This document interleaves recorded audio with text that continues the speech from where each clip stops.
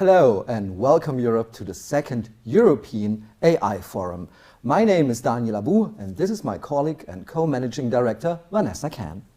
We are welcoming you from the European Commission here in Berlin. We're just a couple of meters from the Brandenburg Gate, which is nicely decorated with Christmas lights by now. And we want to thank the European Commission for hosting our event. This is the second European AI Forum. The first one took place 6 months ago in Zagreb with the participants of CroAI, the Croatian AI Association, France IA and the KI-Bundesverband from Germany. And this time we have 3 more AI associations joining us from all across Europe. We have AI for SI, the Slovenian AI Association, AI Austria and also AI Bulgaria. Welcome to our family. And we are very happy and thankful that the European Commission is hosting us here in Berlin. This is a great effort from all the team and all the people who are working here, and we are very thankful for hosting this event. The program today consists of 3 main panels. The first panel is called Strengthening European AI to Compete Worldwide, with Karina Andreeva, Deputy Minister of Science and Education in Bulgaria, Kilian Gross, Head of Unit Technology and System for Digitizing Industry in the European Commission, Christina Simenus, she's State Minister for Digital Strategy and Communication in Hessen, a big state in Germany, Dr. Gregor Stroin. He's the board member and chair of the Council of Europe at the Ad Hoc Committee for Artificial Intelligence, and it will be moderated by Jörg Bienert, the president of the AI Association in Germany, et Gaël Pinzon de France IA. And our second panel will begin at 12:15. The topic will be a climate-neutral continent, making Europe greener with AI. We are happy to have as our panelists Rita Schwarzlühr-Sutter. She's Parliamentary State Secretary for Environment, Nature Conservation and Nuclear Safety from Germany.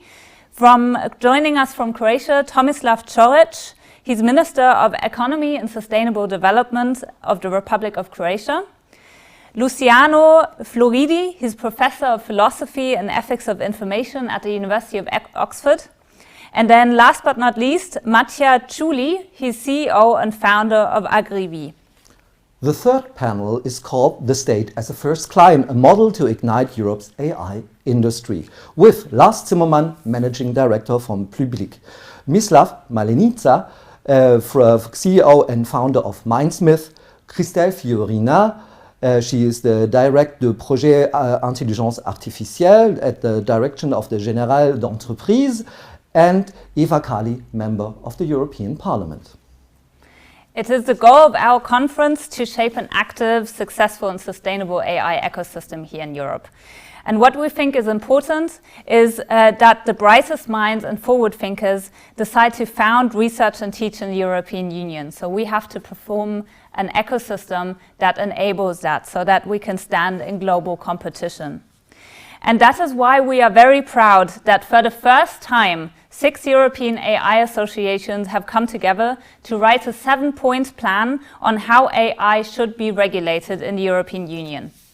It is a topic that's very important for us, especially at this moment. The European Commission is currently drafting a proposal on how to regulate AI. And I want to give you a short version of our 7-point plan. I will read them out now. Our first point is AI is one of the key technologies for future innovation, economic growth and welfare. In a globalized economy, Europe must take on a leading role in the research of AI and development of AI applications. Our second point, it is in the nature of AI technology to continuously enhance itself, and any regulation must be flexible enough to not over-regulate and therefore slow down the current and future progress in AI, especially in areas with very little risk of negative impact. Our third point, existing regulation in critical areas such as automotive, healthcare, aviation and transportation should be applied wherever possible. These regulations should be reviewed and, if necessary, updated to include recent technological advancements. Our fourth point, The quality, ethical implications and regulation of an AI application must be considered in the context of their specific use case. New use cases that are not covered by existing regulations should be classified by their potential risk based on a clear and transparent framework. Only AI systems that bear high risk should be regulated. Our fifth point, decisions made by an AI system only come with a certain measurable accuracy, but barely reaching 100%. The accuracy of human performance should be used as a benchmark to assess the quality of an AI system. Our sixth point, we recommend the adoption of AI sandboxes.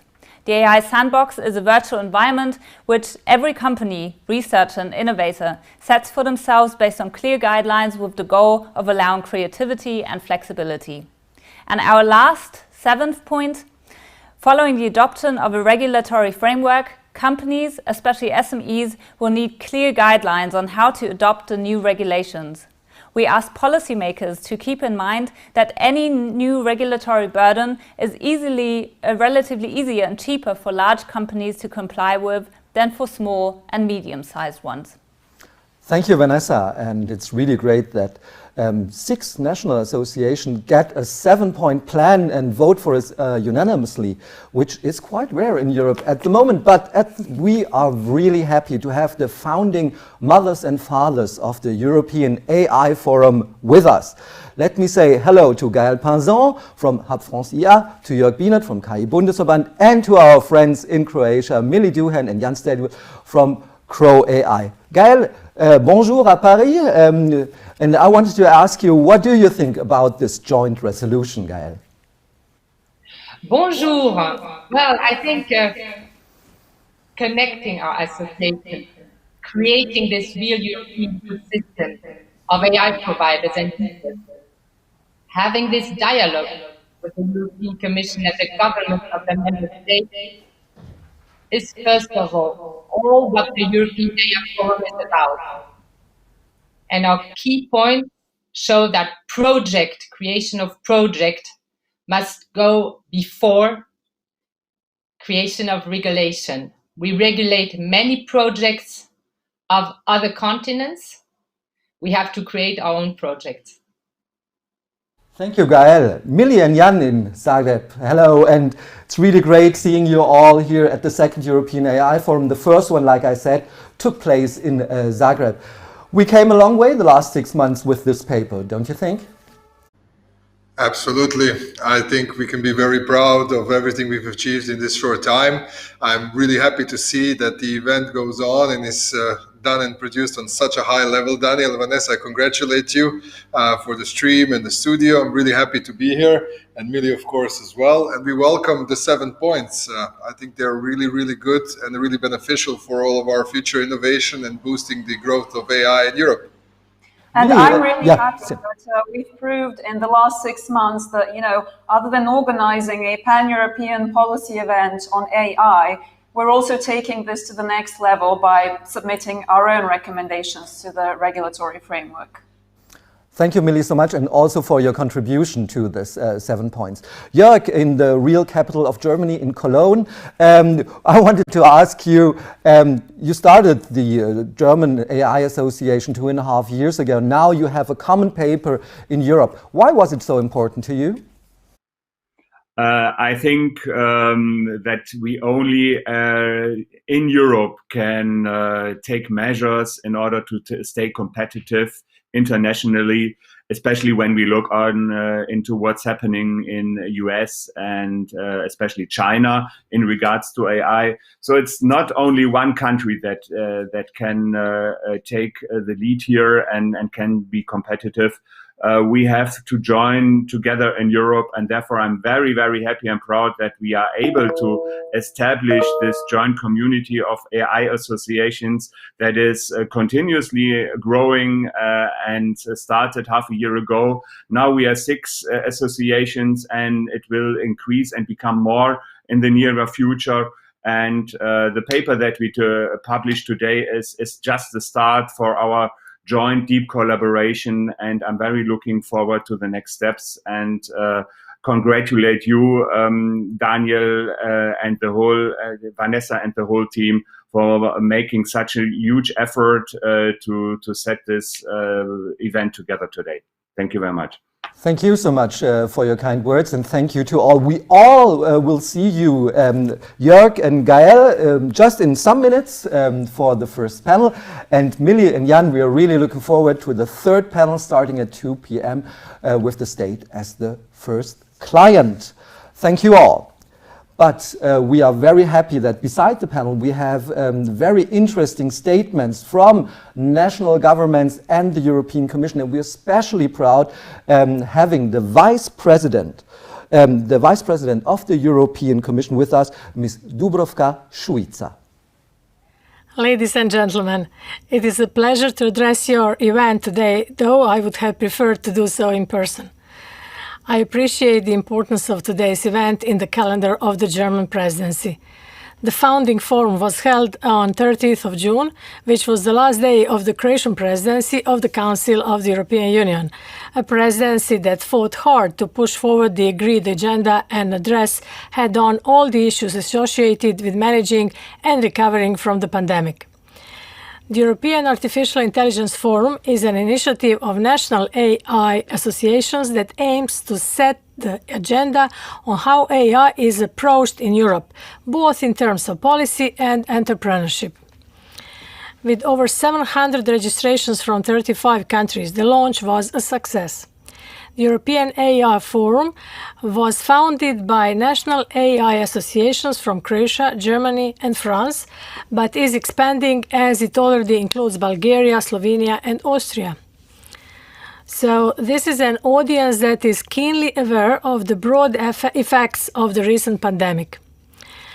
The COVID-19 crisis has affected each and every one of us. We see how it is creating unprecedented challenges for our health, our economy, and our social well-being. It has an impact on how we choose to conduct our lives as well as our ways of working together. As we all take measures to stem the infection rate, it is vital that we minimize physical interaction. However, we need to fill that space with other forms of interaction, and while we are all a little tired of online meetings, we must also be grateful that we have this option. This migration to online and teleworking has been a little revolution and has highlighted how technology can provide solutions. Nevertheless, technology can cause both excitement and concern. It has the ability to liberate and to enhance, but it also has the potential to be manipulated and put to malicious use. This is why we need to encourage innovation, but also provide a value context for this to take place. Values are important. Our European values are a crucial part of what holds us together, and we need to apply them also in this context.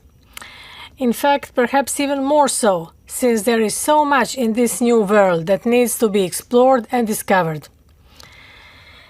In this context, we need to harness our technological abilities to ensure that our planet is cleaner and greener. We must invest to ensure that progress is to the benefit of everyone and to ensure our grandchildren's future and their prosperity. Europe is well positioned to exercise global leadership in building alliances around shared values and promoting the ethical use of artificial intelligence. Advanced digital technologies are already shaping the future of Europe's society, and their influence will only grow. Consider the impact of digital technologies on our democracy and democracies around the world. Our democracy must be fit for the future because democracy faces challenges from many angles. We need a comprehensive, multi-pronged approach. An approach that must be driven from grassroots, from the bottom up, and from the top down. That's why from day one, as Vice President of the European Commission responsible for democracy and demography, I have invested all my energy in citizens' engagement and empowerment. Citizen participation at all levels of policy making is part of our response to making our democracy more responsive and more resilient. One of the ways citizens will be empowered to engage with European democracy is through the Conference on the Future of Europe, for which we have designed a multilingual digital deliberative platform, which will be available right from the start. With this platform, we want to reach out to parts of the European Union population that we have not managed to connect with in the past. Certainly, digital technology and artificial intelligence bring substantial benefits to our lives in every sphere. By encouraging STEM programs in schools and universities, we will enable the development of new generations of innovators who will develop advanced technologies such as artificial intelligence. As with any new technology, the artificial intelligence needs to be properly regulated so that Europeans know their data is protected. Therefore, improving access to and the management of data is fundamental. The European Commission is currently working on a regulatory framework that protects but also supports innovation. Given that artificial intelligence affects each one of us in the various spheres of our lives, we need to have a serious debate on how to deal with this technology. We need to develop European artificial intelligence with clear rules and solutions. And this is why today's conference is important. I wish you an inspiring and productive debate. Thank you. Thank you so much, Vice President Šuica. Especially in this Corona times, we are really thankful that the German Minister of Health, Jens Spahn, is addressing our forum. Dear participants of the European AI Forum, our greatest challenge in Europe and all over the world this year has been and still is the COVID-19 pandemic. The COVID-19 pandemic showed us the need and value of digital health. This became evident, for example, through the implementation of registries to assess the availability of intensive care beds and telemonitoring to reduce burden on hospitals. But the pandemic has also shown us how important and necessary it is to exchange data. Just imagine what would have been possible if we had already had high quality and comparable health data accessible across the EU. What a difference would this have made to outbreak surveillance, vaccine development and the treatment of COVID-19? The Corona Warning app and tracing apps are a good example that exchange of data across borders can work and can make a difference. We have succeeded for the first time to create interoperability and make an exchange of data possible with an EU Gateways server. But health data is not only important for research and tracing apps, but also for the development of AI applications. Usually, the data of one country is not enough to make the AI application robust and secure. Besides the amount of data, quality is also important. Any algorithm is just as good as the data it has been trained on. That is why we should build up training and test data sets within Europe. Currently, algorithms are mostly trained on data collected in other countries outside of Europe. Our claim should be that the companies that program for European patients work with European data. From Europe, for Europe. To make this possible, we need a common understanding on how to access, share and process health data safely and in an ethical, sound manner. After all, in terms of data availability, we could say that even countries like Germany might be too big to fail, but at the same time are too small to shine. We need a European health data space. The EHDS, the European Health Data Space, is the crucial topic during our presidency of the Council of the EU. But what should this space look like? Like a house. That is the image I use. We want to build a virtual European house in which data are used safely and in compliance with data protection requirements. Just as a house has many rooms, our data house will have rooms for different purposes. For researchers, for healthcare professionals, for authorities, and above all, for patients. We want a space governed by rights and values for a fair processing of health data. Beyond that, the European Health Data Space should also become an international model for success in health research, healthcare and for greater competitiveness with regard to China and the US. To make this a reality, we together in Europe will take the first concrete steps. The Commission will propose a legislative act on European Health Data Space in 2021. a joint action with 22 member states, works on options on governance, infrastructure, data quality and data solidarity, and empowering citizens with regards to secondary health data use in the EU. The EU provides investments to support the European health data space under the EU for Health programme. And we encourage all relevant actors to develop consistent European codes of conduct for their respective processing situations in order to establish uniform interpretation and application of the GDPR in the respective areas and to facilitate GDPR-compliant cross-border data use in the Union. Let me conclude with a look into the future and a crystal ball. How will healthcare and care delivery look like in 10 years? Medical treatment becomes personal again. An emergency, the patient arrives by ambulance. She's never been there before, and yet the hospital team is well prepared for her. The rescue service's initial assessment of her is compared in the background with her electronic patient record and is available to all those treating her in real time. The necessary hospital admission has already been prepared and the relevant experts are on standby when the ambulance arrives in the emergency room. Her family doctor is telemedically connected via the trauma ward. The MRE and all other necessary examinations have been electronically scheduled. Further examinations are arranged via natural language processing. The treatment plan was tailored to the patient with a digital twin using synthetic data sets. Her room is ready. Thanks to a smart connection with the ambulance, the control center, the electronic patient record, the family doctor, the medical, nursing and administrative hospital staff can adjust to each new patient using smart technology, initiate all steps and provide optimal care, with much more time for communication and interaction with the patients. Personalized medicine in the best sense. I therefore call on member states, I call on the Commission, and I call on stakeholders. Let's work together to develop necessary instruments and governance to set up a functioning European health data space. Thank you so much, Jens Spahn, Minister of Health in Germany. And we go on to the Minister of Education and Research in Germany, Anja Karliczek. Lieber Kollege Spahn, meine sehr verehrten Damen und Herren.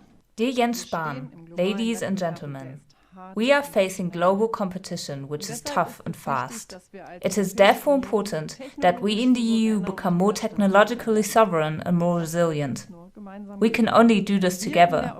If we in the EU all work together, we can develop the essential technologies of the future with our own standards. AI is one of these essential technologies. We want AI to be European. An AI that makes people's lives and work easier, that creates added value, that drives progress towards more individual solutions. With the consolidation of our AI competence centers, we are creating real beacons for globally respected AI promotion in Germany. And we also want to use them to strengthen our position in Europe and establish a European AI network. An AI made in Europe should be sustainable AI. We see sustainability as a driver of digital innovation. This is why we are systematically bringing digitization and sustainability together. We use digitization, for example, for better recycling or a more efficient water supply. At the same time, we are concerned that digital technologies themselves are sustainable. We are working on this with green ICT so that data centers use less energy or we use the waste heat from servers. Digital green tech is just one of the many areas in which we want to further expand Europe's technological sovereignty. With Horizon Europe, we want to underscore our claim to become a technologically sovereign continent. And with the AI researchers and innovative companies at our side, we will succeed in doing this. Thank you so much, Minister Karliczek. And now to the European Parliament. We are very honored that we have the Vice President of the European Parliament with us, Ms. Nicola Beer. Dear participants, it's a pleasure for me welcoming you to the second European AI Forum. Today, I have been asked to update you on the latest developments in Brussels on artificial intelligence. In February 2020, the European Commission published a white paper on artificial intelligence. We are expecting now the legislative proposal from the European Commission in spring next year. The European Parliament is currently contributing to this debate on a possible legislative framework with several reports and opinions. In the European Parliament's Industry Committee, I am the rapporteur for the opinion on the European Commission's white paper. In my view, the future regulation should raise the claim that Europe wants to be the technological leader and the most innovative region in the world by 2030. It should be our aim to stop the exodus of startups because they do not receive follow-up funding in Europe, but only elsewhere. Therefore, we need to think about smart forms of follow-up funding. We have to find an answer to the question how we can facilitate the investment of more private money into funding of new startups. AI deployment is key to European competitiveness in the digital era, and a common European approach is needed to overcome internal market fragmentation. To avoid creating uncertainty about how these technologies can be used, stakeholders in research, industry, politics and society need a clear and easily comprehensible legislative framework that regulates the use of AI where needed. Existing regulation in critical areas such as automotive, healthcare, finance, aviation, transport should be applied wherever possible. These regulations should be reviewed and, if necessary, updated to include recent technological advancements.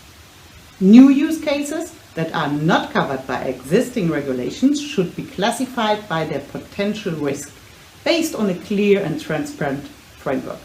Only AI systems that bear high risk shall be topic for potential regulation.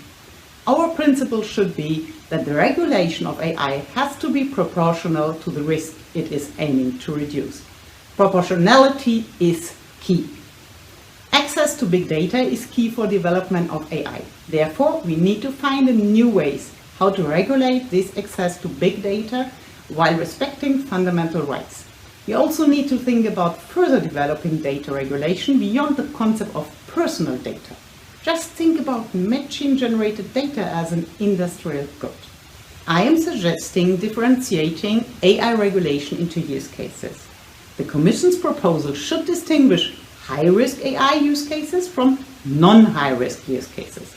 Just think about AI in medicine or AI deciding on granting credits to people. For non-high-risk use cases, the Commission should come up with a soft approach. But to be very clear on the wording soft approach, I'm not talking about right empty space. We have existing regulation frameworks already in force, like on product safety, on consumer protection and standardization. The Commission should also distinguish goods and services. For goods with existing regulatory framework, this framework should be applied. For new AI technologies in these products, existing regulation should be reviewed and, if necessary, updated to include recent technological advancements. For services, transparency towards consumers that AI is being used is most important. In any case, we should avoid as much as possible creating new additional administrative burden for this new technology because we can handle it with existing tools. Thank you very much. Vice President of the European Parliament, Nicola Beer, for those interesting insights in how to regulate artificial intelligence. And I now pass the mic to Gaël Poisson, who will introduce our first panel on strengthening European AI to compete worldwide. We're looking forward to it. Hello, Gaël.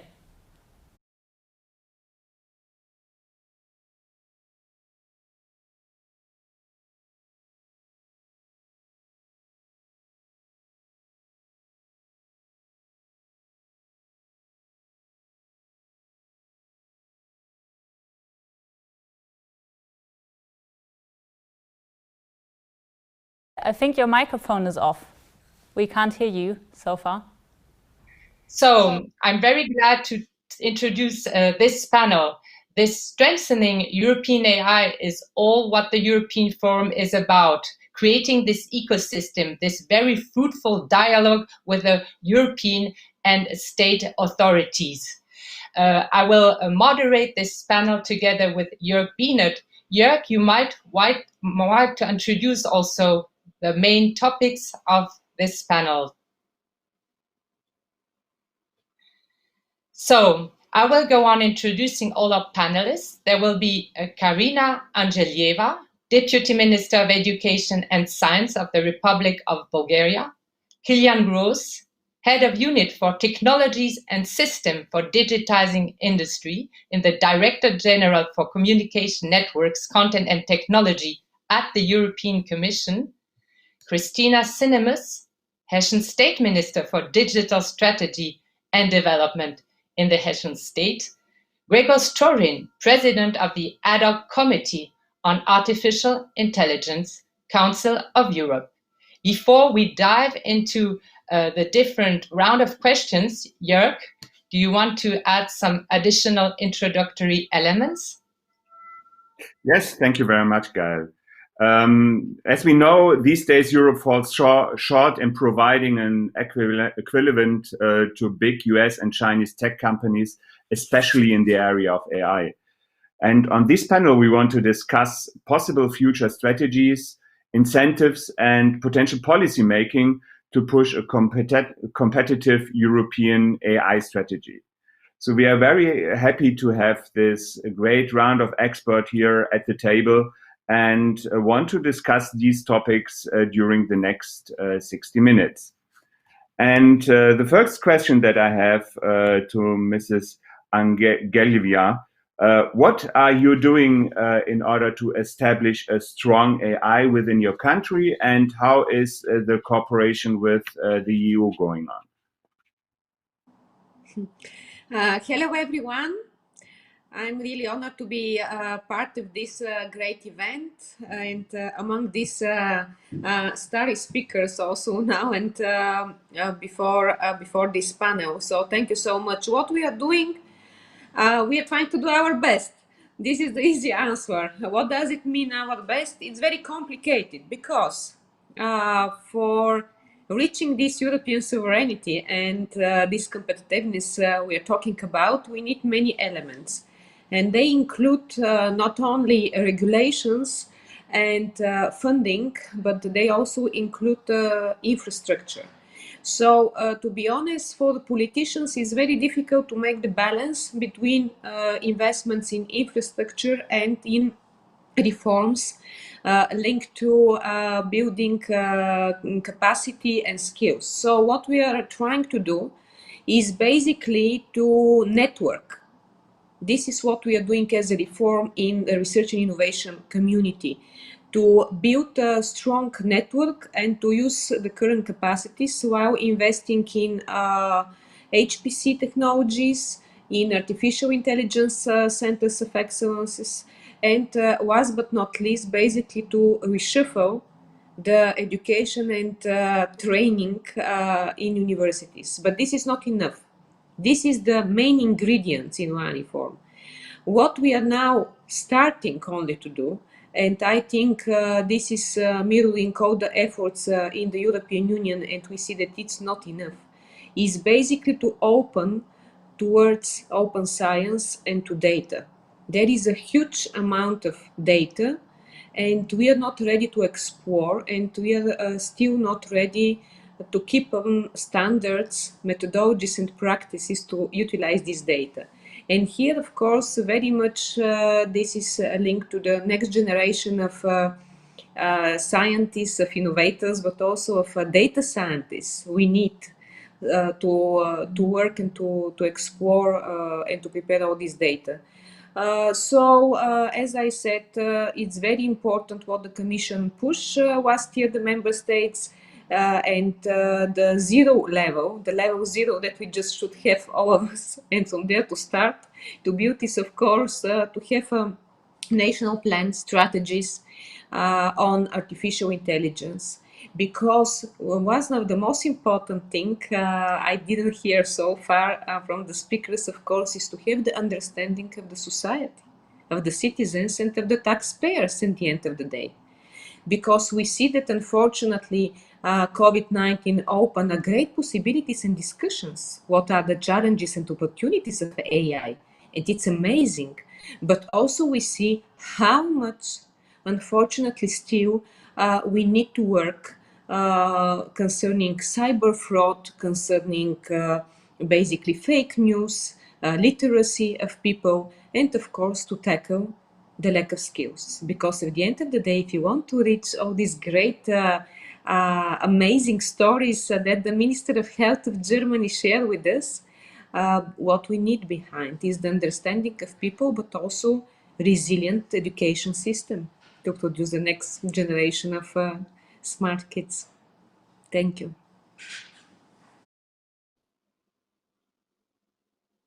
Thank you very much. And now let's switch to Mr. Kilian Groß. What is the role of the European Union in regards of pushing AI and staying competitive in the international play? Thanks a lot for this question, and as well from my side, a warm welcome to the audience, and thanks for your interest. The European Union has put AI as one of the headline targets. You could see it was already mentioned, the white paper on the 19th of February, and it's quite remarkable because the white paper was published together with our overall digital strategy and together with a data strategy. So it shows already that the first thing we did to achieve the digital decade was to work on AI. So we have a strategy since 2018. We would like to see 20 billion of private and public investments in AI because we need to catch up with China and the US. And we think we have a lot of strong possibilities in Europe. We have good research, we have excellent universities, but we need to step up a gear and we need to bring it to our societies and to our industry. And therefore, in this white paper on the 19th of February, we propose to develop two ecosystems, which in our view go together, an ecosystem of excellence and an ecosystem of trust, because we think these are two sides of the same coin. The ecosystem of excellence is basically a very clear set of measures how we would like to support the uptake and development of AI. And here we have, first, the minister just mentioned it, we have a coordinated plan where we try to put together the national strategies, because we believe that together we can achieve should be coordinated at European level and mutually be reinforced. We have as well, we suggest testing and experimentation facilities where there should be an opportunity for companies to test and practice AI in the real world environment. We will have initiatives on skills, because upskilling and reskilling our workforce, where there is on the one hand side a gap, on the other side there are a lot of concerns, is very important. We will bring AI to our industry, in particular to the small and medium-sized companies with our European Digital Innovation Hubs. So we want to roll out 200 innovation hubs in Europe, which should be access points, in particular for SMEs, to achieve knowledge, to get knowledge on AI. And we would like to mobilize the public sector by an Adopt AI program to do more procurement in AI. And last but not least, we will restart public-private partnership on AI, data and robotics, and we will create centers of excellence. So this is a huge plethora of measures which all go together because they address different aspects of this complex issue. The second ecosystem in this white paper was the ecosystem of trust, the future regulation, to which Nicolas Baer, the Member of Parliament, already referred to. We think this can as well be seen as a support measure, because a technology will only be successful in Europe if it corresponds to our values and is not the uptake is not prevented by public resistance or public concerns. And there are some legitimate concerns and we need to address them. So we want to do this together, support AI and create the conditions for trustworthy AI.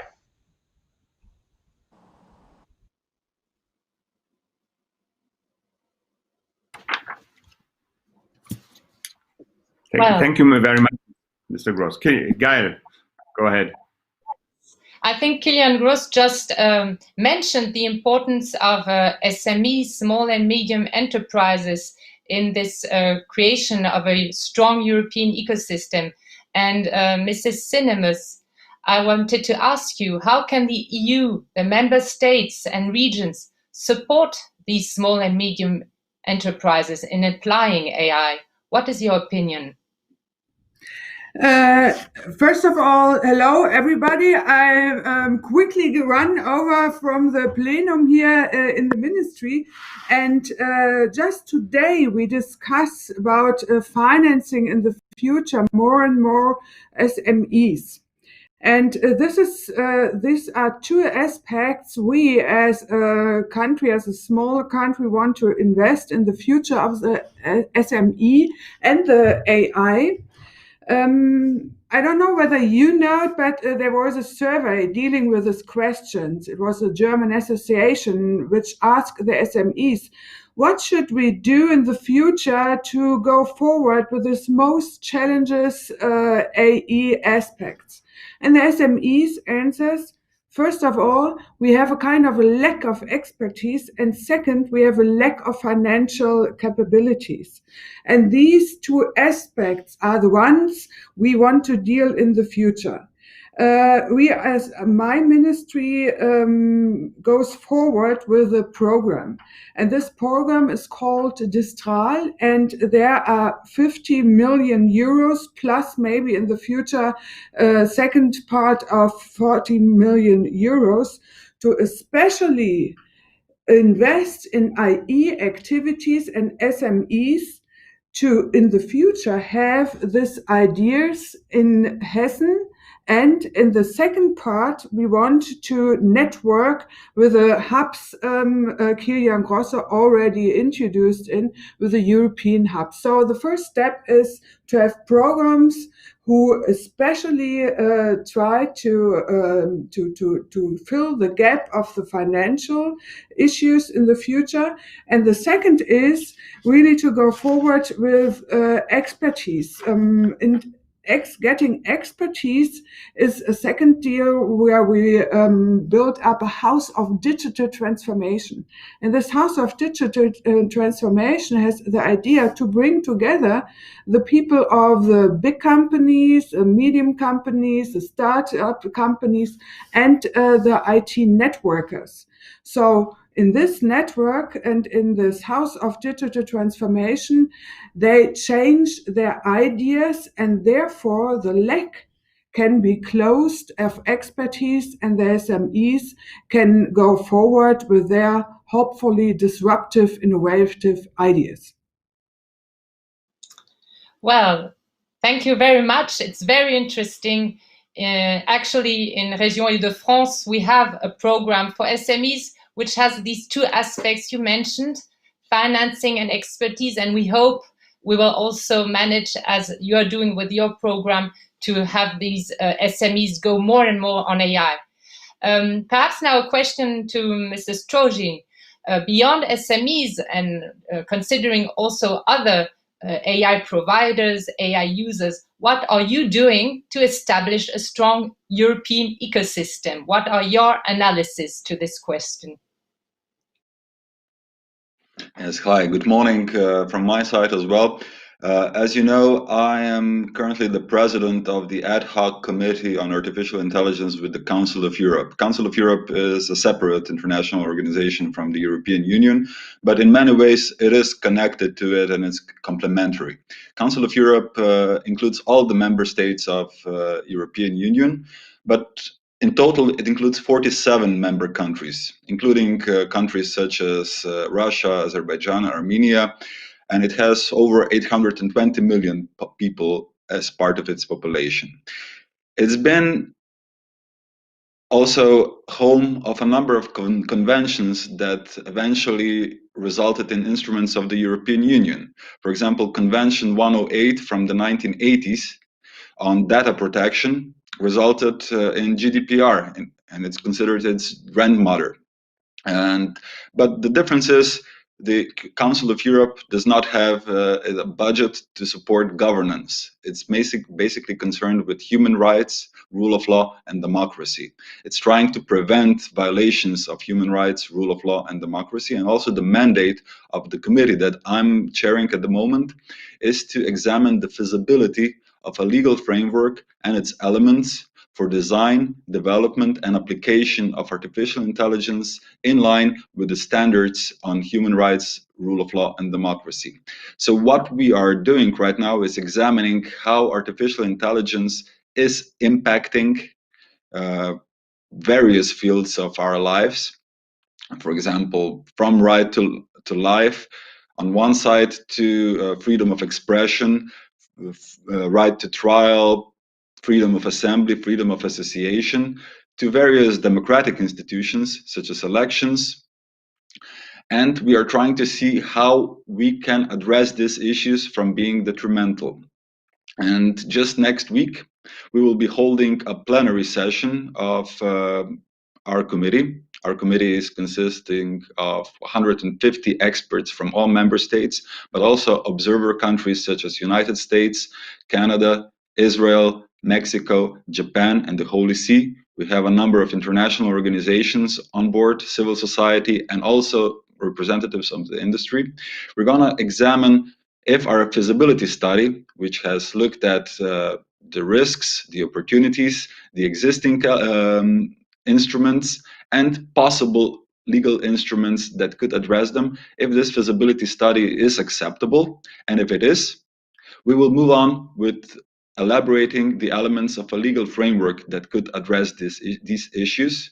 And in line with the mandate that we have received from the ministers of 47 countries, we will provide recommendations as to what kind of an instrument could be established on the level of Council of Europe by the end of next week. At this point, it is quite likely that a legal binding instrument will be proposed. We have had very strong indications and actually recommendations from Parliamentary Assembly of the Council of Europe. And I'm looking forward to the discussions next week, and I'm also happy to answer all of your questions that you might have as to this regard today.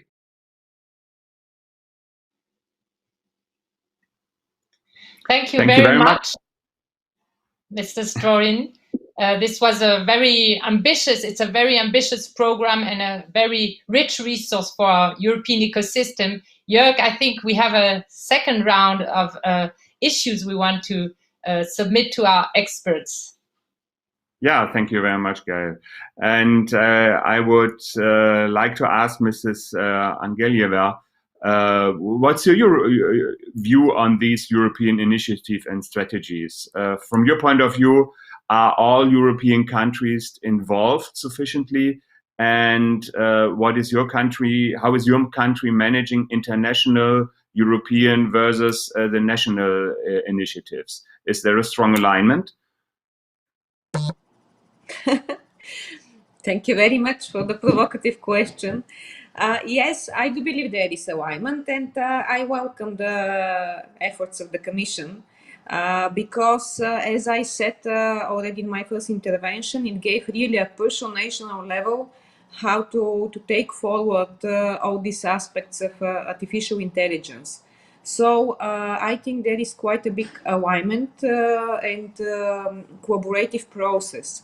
What maybe have to be recognized today in this panel is that not everything is up to the European Commission, and we very often somehow in the last years are maybe passive, some member states or some regions or some stakeholders, and they do believe that the recipe for success would just come from the European Commission.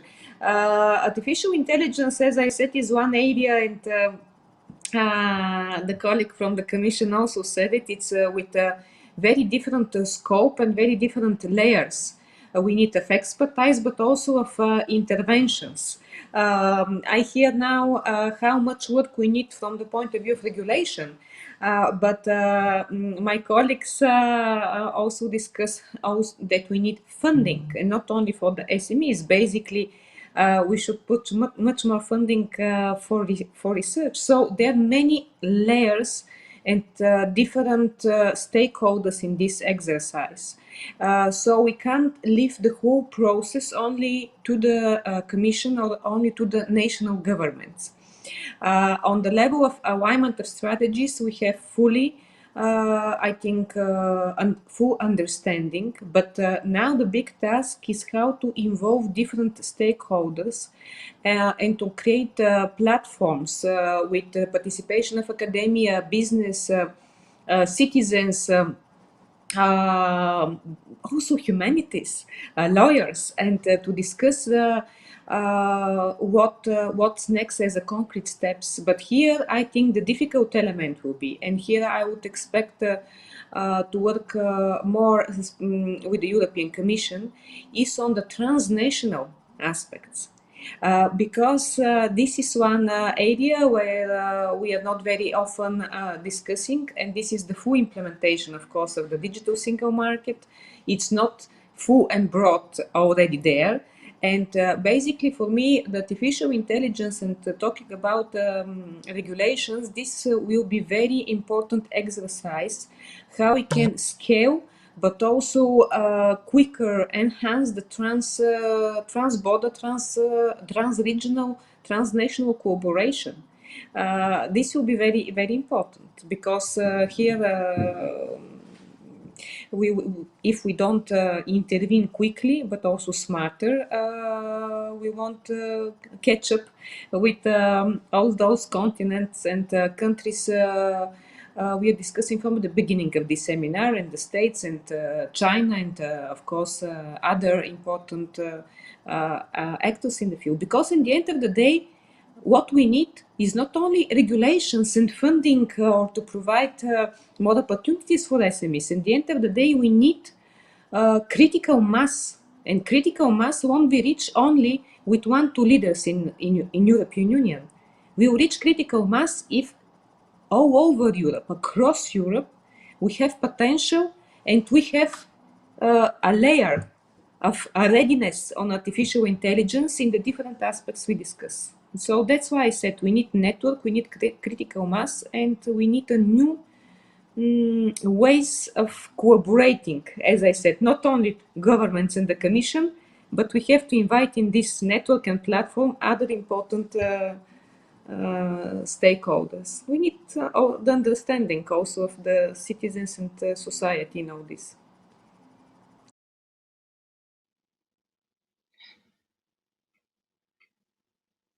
Thank you very much, Mrs. Andrzejeva. You pointed out the importance of citizens, of the territories, the regions, not only the level of the European Commission and the national governments. And this brings me back to a question to Mrs. Cinemus in the land of Hessen.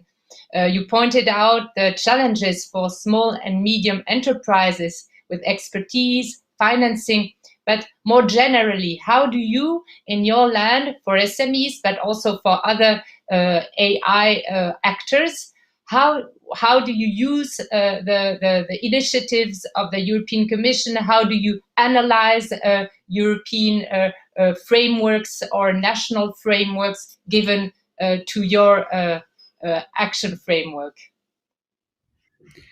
Thank you for first of all, I want to react to Karina Angelevia. I think what is really on the long term where we should go for in Europe is our own way on digitalization and implementing KI and SMEs and the whole economy and research as well. So I think for this, as a general view, we have to fight for, and we have to network for, and we have to discuss for. How want we as the government of Hessen go for it? we first of all, in every activities we set up, have a view on what is going on Germany's level and what is going on the European level. And after analyzing this in our small department of Europe and International Affairs, where we have own people who look on this, then we reflect what's going on in Europe and try to combine this with our activities. So this is a kind of being comprehensive and not being parallel activities. And how do we do this? First of all, we say we want to invest in research programs as the European, as Europe do it as well, and we founded therefore here in Hessen an own center of AI.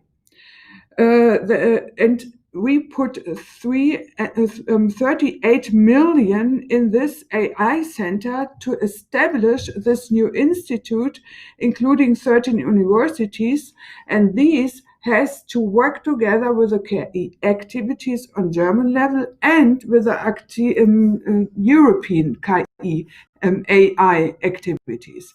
Therefore, you have this, I would say, three-step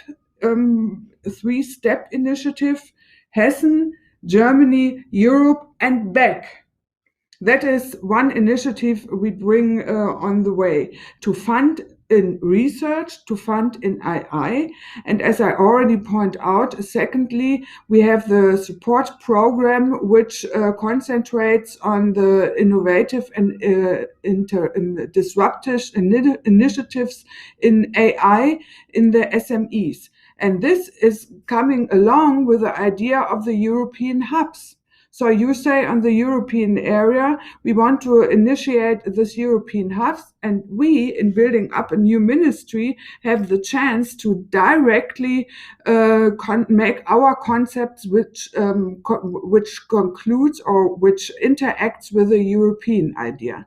And maybe the third thing I want to mention is that we have an initiative that's called Smart Region, and in this Smart Region initiative, we act as well with the European level together with the DG Connect, and therefore we always look on the broad vision we have.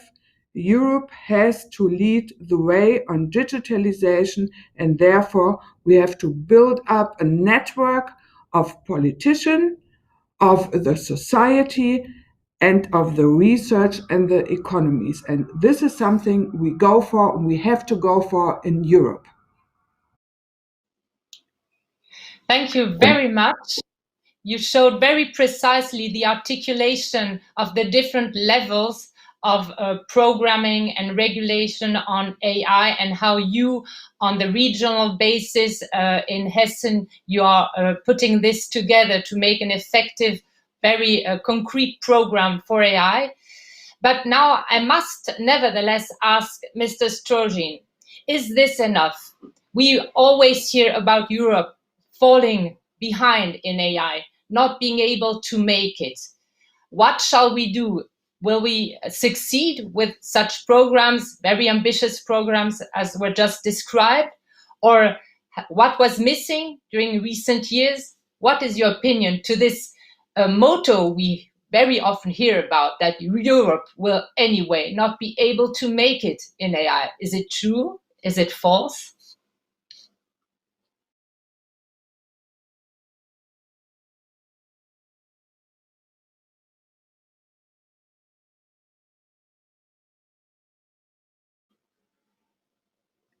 I think you are still on mute, yeah. Mr. Sturgeon. Oh, I apologize. Is it better? Can you hear me? Yes, now okay. So I just wanted to reply to this, that the last decade of technological advances and integration of the society with social media especially brought to attention the new term with an acronym of FOMO, fear of missing out. And I think this is also something that we have to be careful when we're trying to compete with the rest of the world in artificial intelligence. Europe is in a special position. It has a very good level of knowledge. It has a relatively stable and equal society. And we are between two separate sides, between the East and the West, if you allow me to simplify. And the recent situation with the pandemic has shown that we can be very quick to try to implement some solutions that might not be in line with what we are about, that could support also non-democratic principles.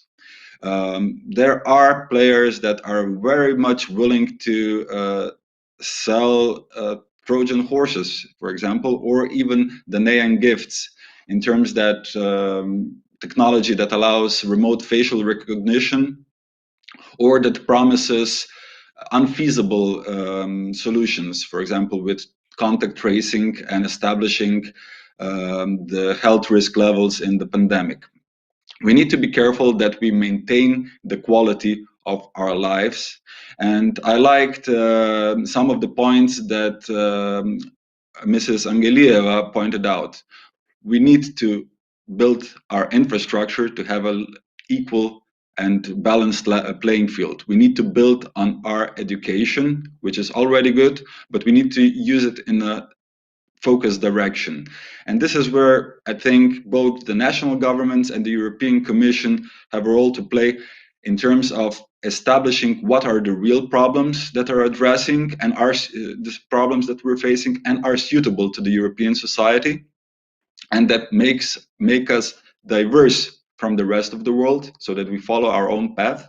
And we need to ensure that the way how we solve the problem is inclusive, that includes all parts of the society, and that we're not focusing only on solutions that are seen as potential by the scientists or politicians.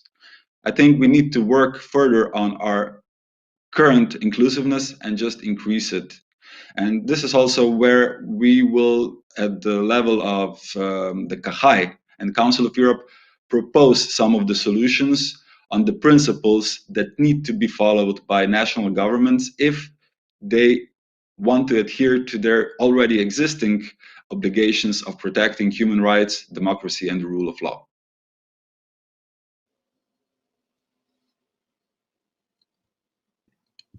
Thank you very much, Mr. Strojan.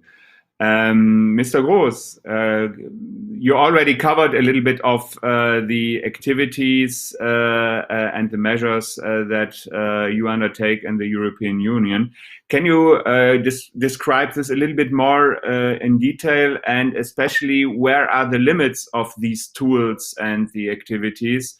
And where are you relying on activities from other players, corporates, SMEs, and research institutes, and others? Thanks a lot. This is a very pertinent question. And I think some other speakers mentioned that already. This is, of course, that AI has a lot of layers. And I would like to connect to this, because what we're doing in the Commission is not only what I just described, these actions from the connected plan, but it's part, of course, of an overall digital policy, because AI doesn't function in isolation. So the key for us to support this is the data policy, because without data, you cannot have a successful AI. That's why we published together with the AI white paper our data strategy, and we are very active on the data economy. We had now, just in November, adopted the proposal for a Data Governance Act, and we will have another legislative proposal for data next year. We will have, under the Digital Europe program, we will try to create digital data spaces. Minister Spahn mentioned that already. The digital data space for health is one of them. So I think this is first. So we need to see this as part of a system. So we need the data. We need to boost the data economy if we want to have AI. Second, we need the computing capacity. Here as well, the Commission does a lot. We have in Euro HPC on high performance computing. So we try to support that. We have high performance computer centers in Europe. We invest there, and I think this is another key technology we need for AI. And then, of course, we have the different actions which I described on AI.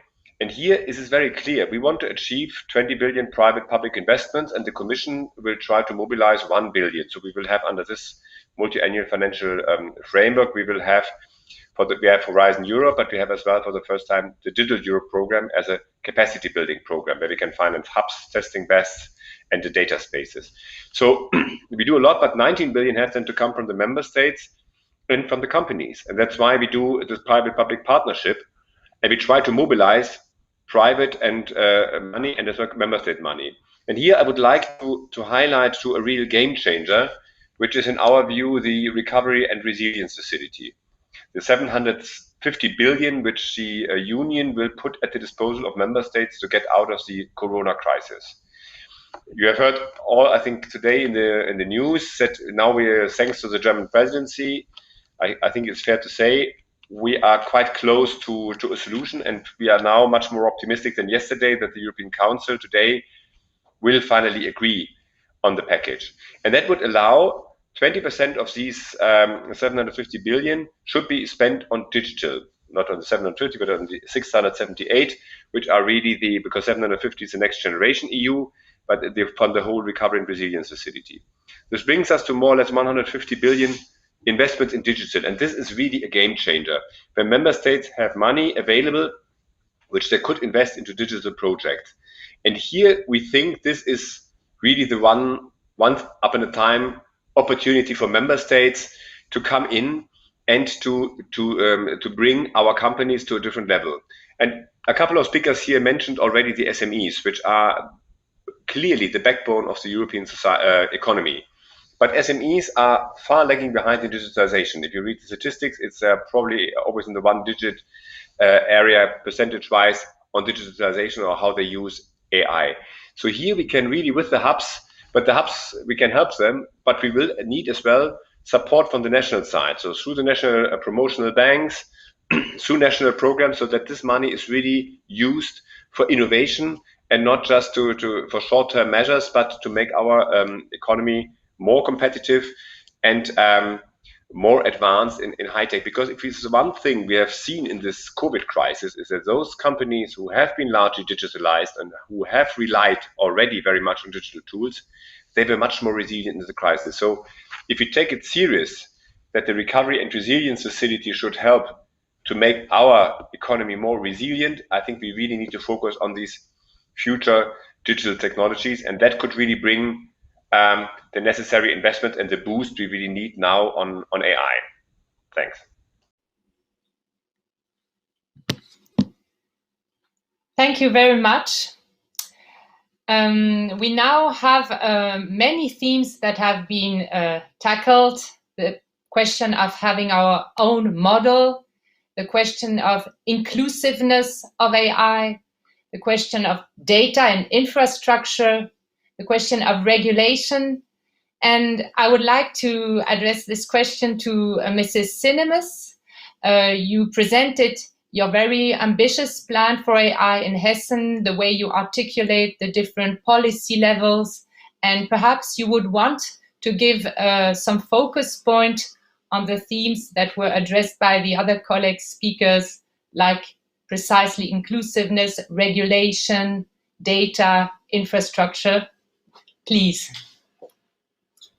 Thank you very much. I don't want to again raise the points which are already mentioned, because I think it's clear that we need investment in research, we need investment in data space, we need investment in startups. And I want a bit to differentiate between SMEs, startups, and medium-sized companies. Because comparing to what Kilian Gross has said, I think we are in the SMEs. If you go to the smaller companies, only 50% in Germany, for instance, use AI. And I think, therefore, the programs, the European programs, the national programs, are the right direction we have to go, because on the long term, AI is the key of the technology in the 21st century, and we have to invest here to motivate the startups and the SMEs to invest in research and to invest in future. Maybe strengthening this is one point. The other point is, yes, data spaces. We need data spaces, but we need data spaces which can deal with each other.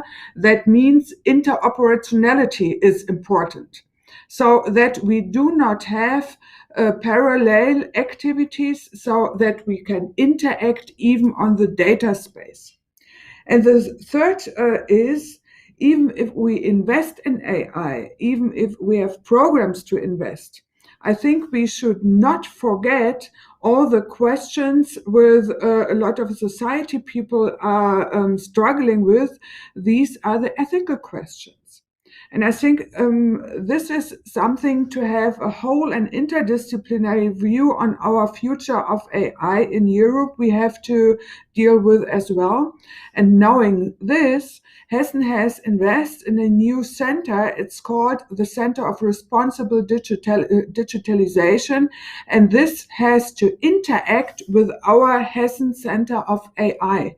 And I think if we see this on a long-term way in investing in process and products and economy, investing in the future of AI in research, investing in data spaces, we also have to invest in the ethical questions in our base of future. Who is Europe, which is the way of Europe, and how we want to go forward with the ethical and society way of AI, and using AI as our innovation technology, our key into the 21st century.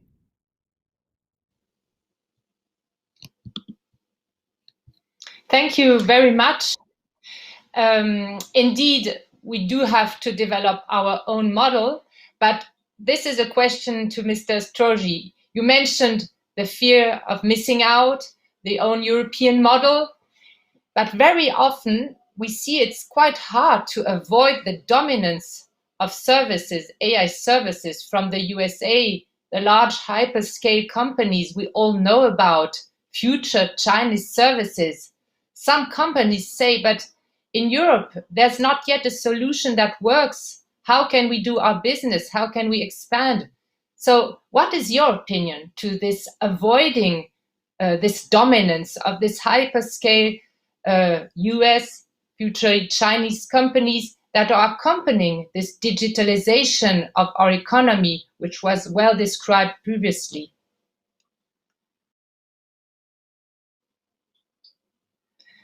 Yes, you need to unmute.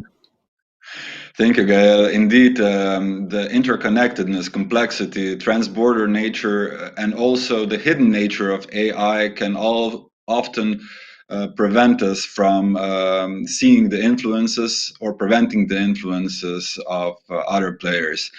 But in many ways, we can state that the countries, the states, the public sector has a very strong instrument in its procurement function. But of course, the public sector needs to know what it is buying. So, like I was saying before, we don't want to get snake oil solutions. On one side, the solutions that might not work, on the other, that might do something else, that might do something differently.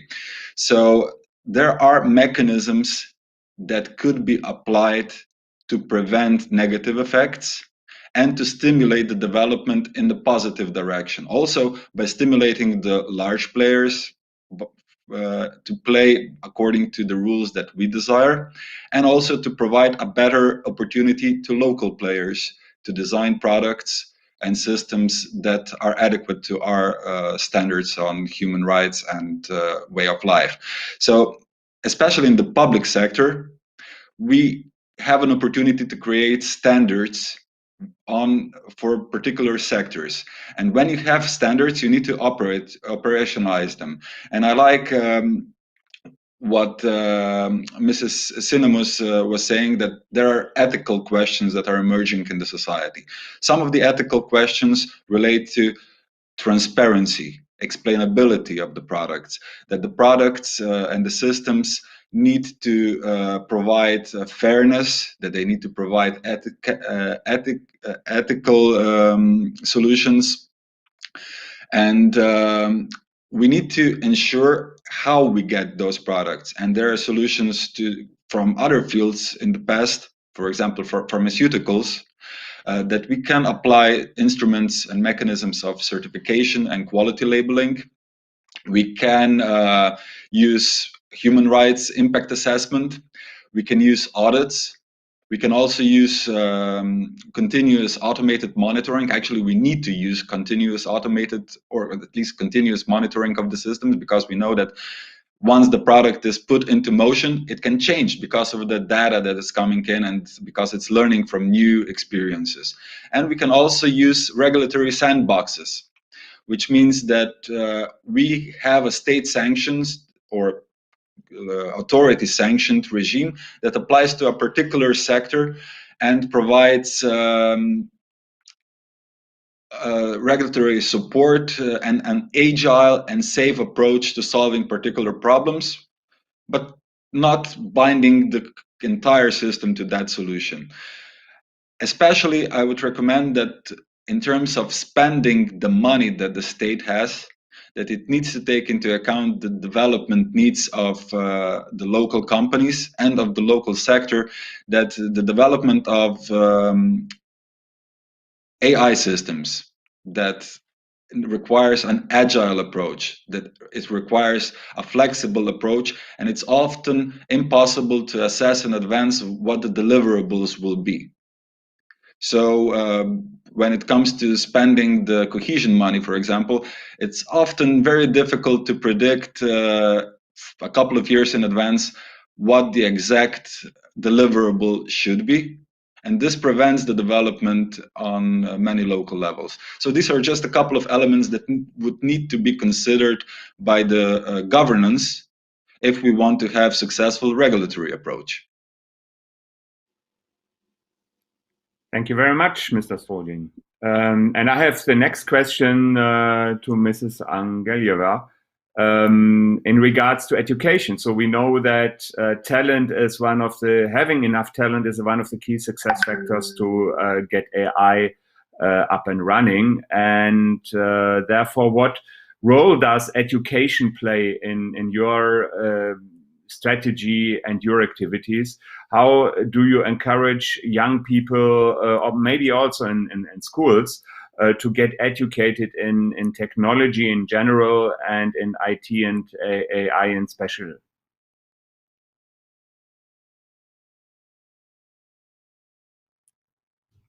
I think you're still on mute. Sorry. Another challenging question. Another challenge. I don't know if you're with the same feeling, but we start so clearly to identify challenges, but also possible solutions. But more complicated again is becoming the whole topic on artificial intelligence. And I think at the end of the day, the audience again will be with a lot of food for thought. But I also think the road is not exactly yet clear. That's why, of course, we decided to approach, maybe we basically integrate the same approach as Hessen. As Christina explained, we are also making the same steps towards infrastructure centers of excellence and funding and so on. But we decided also to concentrate on education. That's true. Basically, we prepare an action plan on artificial intelligence and education and research, because we identified after some analytical work that we have a great minds and we have a quite good education and training programs in secondary school, but very often we are losing these talents and minds, and especially to the States. I'm not going a lot to this direction because I don't like comparisons, as also Trojin said. I'm not making comparisons. Who is the best here, and that we should be, beat the States or the China. Europe has enough better priorities or values that we can export and scale up and even diffuse around the world. So I believe in our own capacity. But indeed, there is a problem that especially in the professional education, in the vet system and in the universities, very often we lose these skillful talents to other parts of the world. So there is a huge brain drain in this field. And my initial idea was really to make a concrete plan and to encourage our schools, but also investments and public-private partnership already in from young stage, because we can really enlarge and scale up in few areas where we have blind minds, and basically we have a very well-established schools in mathematics. Scale initiative on a bigger scale level, and to work more with the universities to change and to modernize their curricula, because we identified that there is a kind of a gap and brain drain. Somehow the interdisciplinarity approach and the integration of understanding of AI in different areas in bachelor and master's programs is not yet identified on the way we need, and we need as I said, scale and critical mass, but we also need to shift it quickly. That's why indeed we believe that one of the main pillars in the AI strategy for Bulgaria should be the education. And of course, now during the COVID pandemics, we're talking for health. And I believe and I see that there is a great potential of AI in health, but we also see the disruptiveness in education. And at the end of the day, we see that fortunately there is a lot of opportunities we grasp in education and training, and including using artificial intelligence to trace, to provide support to social disadvantaged groups in education even. But in the same time, we see deepening of inequalities. And we can't afford this because we need much more shift towards next 10 years to have much more % of highly qualified people and professions. So to cut the long story short, we believe that it's very important to become from and to bring the mindset of our kids to become to digital creators, not digital consumers. This is what, of course, every day we tackle as parents also. But in order to have, of course, the digital creators of the future, the education is basic from the beginning of the system. So I don't want to touch on many other aspects that are extremely important because my colleagues cover them. But for me, the modernization of universities, of the curricula, including special preparation of the students and PhDs to work with data and to understand data, to reuse, to utilize data, will be maybe the biggest challenge, but also the biggest barrier if we don't start to work now on this. Thank you so much. Thank you very much. And I have a question, maybe a bit provocative question to Mr. Groß. Because when I first read the current EU white paper on AI, it caught my eye that about 4 pages are on how to support the ecosystem, and about 16 pages are about the potential regulation. And as you know, today we have published our take on regulation, and I think this is very important. But as a grand majority of the AI-based applications are not of any high risk, don't you think this is quite an imbalance? And how do you make sure that in the future discussions and the future work on in the EU, we have the right focus also on supporting the ecosystem and the right balance between this support and potential regulation? Thanks for the question. I'm not sure about the counting. I counted, of course, myself now, but if there are more pages on the future regulation, that should not mean that the future regulation is more important. But we will take up your advice because, as you know, we will come up in the first quarter of next year. Then with the draft, we will follow up on the white paper with the draft proposal for a regulation, and we will have then the revised version of the coordinated plan, and we will then try to have more balance on the pages. But of course, the number of pages does not always indicate the importance. What we think is but of course, I understand the underlying thought of your question, whether we do not run in Europe to over-regulate and whether we do not first regulate and we regulate and others innovate. That's always the old saying or the old criticism in Europe, that we are the first to regulate and the others are the first to invent. We believe in the Commission, and I try to explain this, that AI is a groundbreaking technology. It's essential for the competitiveness of our industry and our undertakings. They will not be competitive without using this technology, but it's essential as well for our society because the COVID crisis has shown research on vaccine, understanding of proteins, all this will not be possible without AI. On the other hand, there are justified concerns because people are scared about certain applications. They are scared that AI could take important decisions influencing their life, for instance, in recruitment. They are scared that they would lose the possibility, as we have them now, to challenge these decisions or to check these decisions, why decisions have been taken. And we cannot completely ignore that, of course, AI has inherent features because it's normally based on past data, so it can perpetuate discrimination or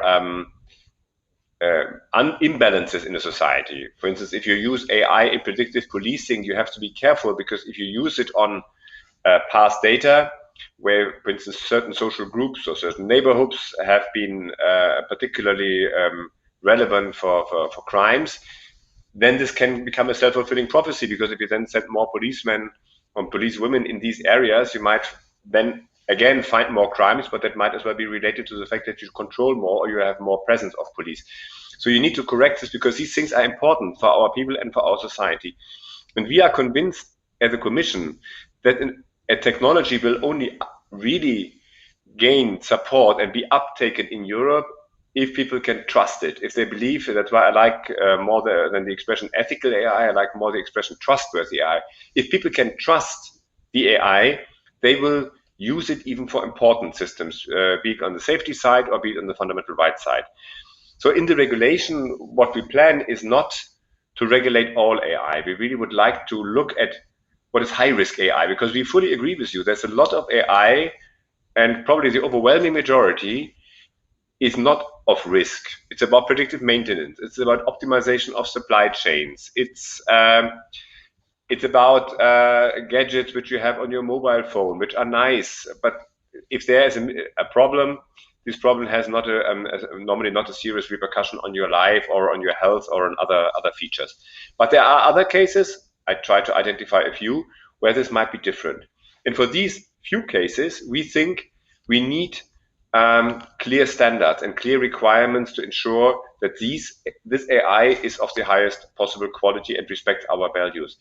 This does not mean, and that's perhaps a misunderstanding sometimes in the public, that what we consider as high risk should be prohibited, restricted, taken off the market or something. It just means something which I think is pretty self-evident. The AI systems which we consider are of high risk act in sensitive areas, and therefore they must comply to the highest possible standards. And these we will try to identify with our requirements so that the user can rely on them and knows, okay, if I use this kind of device, I know that this device will normally be accurate. It will respect our values. There will be a human oversight. It will not be biased. There will be no discrimination, and I can trust it. I think that is very important, given the significance these AI systems can have in certain areas. So we think this really goes together.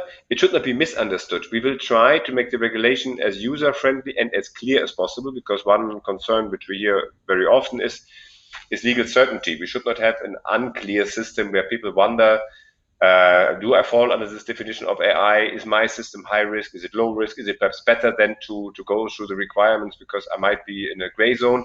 We will try to be very clear, and the essential requirements which we will set up should then be underpinned by standards.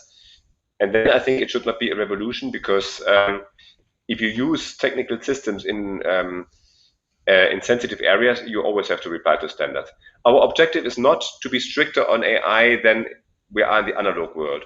Our sole objective is that when we move from analog to digital, our citizens should have the same level of legal protection. So if I can contest the recruitment decision in the analog world, and I get some reasons why somebody has been chosen and not me, this should be the same in the digital world. And that's what we try to ensure. So I think it should be a proportionate measure which should support the uptake of AI and not prevent it.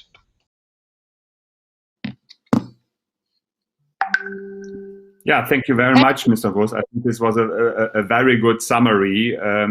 And looking at the time, I don't know, we are unfortunately running out of time now. So I think this was a very, very good discussion. And thank you to all participants. Gave us some great insight, and we're very much looking forward to continue this discussion in other formats, bilateral, and to enter into these conversations with you about all the aspects that you have mentioned right now. Gail. Yes, thank you very much. We had a final question, which was, where will AI be in 10 years? So we will ask you to take the question with you, and at the next European AI Forum, for sure, we will be able to answer it. And as Jörg said, also in between, by all the actions we're going to take together to foster our ecosystems. Thank you very much to all of you. Thank you, Gael. Thank you, Jörg. Thanks to all the panelists from all around Europe coming to this first panel. I thought it was very interesting, and I learned quite something about AI in Europe. Continuing now to Paris with a statement, the State Secretary for Digital Economy, Cédric O. Dear all, I'm really happy to have the opportunity to take the floor in front of you today for that European Forum on AI, since we all know how important that digital transition is for Europe. And the question that we have to face today, I mean, the convergence between digital transition and environmental transition is key for the future of Europe. Digital technologies, as we all know, are a tremendous lever for innovation, but also for ecological transition.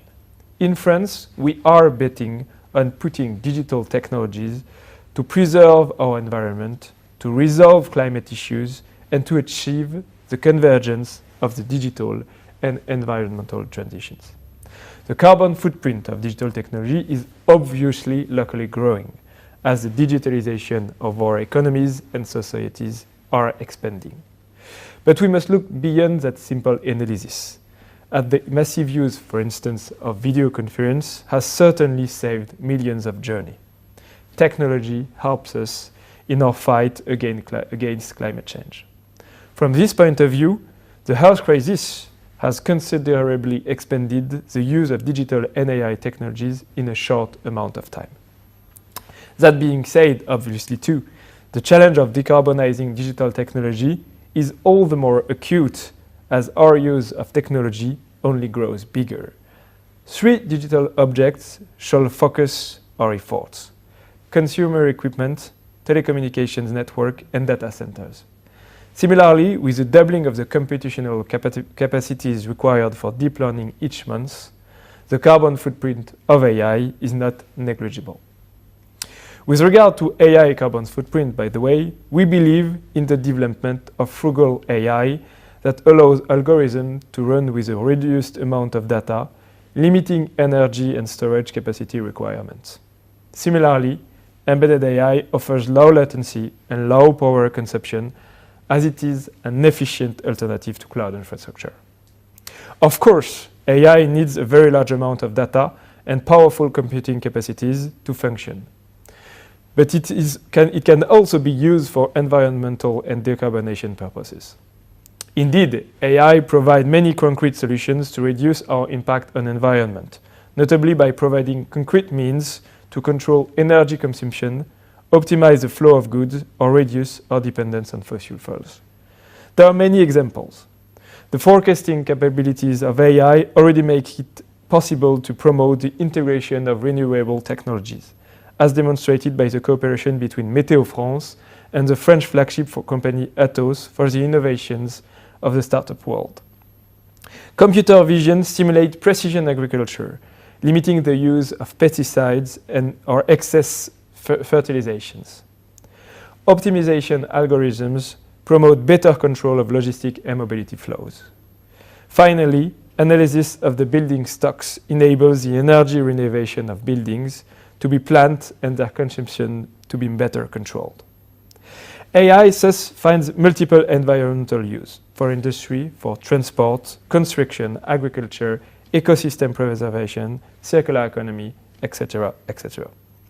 It also allows us to better anticipate crises, whether environmental or health related, and thus prepare our adaptation to future climate risks. We must therefore accelerate the development and dissemination of these new uses and environmental application of artificial intelligence. Innovation, obviously, in AI requires data. This is why we support the implementation of data lakes in the sectors of agriculture, waste recycling, logistics, and mobility, which are and will be decisive for the success of our environmental transition. Beautiful projects such as Ag Data Hub or AI Cargo are currently co-financed by the state. The sharing and valorization of data in this field could allow the emergence of innovative projects, creating value and be virtuous for the environment.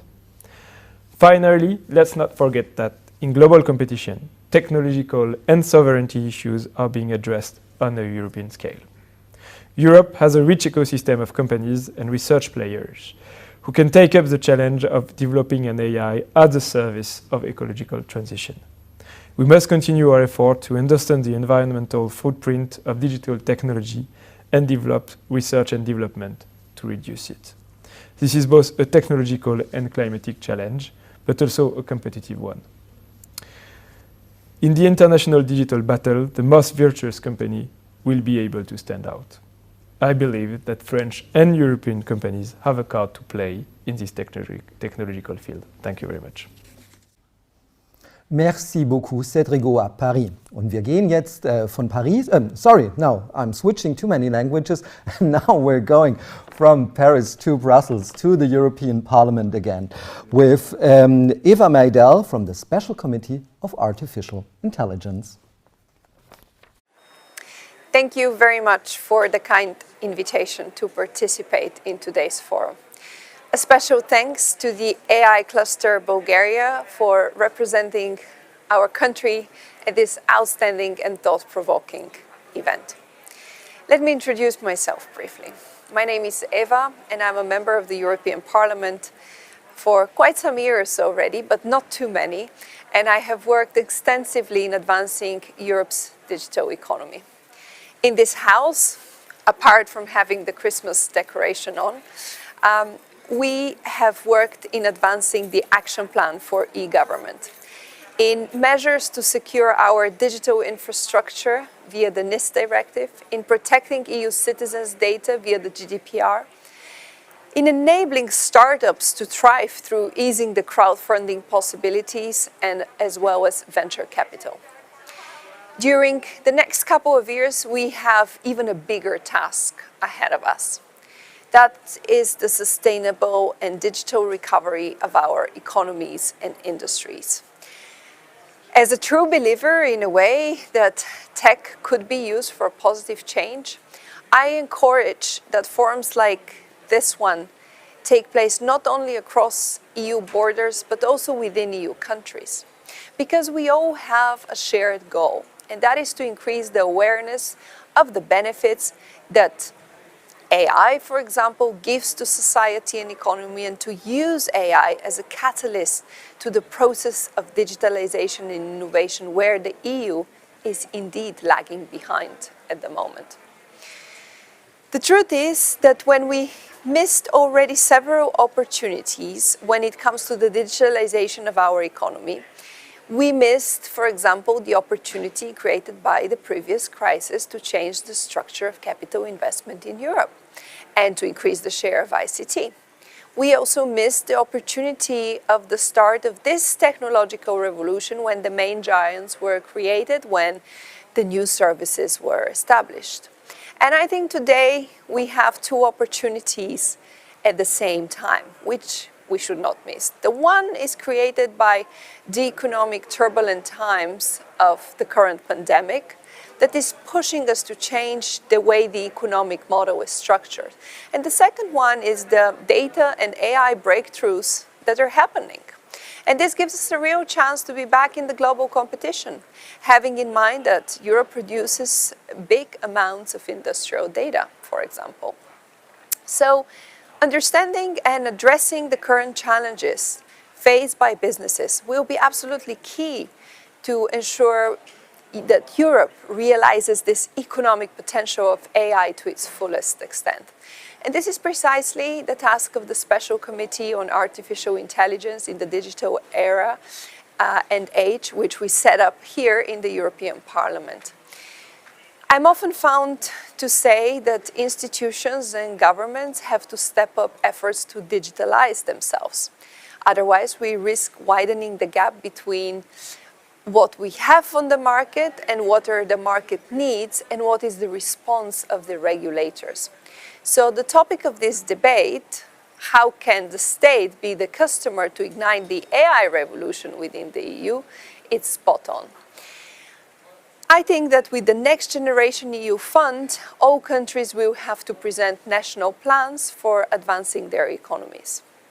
Nowadays, efficiency and effectiveness of economy is underpinned indeed and exactly by digital solutions. So my appeal to you is to be present at those national debates as well, to take part in public consultations, to be active, to reach out to the respective local or national governments, ask for more digital opportunities, present solutions, cooperate with them, either voluntarily or within a contract-based way.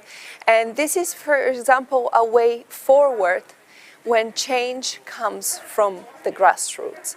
So thank you very much for listening. And I wish a very meaningful and fruitful discussion, one that would deliver results for our regions, for our member states, and for Europe as a whole. Thank you. Thank you, Eva Meidel from the European Parliament, for your input. And we will be present in the national debates like you mentioned. Thank you again. And now we are coming, first of all, we have national governments, we have the European Commission, we have the European Parliament, but for the first time in the history, in the short history of the European AI Forum, we have an organization who's working closely with the United Nations, the IRENA. And IRENA is for the International Renewable Energy Agency. And we are deeply honored that the Director General Francesco La Camera is addressing our forum. Excellencies, ladies and gentlemen, dear friends, it is a pleasure to be here with you today and share IRENA's perspective on the role of digitalization and artificial intelligence within the broader energy transition context. Tackling the climate emergency will require a concerted efforts to reach global net zero CO2 emissions across all the sectors of the economy by mid-century. Momentum is growing with notable pledges in recent weeks from China, Japan and South Korea, just to mention some in an area that is critical to fight climate change. There are now over 30 countries, plus the EU, with a political commitment to a net zero goal, some of which are written into law. IRENA is working with its global membership on translating this vision into reality. We know that we need to transform the energy system, and we know the contour of a climate-safe future. ARENA's Global Renewable Outlook presents an energy transformation pathway for 2050 to guide decision makers. It highlights that we already have most of the solution required, and the business case of renewables as well as the socioeconomic benefits to facilitate their adoption. Renewables, electrification, and efficiency are key to rapidly delivering the level of decarbonization required, coupled with deep decarbonization of end use and unaccelerated deployment of emerging solutions such as green hydrogen. The energy transition also needs to be smart, with digitalization at its heart. As energy systems become more complex, due in part to the greater share of variable renewables such as solar wind, they require increased intelligence to effectively manage them. Digital advance from AI to the Internet of Things and blockchain technology have a major role to play. Some promising applications for artificial intelligence include, for example, advanced weather forecasting, allowing for more precise estimates of the amounts of variable renewable energy likely to be available in a specific time. This in turn improves system stability and planning. Demand-side management is another area where artificial intelligence has shown great promise. Intelligent solutions to reduce energy use in building are manifold, allowing buildings to participate in energy markets as source of flexible demand. The leadership and commitment of the European Union, as well as members, including Germany, Austria, and many others, in this space is commendable. ARENA will continue to work on the potential of artificial intelligence and how it can support countries in achieving their climate and development objectives. This includes our Innovation Landscape Report and Innovation Briefs, which outline the role of digital technology, including AI, for the energy systems of the future. We will also exchange closely with the private sector and innovators. The platform provided by the European AI Forum to enable this exchange is therefore most appreciated. Excellencies, ladies and gentlemen, digital solutions are not silver bullets, but an important part of a toolbox of options to reach our decarbonization goals. As with any emerging technology, there are challenges that need to be carefully considered. But when based on holistic framework and strategies, they can help countries accelerate the energy transition and shape more resilient societies and economies. Thank you very much.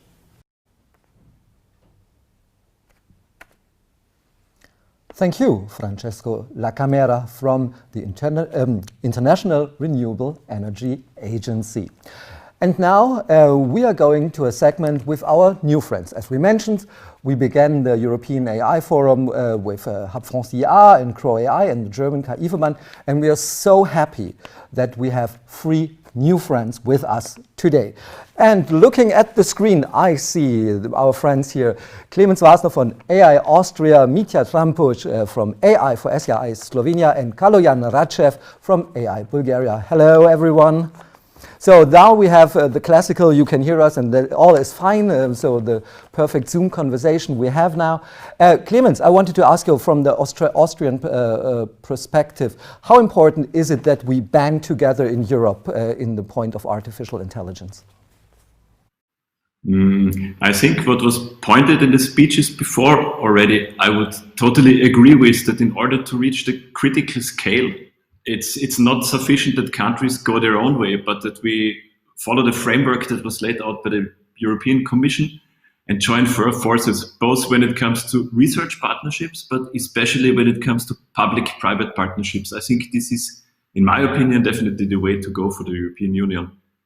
And yeah, as such, I'm very happy that we are now also on board of the European AI Forum and that we continue grow this community until we reach 27 organizations.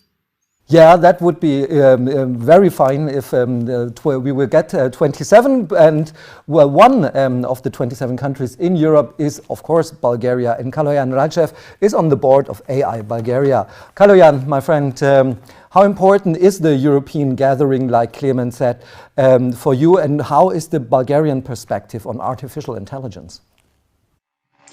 I think it's a very important step, and we are very happy to participate, to take part, and also to be active in this very important network.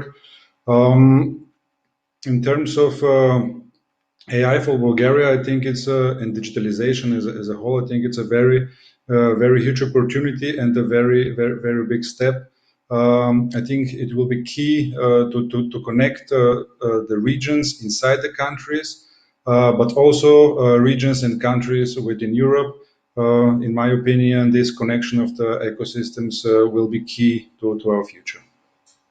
Thank you so much, Kaloyan. Mitya, you have an interesting year before you because in the second half of 21, Slovenia is taking the presidency of the European Union. So what are you expecting, perhaps preparing? How do you see the chances of development of European AI, especially in Slovenia, a rather small country, but very important for the second half of 21? Thank you, Daniel, for inviting us. It's a pleasure and honor to take part in this pan-European event. We definitely support these 7 points recommendations. We think actively also took part in preparing them. And of course, this will be a nice starting point for our presidency in the second half of next year. So you've done a great job, and it will be our task to take it further.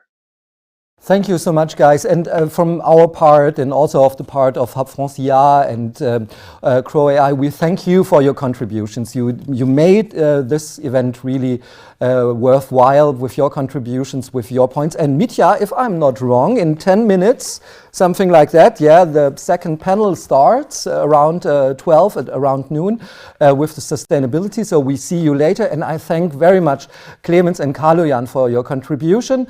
And I'm pretty sure that we see each other, hopefully in real life, pretty soon. Bye, guys. Ladies and gentlemen, looking at the time, it's now 11:51 Berlin time, and we make a short coffee break. Get a coffee, get a tea, get a snack, and we will be back exactly at noon with the second panel about sustainability. See you at noon.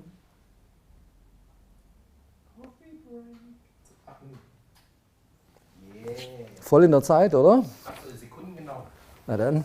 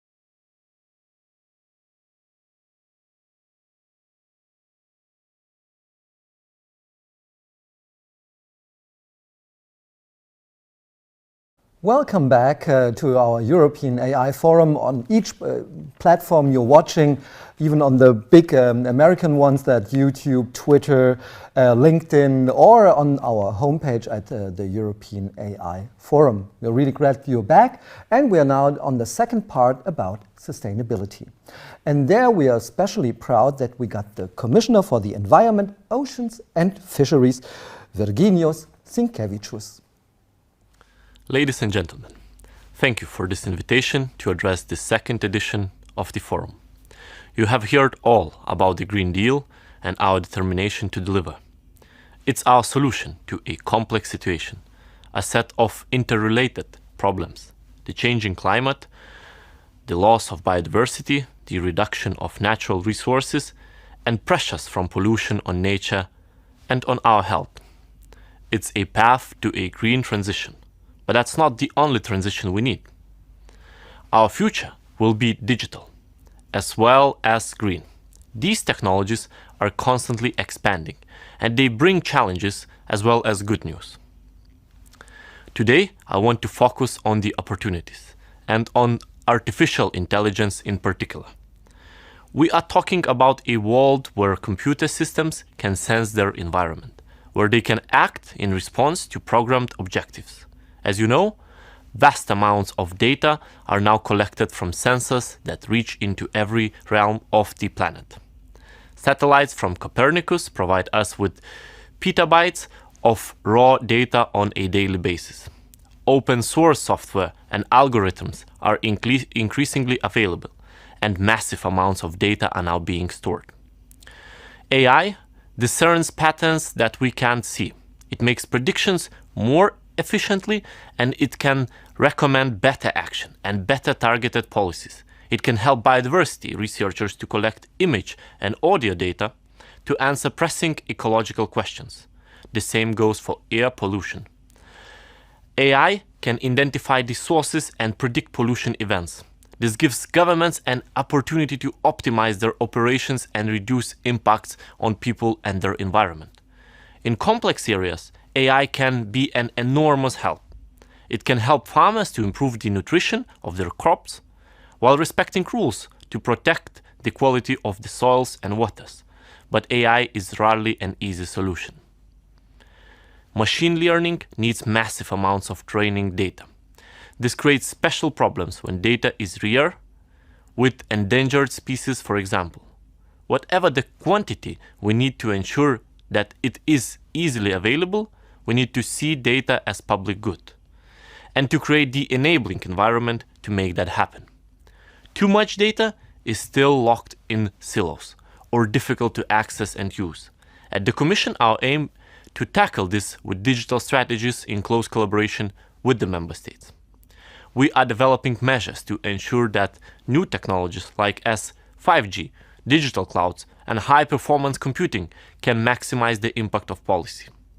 It means improving governance, frameworks and policy protocols to ensure that digital technologies and AI systems incorporate the health of the natural environment as a fundamental dimension.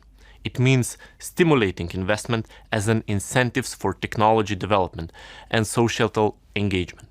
And it will take ever more collaboration between policymakers, scientists, civil society, technology champions, and investors. We need to keep the communication channels open, and we need to keep bringing these big picture concerns back to the table.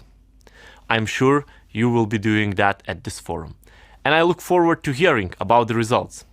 There will be no Green Deal without a strong digital component. I'm sure you will help us deliver that. Thank you. Well, thank you, Commissioner Sinkevičius.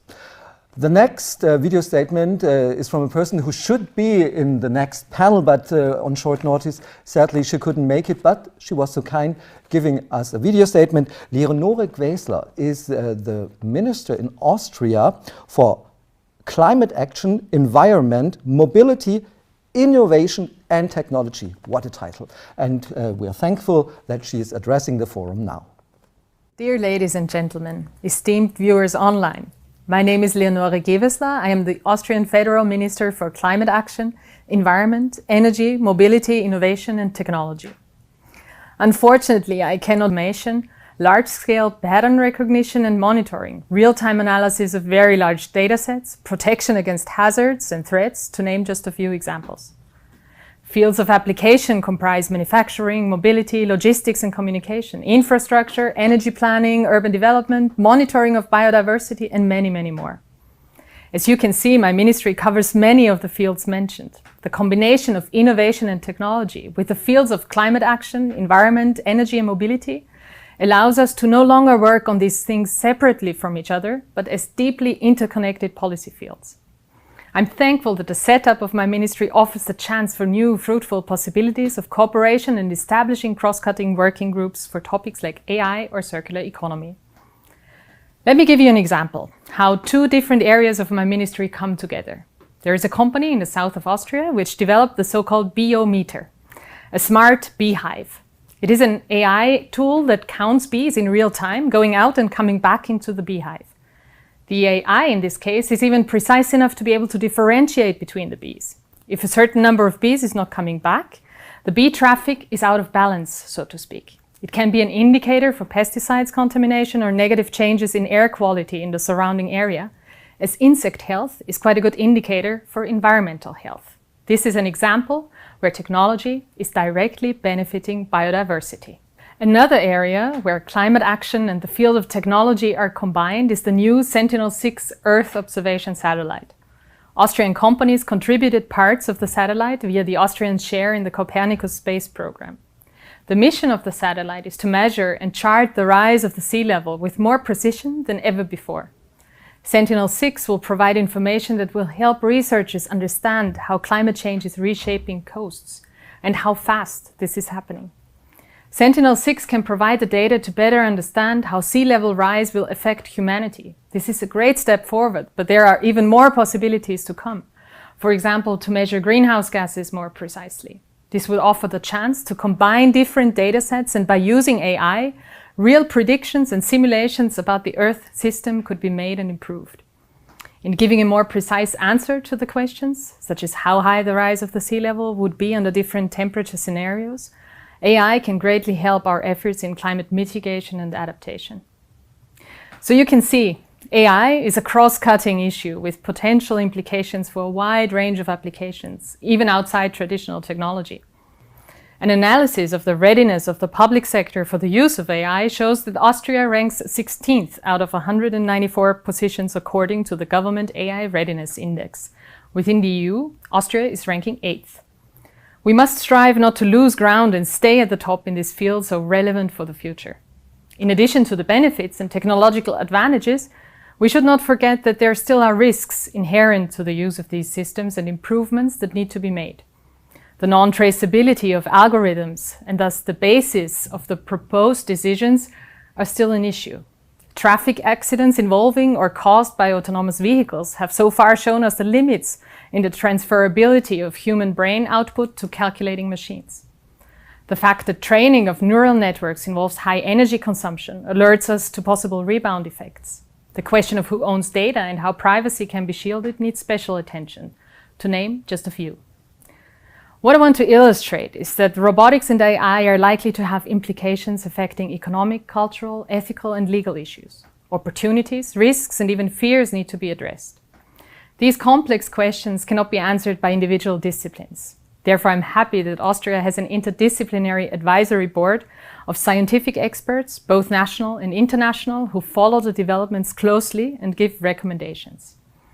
The main task for my ministry for the coming years is to show and facilitate how AI can make positive contributions to climate protection and a sustainable society. In addition to identifying contaminated sites and assessing and improving air and water quality, autonomous systems are increasingly discussed in agriculture. AI can also be used at different levels for the efficient integration of decentralized renewable energy sources. All of these examples address the ministry's core issues: climate action, sustainability and energy transition.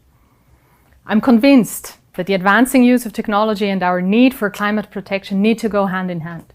Furthermore, I'm sure that becoming a leader in climate protection and using technology for green changes will make Europe stronger and more resilient economically.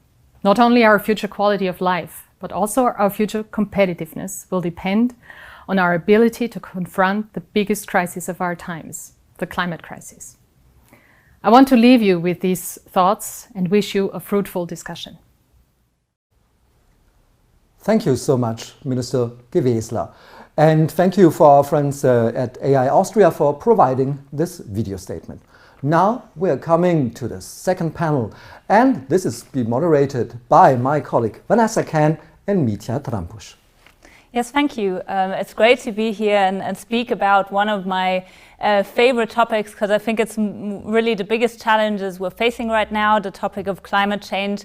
And I think AI really has a big take in this and can provide a huge potential towards solving and combating climate change. So I'm very happy to have many sustainability experts across Europe joining us here today. We're happy to have with us today Mrs. Rita Schwarzlühe-Sutter. She is Parliamentary State Secretary for Environment, Nature Conservation and Nuclear Safety in the Federal Ministry of Environment here in Germany. Hello, Mrs. Schwarzlühe-Sutter.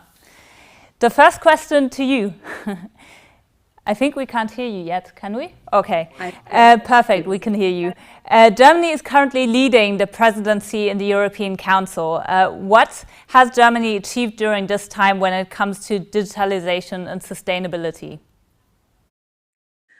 Hi, and when we first introduced this topic to the EU member states in the first months of our presidency, the feedback was very, very positive. We felt some had been waiting for someone to put the interplay between digitalization and the environment on the European agenda. And after 5 months of intensive work in the Council, Working Party on the Environment, we now have a final text for the Council conclusions, which we will agree at the Environment Council next week on the 17th of December. The Council conclusions set the tone in a wide range of fields and are intended to welcome important projects of the European Commission. Core projects and proposals include a European data space, a digital product passport, the revision of the Eco-Design Directive, an initiative for climate-neutral data centers by 2030, and a legal framework for sustainable AI. And we have also agreed with our trio partners, Portugal and Slovenia, that they will continue work on this topic in the Council during their respective presidencies. Moreover, this topic is highly important to the European Commission. The Commission has been a strong supporter for us over the past months, and they have already proposed a number of measures and will want to follow our conclusions. So I think our EU presidency was working hard and we have some results which we can show. Thank you. Okay, perfect. So some great steps forward. Mr. Tomislav Čorić, you are Minister of the Economy and Sustainable Development in Croatia. In your office, you are in the ideal position to facilitate a greener and more digital Europe. How are you going to make sure that our planet has a future, and what role does digitalization have to play in this for you? First of all, hello everybody, and thank you for inviting me for this European AI Forum. I would like to extend my greetings to my colleagues, the EU commissioners, ministers, state secretaries, and other guests. When speaking about our role and the role of the Ministry of Economy and Sustainable Development, first of all, I'd like to say that the climate change is the greatest challenge facing our planet, and one that has a very strong impact on socio-economic development and on natural ecosystems, thus seriously threatening the sustainable development of society. On the other hand, the climate system is exceptionally complex, and the existing systems and technologies are not sufficient for predicting climate change. for the precision of assessments, as well as for predicting impacts on social and natural systems. This development of new technologies such as artificial intelligence can help a great deal in this regard, and it is already in application. AI can reveal new perspectives from vast amounts of complex climate simulations generated in the field of climate modeling, for example. This new AI technology will contribute to better preparedness for climate change and potentially identify areas of action that could reverse certain effects of climate change. When speaking about the AI technology in the Republic of Croatia, we are aware that it has a great potential, especially in the area of science and innovation. Of the institutions which the ministry cooperates, the Croatian Meteorological and Hydrological Service, for example, is in the early stages of using artificial intelligence. Their experiences stem from a Will for Wind project that uses AI to improve wind forecast technology in the wind energy management systems, with the aim of improving the management of the electric power system and the operation of wind farms in the Republic of Croatia. Also, the Innovation Center Nikola Tesla has experience with AI and participates in the advanced and predictive agriculture for climate change resilience. On the other hand, a number of companies have already recognized the opportunities and clearly articulated that they have or are ready to develop and commercialize new technologies, with the role of the state being to ensure that the gap between research and commercial application of new technologies is bridged more quickly and smoothly, of course. In this regard, we are ready to promote the development of new technologies, because without them, we will not be able to achieve the set goals. The Republic of Croatia can be at the forefront of the changes. We want to be at the forefront of the changes and in the fight against climate change, of course, and development of digital society and economy, lead with other European countries by example of our good practice. Thank you.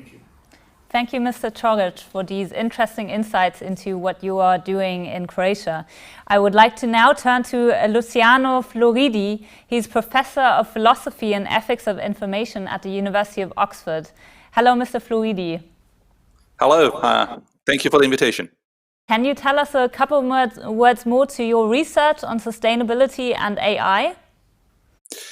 Yes, of course. We're looking at what we have already heard, how AI can help better science and better energy.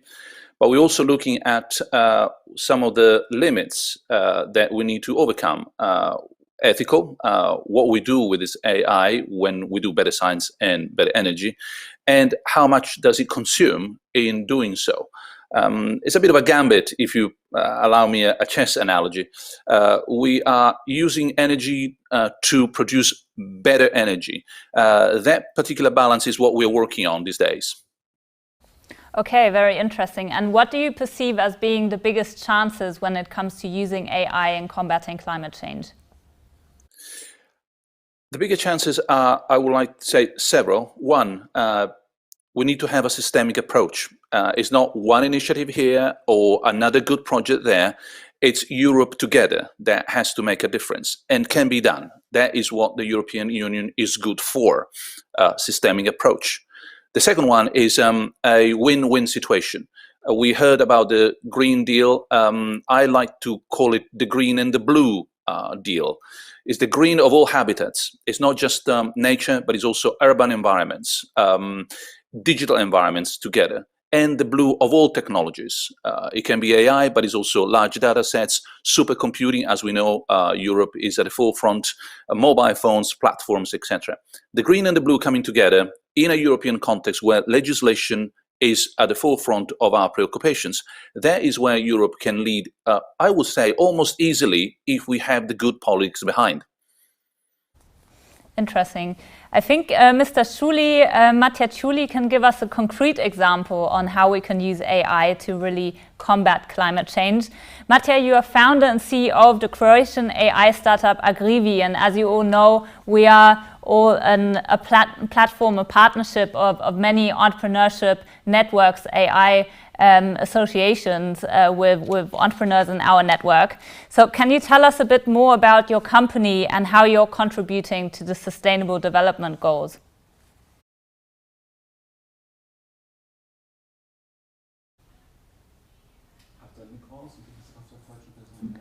Mattia Jules.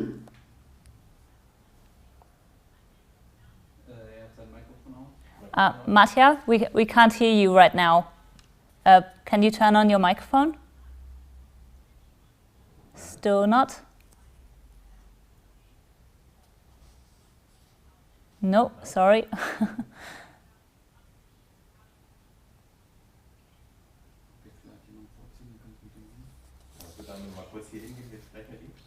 Yeah, sure.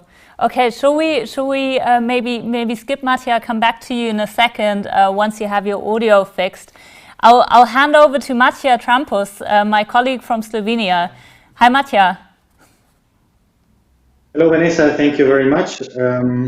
I would like to start the second round, and let's start talking about where change is most needed. And I would like to ask Mrs. Schwarzer-Sutter, is agriculture also an area that you see as being important if you want to reach our climate goals? That was very important. Let's start with the data centers. We need more energy efficient to do this. We are working to first promote the use of the Blue Angel for data centers. That's the label we use in Germany with our ministry. Second, furthermore, it is important to create greater transparency. To this end, a mandatory energy performance certificate should be introduced. We will create a basis for this with a register for data centers.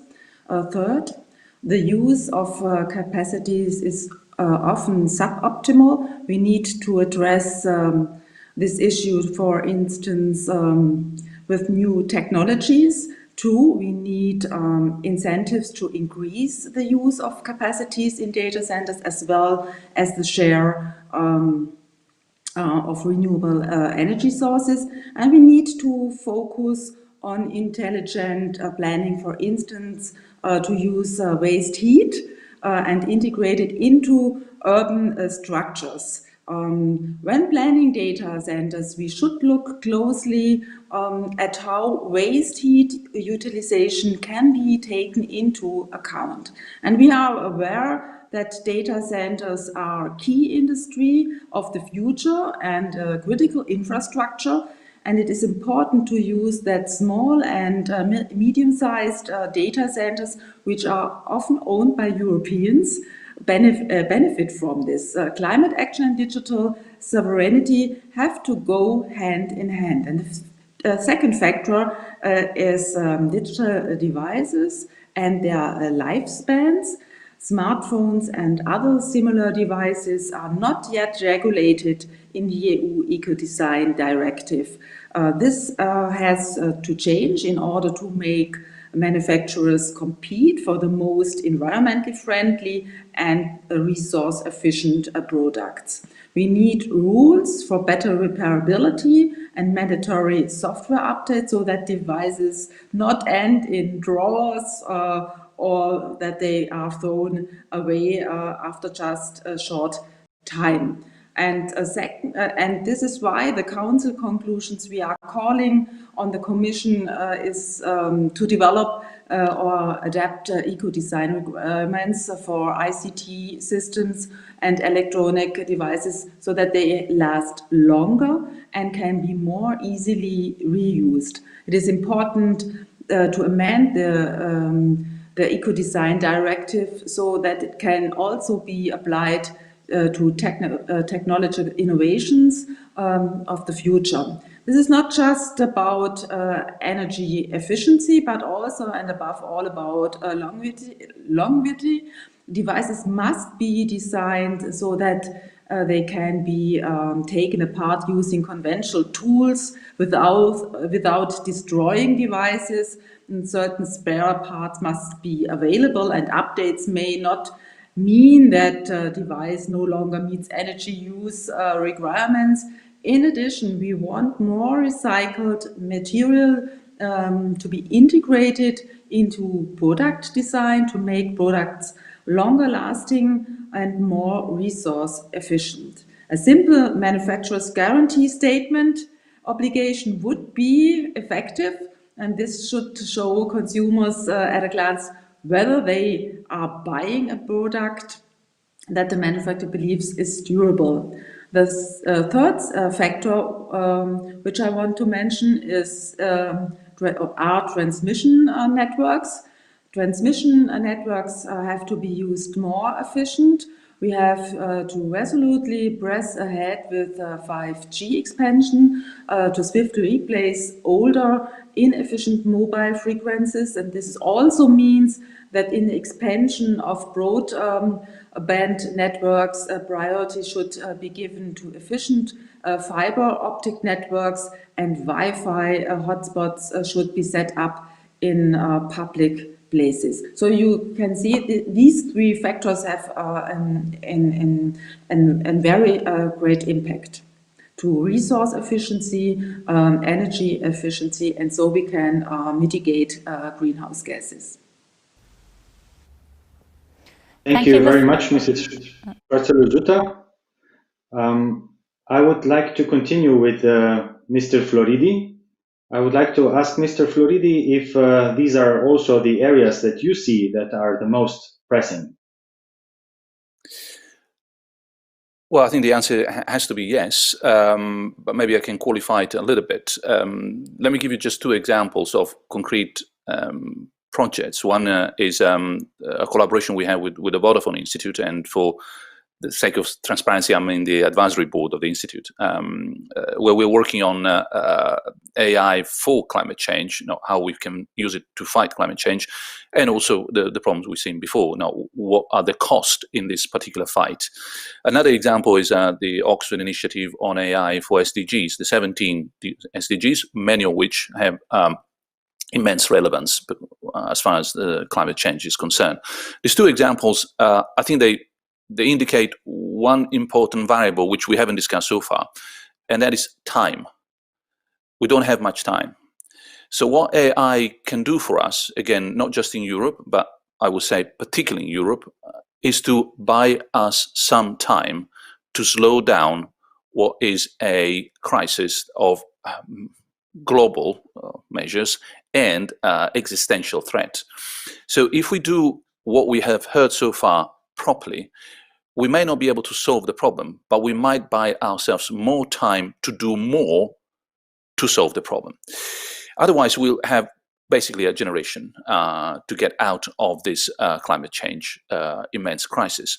So how do we do that? And that's the last point I would like to add. If we look at artificial intelligence as something that is somehow intelligent, like a cat or dog, a rat, or science fiction like a human, then I think we are on the wrong path. That is not what we need to focus on. Artificial intelligence at large, especially machine learning these days, neural networks, natural language processing, and some robotics, of course, is a way of re-engineering, re-understanding agency. It doesn't matter whether it's intelligent or not. That is a debate we can leave to, trust me, academics like me.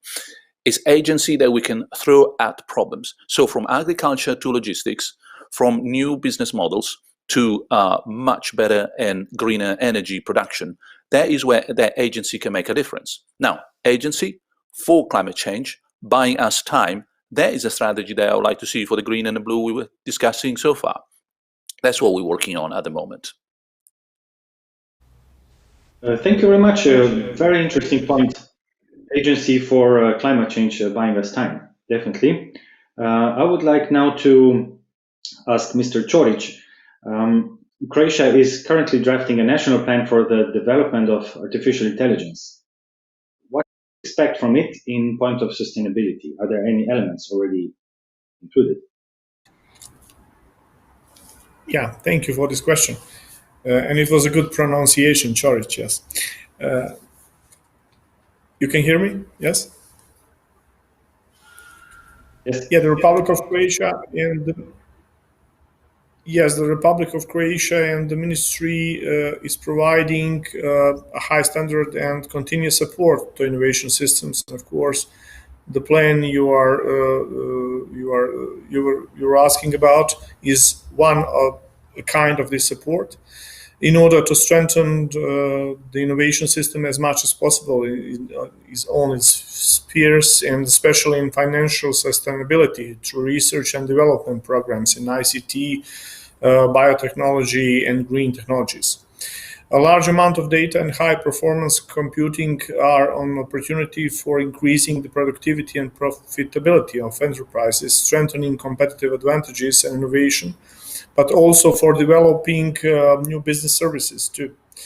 Particular attention will be paid to improving the legislative framework, governing the use and privacy of data in order to strengthen opportunities for digital entrepreneurship and ensuring of transparent application and artificial intelligence in the public sector, which is very important for the reform of this public sector in the Republic of Croatia.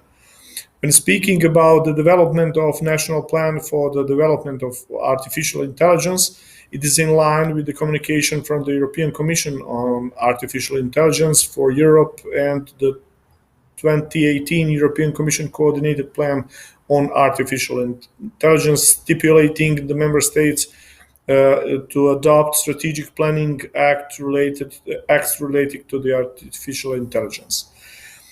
The position of the government of Croatia is that we recognize the key importance of promoting the development of and use of artificial intelligence in the Republic of Croatia, especially by increasing investment in this field, improving excellence, application of artificial intelligence, and strengthening cooperation between the industry on one side and the academic community on another side.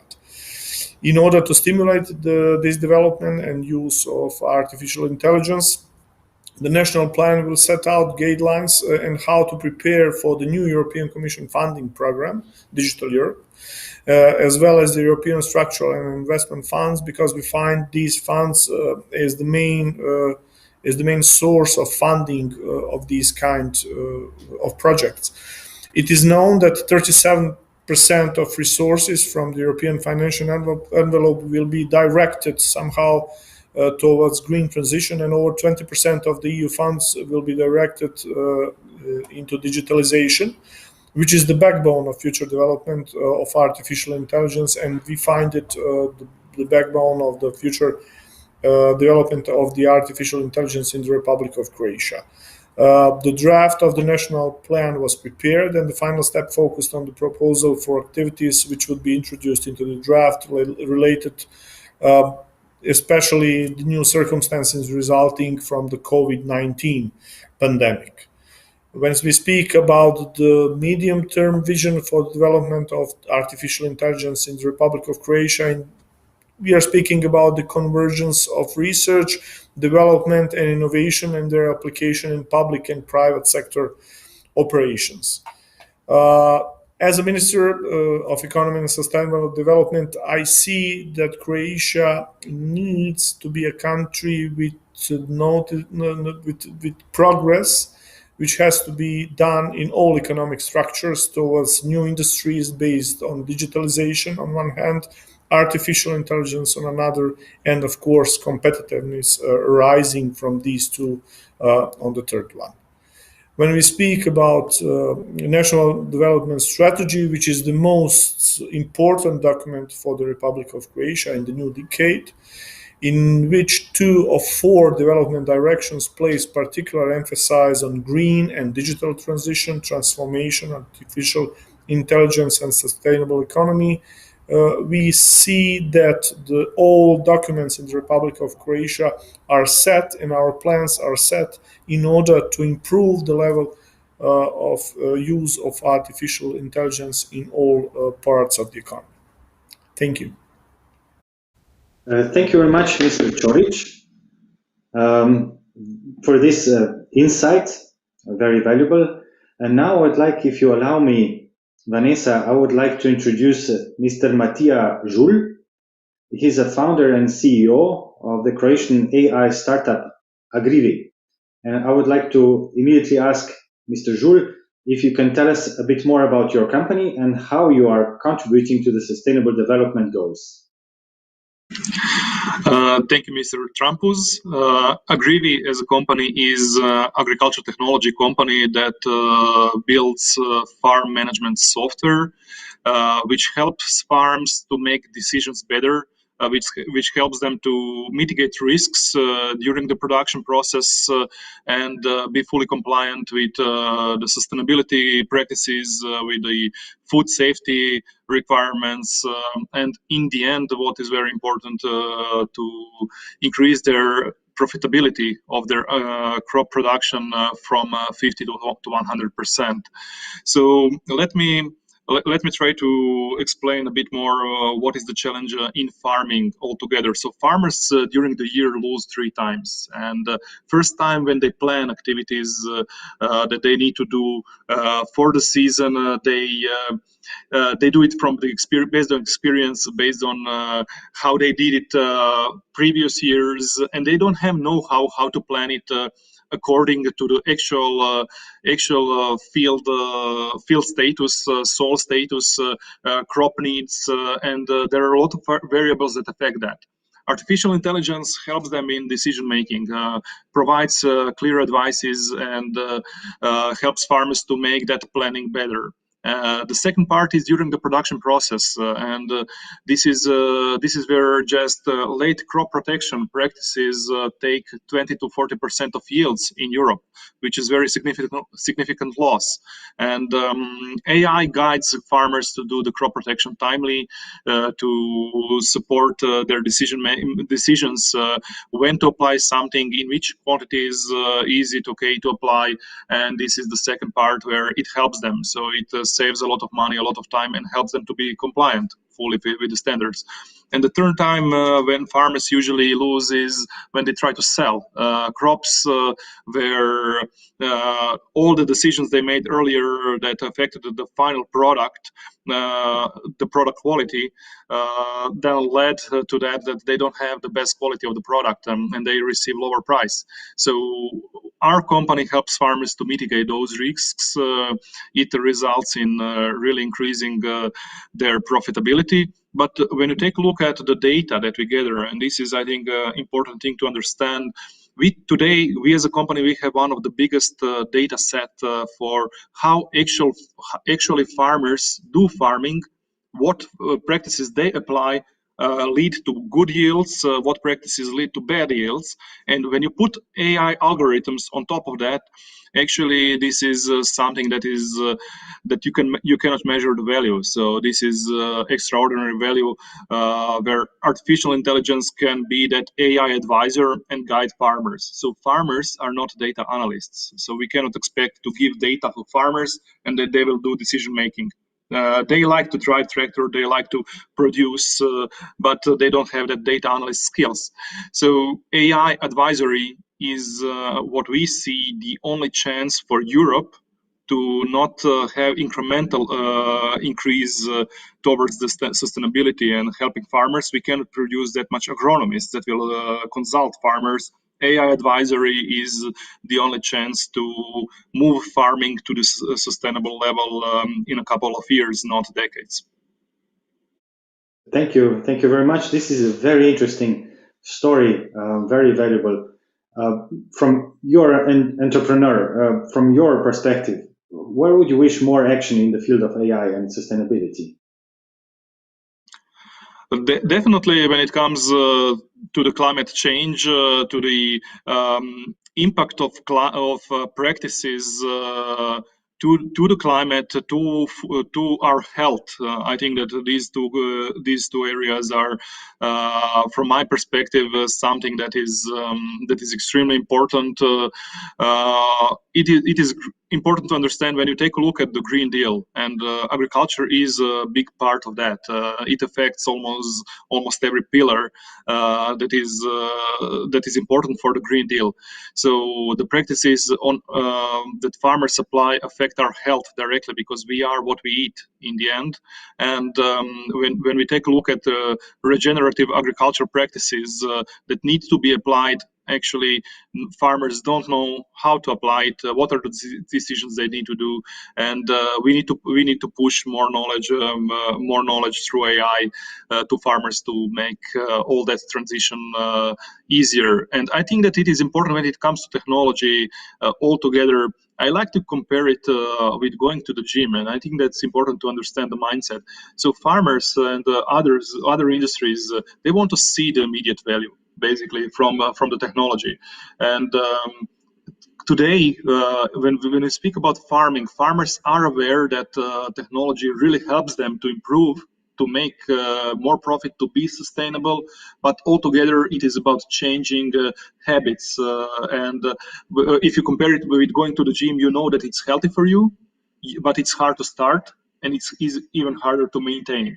So the same things comes with the application of technologies, and I think that the big support from the entire ecosystem around that to really motivate everybody in the ecosystem to adopt technology is very important. Thank you very much. I absolutely agree that we all should go to the gym more often, for sure. But allow me just one question, if you can answer maybe quickly. How do you see, for example, government support? How should government support entrepreneurs in developing green tech? Croatian government or any other government? Definitely joint collaborations are important, especially when it comes to bringing technology, financing technology. It is very hard to expect that farmers are the only one in the value chain, not just if we take a look at the ministry, but in the value chain that should take the burden of financing the technology for Green Europe. So this is important that all the stakeholders participate in that, and the role of government is definitely to support both farmers, but to support R&D. That's very important, because we as a company, we are a product company, which means that you need to invest a lot of capital into R&D in the beginning to be able to get to something, to some really good result, especially when it comes to AI. It requires significant investments to get AI algorithms to do the advisory with the accuracy level that is good enough to make it commercial. So financing that R&D is very important as well. Thank you for that insight. I would like now to hand over to Vanessa to start round 3. Vanessa, yes, please. Thank you very much for your really interesting insights. I think the example of AgriV shows that AI can really make a positive impact when it comes to the Sustainable Development Goals. And I would like to ask Mrs. Schwarzenlohe-Sutter what regulatory steps we need to really put forward so that AI does make a positive contribution, and maybe you can also elaborate on like the negative side effects and how we can get there, so that negative side effects, for example, the energy amount of servers, isn't such a big issue when it comes to AI. That's really a difficult question, and I think we need an EU legal framework for AI that systematically takes climate action into account. The sustainable development and application of AI must be one of the core components AI made in Europe. I think that should make Europe also more competitive. And to this end, we need a legal framework that, in addition to security, consumer rights, basic rights, explicitly recognizes environmental protection, climate action, as regulatory issues and therefore systematically takes them also into account. And this creates the envisaged link between AI and the European Green Deal. And defining a framework is our job, is the job of the policymakers to ensure that the EU's goals are achieved. And this includes first and foremost sustainability goals, the SDGs, and the targets of the Paris Agreement to achieve that we can reach climate neutrality as soon as possible. These goals and targets are common good, which must be the focus of a technical development like AI. And I think my colleague talked about that it's not only R&D, research and development, it's also that we have to clear the questions to who are the owners of the data and who have the access and easy access, like the farmers. How can we ensure the access to this? And I think this kind of development must never be end in itself. Establishing reliable rules promotes innovation because they provide assurance, and we will closely follow the related discussion about the European Commission's legislative proposal in the first quarter of the next year, 2021. I'm looking forward, and because I think it's an opportunity during this crisis, also of the COVID crisis, that we have a modernization of our societies and economies. And now if we have pushed this in our EU presidency, and I'm really looking forward to the trio presidency with Portugal and Slovenia. Thank you, Mrs. Schwarzelöhr-Sutter. Mr. Torres, to you. Maybe adding on what Mrs. Schwarzelöhr-Sutter said in making us more competitive with the green agenda, especially in the field of artificial intelligence, we often see it either in like a competition with the USA in the East. Do you think the EU's green agenda will make us more competitive, especially with these countries in mind?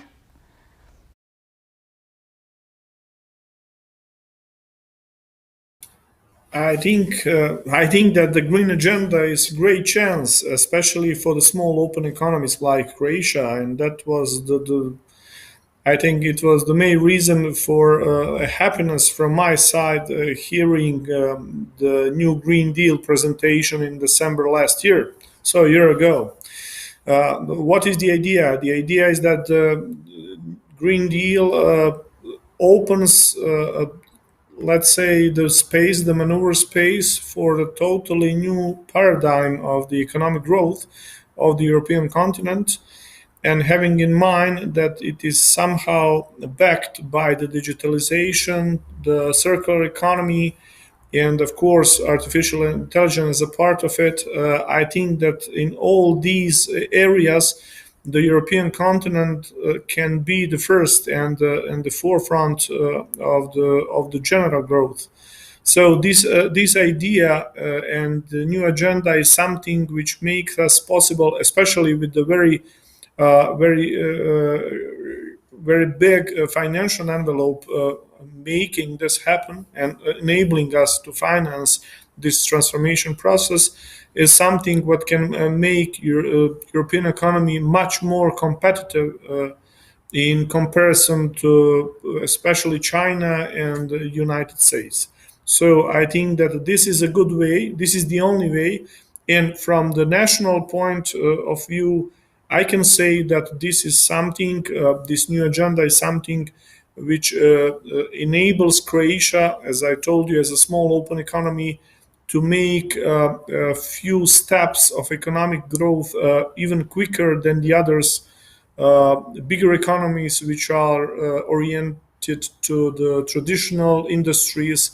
In our case, that is not the case. So sustainability as one of our USPs, that's interesting. Mr. Floridi, maybe a question to you. How can we ensure that AI makes our planet greener? I think that we had several good suggestions so far. I'd like to perhaps maybe summarize what we said and what is possible around 3 points quickly. One, it has to be good for the environment in a very serious way. Sustainability is the bare minimum. We need to remember.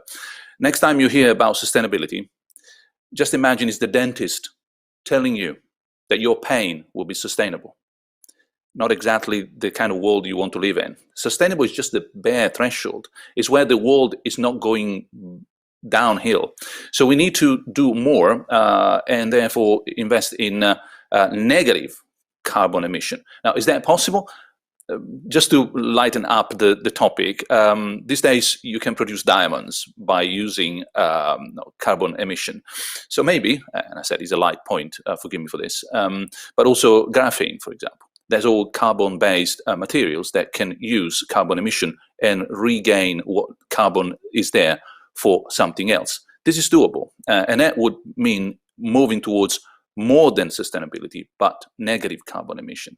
The second point, very quickly, as I know we don't have much time, is it's good for society.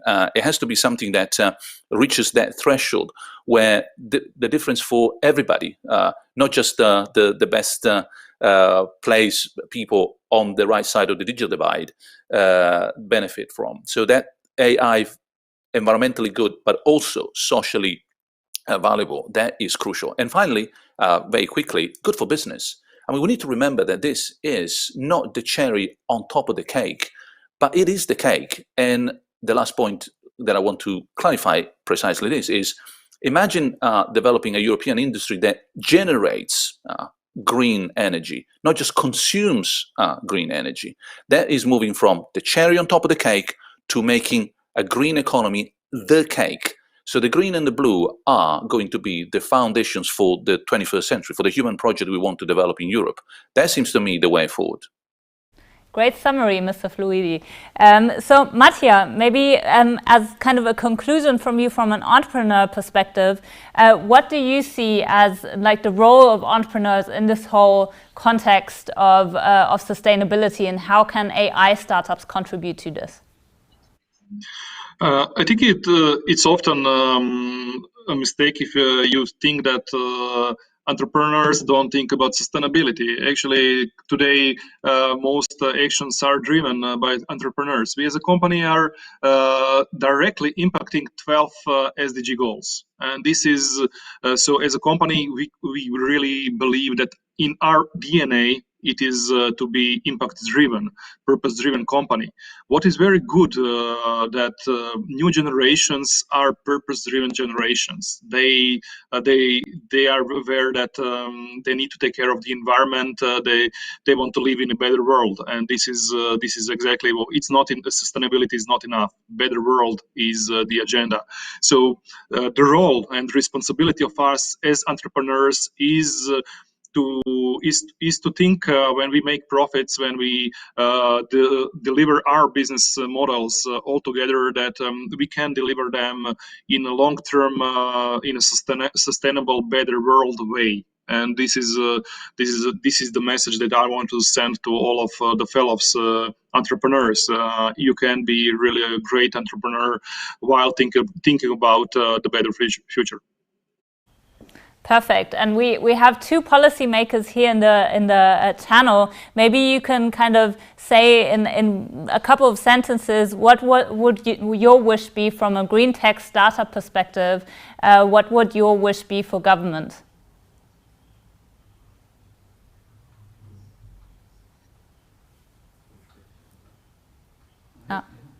We can't hear you. Yeah. No. Good. So my wish for Europe in total would be really to consider not just about putting the frameworks, but actually executing as much possible real projects with companies, because if you take a look at the use of technology today in across in the real sector, we can move the agriculture to be sustainable, to be actually climate positive, not just impacting the climate in a negative way in a couple of years. But this is by heavy using of the technology. We need regulatory boundaries actually to motivate all the farmers in Europe to accept technology. Not that this is something whether they want or not.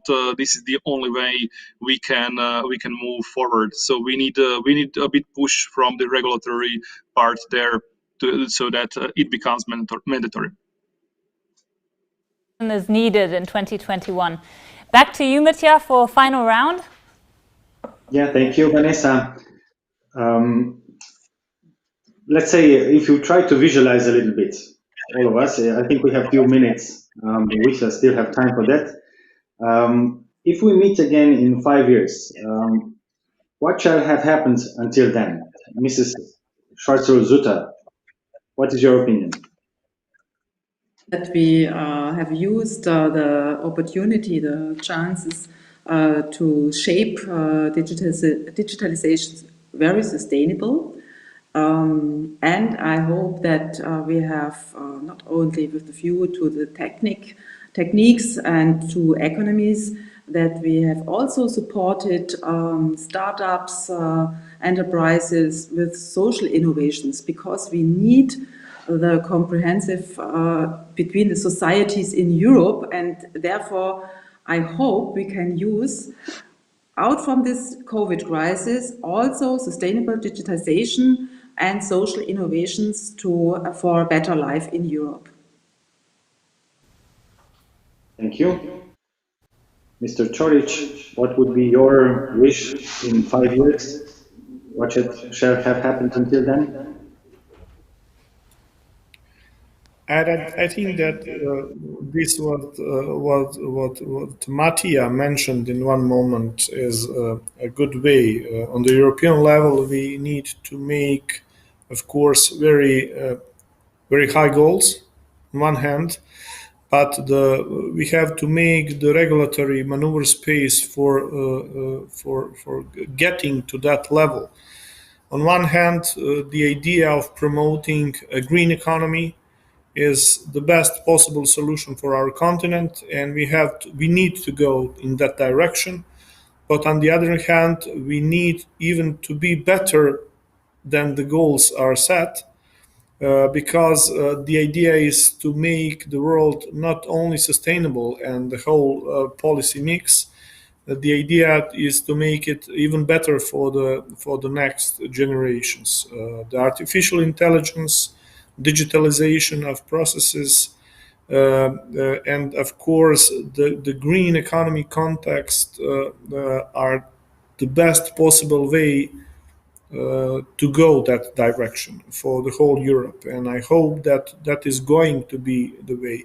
Our intention is in Croatia is, of course, to be supportive as much as possible on the governmental level to that direction. Of course, all European economies are going to come across some obstacles in getting to a higher level of our SDG paradigm, but on the other hand, we need to insist on this way. Thank you very much, Mr. Čorić. And Mr. Floridi, I think you can also give us a view of what shall have happened until then, 5 years. Shall I?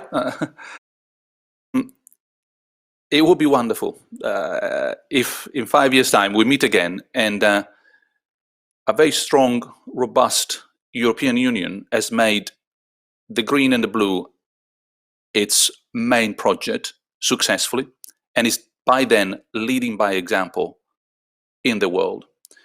It's doing so because it has realized that it is not digital innovation that makes the difference. It's the governance of the digital that makes the difference. It's not what you invent today or tomorrow, because that you can easily buy at any time. It's what you do with that that makes the difference. And finally, allow me to be a bit of a philosopher, that in 5 years' time, we will be in such a position that future generations will look back and say, thank you. We are grateful for what you did. You took the right decisions. You made the right sacrifices. You gained the right advantages. And we are now on the right path towards saving the world and save humanity on this planet. Now, this is a bit ambitious, so fingers crossed. This is excellent. I like this. It's very optimistic. I really am waiting already for this 5 years to happen. So great insight, a great opinion. Mattia, what would you say to that? Can you add something? I can only agree. I think that Mr. Floridis said everything. In a 5 years way, I would really like to see that we are not talking about plans, about the regulatory that we have, actually actions that we are leading, showcasing what we have done, how good it is, and that we are really showcasing the first results of the better future. Excellent. Thank you very much to all of you for this last question. Vanessa, do we have any other questions maybe? No, unfortunately not from our audience, but I think we've seen so many visions. I'm quite quite full. My head's kind of full with all these ideas that I'm taking away from this panel. So thank you very much for this. It was great fun hearing new insights. I don't know about you, but I'm looking forward to meeting again in 5 years and hearing if these visions have been or have become true. And I'm very much hoping that we get things on the road in the next few years. I think we still have a road ahead of us. So thank you very much to our panelists. And now we will go into a short lunch break, about half an hour until 1:35. So meet us again back here at 1:35, and then we'll hear our next keynotes, and our panel 3 is coming up. We're looking forward to it. Thank you.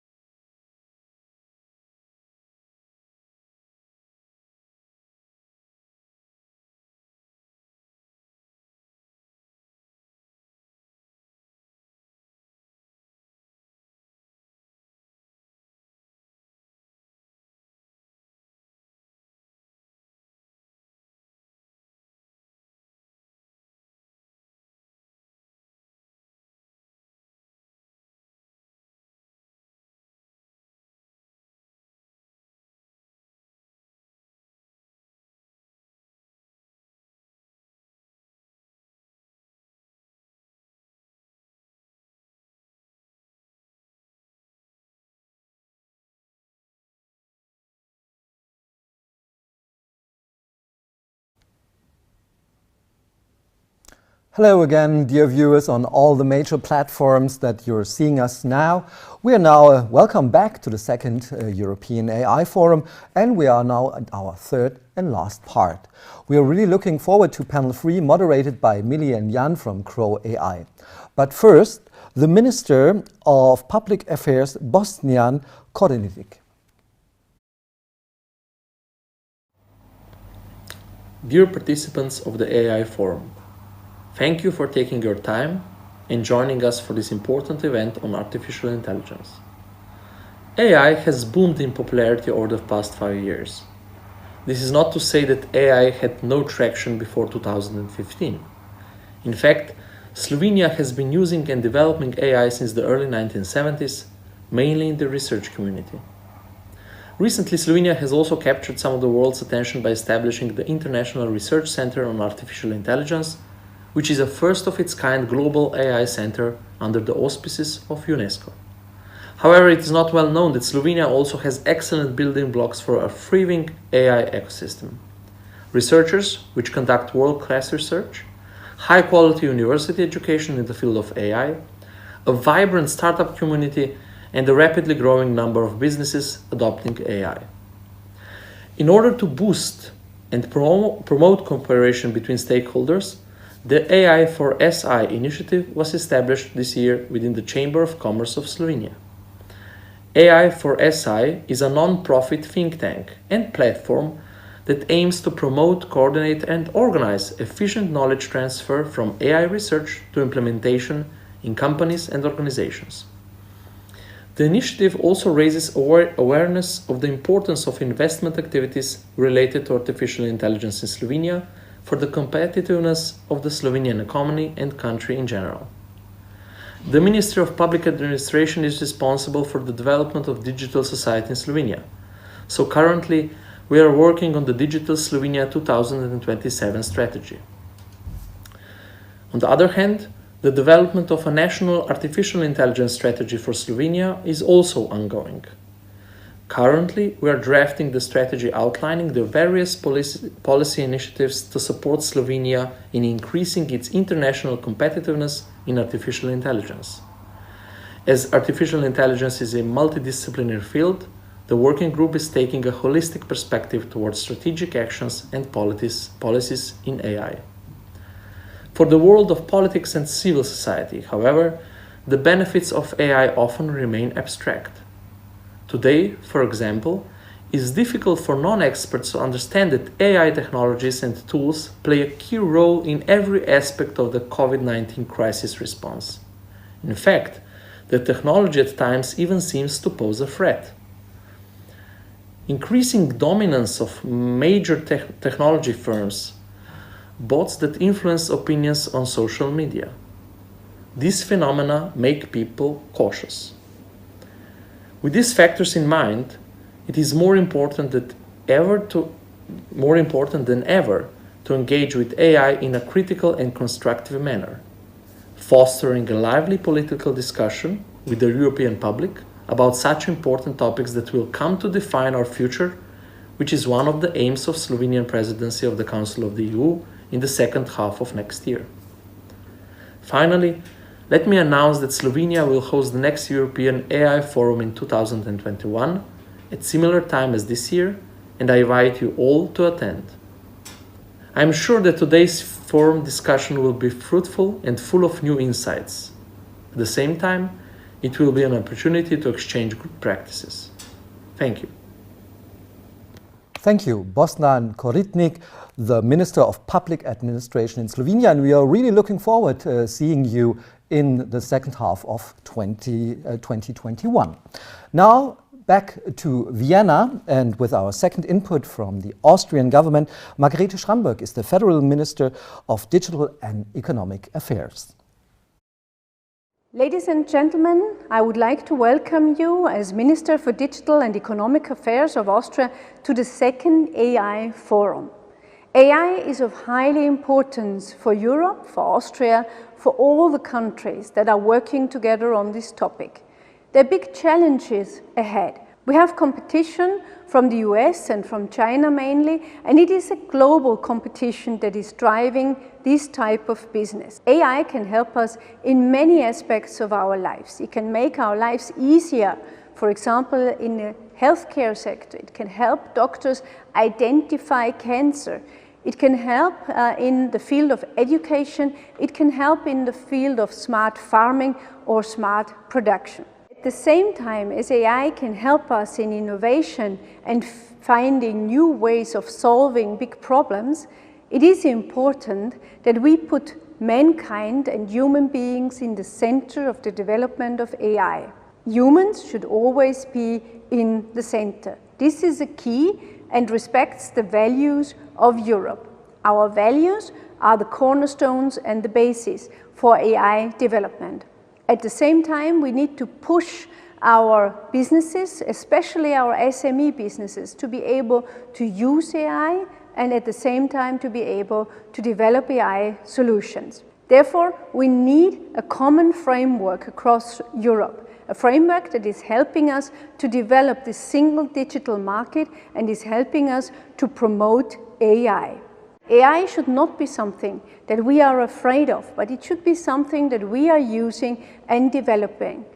And the values, our common European values, should be the basis of this. I appreciate that you are participating in this second AI forum, that you are taking the time and putting in all your knowledge.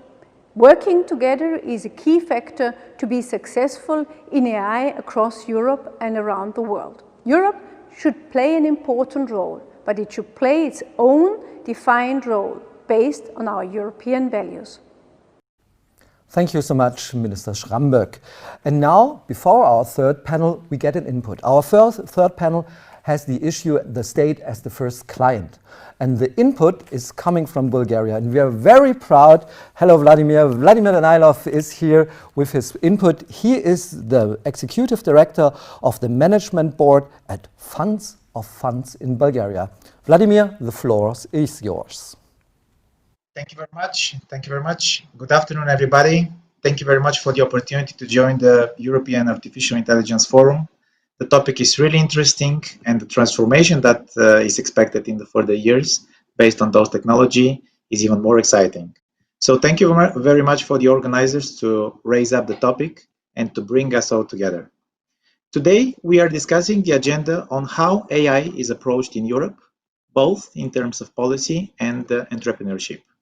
I believe today we are addressing another question, very important question, how the next wave of frontier technologies like AI we are discussing today, but also IoT, blockchain, high power computing has the potential to deliver a breakthrough in productivity that Europe needs.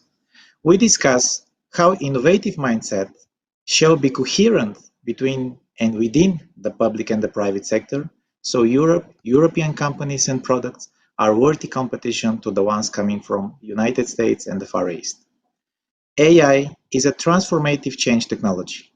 Countries and organizations that makes investments to harness the power of AI in proper technology foundation and expert guidance today position themselves for a short and long-term competitive advantages. And of course, conversely, the ones that fail to put an effort in that direction are positioning for non-competitive position. We Europeans are aware that in the last decade, despite its long tradition of inventiveness and talent, Europe and European companies are increasingly challenged by the next generation of frontier technologies. While it seems that we are well placed in some areas that are key in innovation race, such as talent and public sector research, we don't have to neglect the potential of falling behind the others, notably in the amount of frontier tech investments in digital technologies, such as the one that we are discussing today, artificial intelligence, for example. However, with challenges come opportunities. I'm heading closer to the topic today. What can a state or a state fund do in order to support the AI economy, the AI ecosystem in our home countries? In general, many examples are proving that countries could achieve their goals in terms of improving the quality of life and the well-being of their global citizens, and in the same time induce and stimulate the innovative companies and ecosystem by sourcing, buying, developing, investing in solutions produced locally from the local companies. And that approach could apply for AI solutions. First step is the state, the government, or the region to admit the enormous opportunities, the efficiency, the contemporary branding, the scale, the improvements that could be realized or released by using the AI technologies. And next step is the state to create a demand for it. And this is an instant green light and signal for the entrepreneurs and for the businesses to invest in AI. Since the government supports that, business instantly jumps in.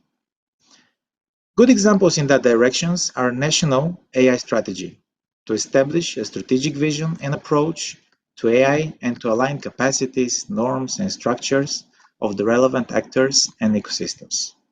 Currently, around 50 countries globally already have their AI national strategic approach. 22 of them are from Europe, and European Union alone is developing a common strategic approach for all member states. This is on a national and above national level, and on a subnational level, we have very good examples in Europe from different cities and regions. At least I know a very good example from the city of Vienna. Today the colleagues are with us. Their AI strategy launched in 2019, and that served as an inspiration for us in Sofia, because this year we completed the digital transformation strategy of Sofia city, the capital city of Bulgaria, and as a next step, we plan to develop the AI strategic approach. But back to the topic. To summarize in short, in 2 words, states admits the potential benefits for the society, for economy, for competitiveness of a particular country, initiate strategic approach toward the AI, and of course, allocating resources. This is very essential, and that serves as a green light for businesses and innovative ecosystem to invest in AI. Still, here I would like to be more specific. What can a state do in order to support AI economy? 3 major things are identified. First, government as a financier or direct investor. Governments can provide funding to support the development and adoption of emerging technologies, in that case, AI. Some are actively pursuing a number of different funding schemes related to call for projects or pilot tenders. Such schemes include projects within the public sector, as well as private sector, R&D projects, whose outcome may apply to the entire economy. Secondly, governments as a smart buyer or co-developer. Governments can act as a smart buyer or exist solution through innovative procurement procedures or as a co-developer through public-private partnership and other forms of collaboration to build new or tailored solutions. Governments can drive innovation from the demand side by steering the development of new solutions directly towards its needs. And thirdly, but very important, governments as a regulator or rule maker. We all know accelerated innovation cycles of emerging digital technologies call for rethinking the types of policy and regulatory instruments used in their implementation. I believe that in the previous panels that was discussed very broadly. As both an enabler and a user, emerging digital technology, governments are facing the challenge on how to regulate them. From one side, to maximize the innovative potential, while minimizing the risks for the end users. Saying that, we can continue to explore a little bit more the regulatory and formations of the governments, and add that AI influence governments, but governments influences AI too. As a regulator, developer of policy, and provider of public services and goods, government is not just a mere user of technology. It can participate in the development of AI by implementing regulations that protect citizens, of course, while encouraging the creative use of technology. It can invest in AI research, sponsoring experimentation and pilot projects. It can foster collaboration with the private sector and with citizens, and to co-create solutions and drive demand for AI. An understanding of AI is therefore critical to helping policymakers and civil servants determine whether this technology can help them advance in their mission.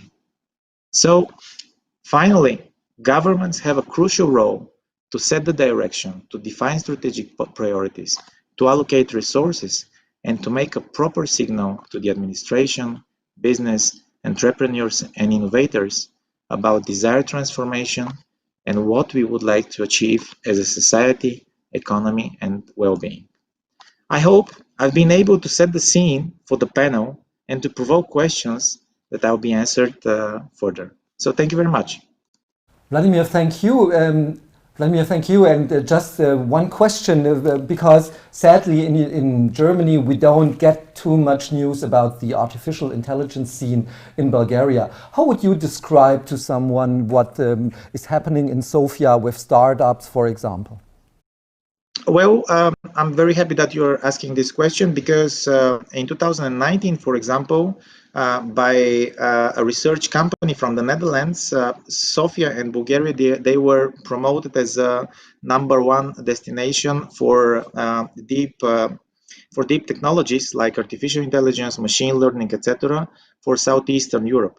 And their research was based that over 15% of the startups in Sofia in Bulgaria are in the field of artificial intelligence and machine learning, which obviously scores better than our peers in the region.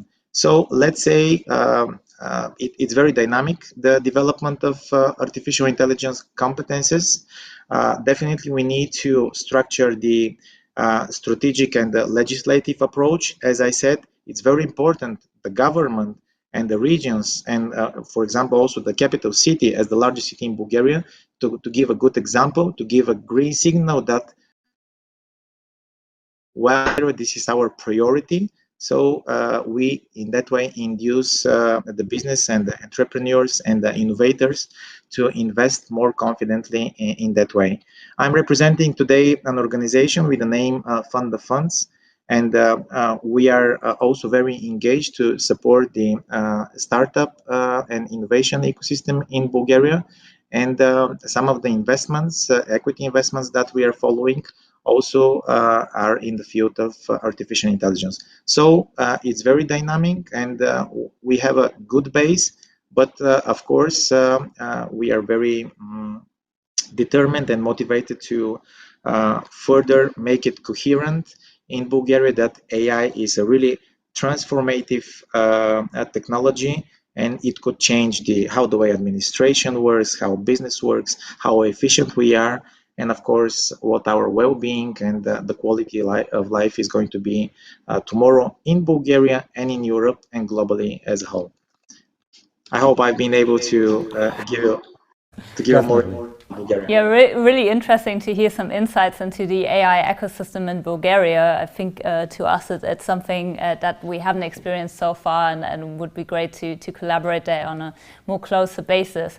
In Germany, for example, most of the AI companies are B2B startups, and I think that's something that's very common to the entire European ecosystem. And what we're seeing here is that many are focusing on working together with established companies and helping them through the digital transformation process, but rarely actually we see many of them working together with the state so far, even though the German government has now provided 5 billion euro on working together on the basis of AI. Much of it is going towards research or established companies. Only a few sums of this money is really going to newer companies, younger companies. So what would your advice be also to startups in Germany, but on a more general basis in Europe, if they want to work together with the state? Well, this is the thing I think I pointed out in my talk earlier. Pretty much the governments, they need to admit that we have huge benefits to release by applying AI in administration, of course, in the systems that facilitate the relationship between the government, the public services, etc., etc. By having this strategic approach, by having this coherent information within the administration that, well, this is a priority, we are going to get a better understanding of what is AI. As the minister from Austria just mentioned before me, that it doesn't bite, it's not a dangerous thing, it's just a technology that is going to make our life easier, and we are going to be more efficient. And once government are more confident with this technology, probably they are going to meet in an easier way with the business. So it should be really more coherent on the government level, and of course the business is going to get that as a very good signal. At least this is how I see it. This is how I see it. Vladimir, thank you so much for your input and answering our question. We're really looking forward cooperating more with you and of course with our friends from AI Bulgaria. I wish you a very pleasant Christmas time and stay safe and stay healthy. Thank you so much for your contribution. And we are jumping from Sofia to Zagreb. Hello, our friends from CroAI. Hello, Millie. Hello, Jan. How are you doing? Hello, thank you very much, Daniel. How are you doing? Thanks. We are quite good. Vanessa and I are. Exciting day. It's been an exciting day, and just wanted to tell you that we are really looking forward to your panel, and now with the state as the first client. Perhaps before the panel, you could say what is your experience in Croatia on this subject? Well, very recently we had a huge upsurge in the interest for AI, not only from, as we have heard from the previous panels, from the politician side, but also very much from the society, from the public. We have enrolled over 12,000 students in the past 15 days in a free online course on the basics of AI called Elements of AI.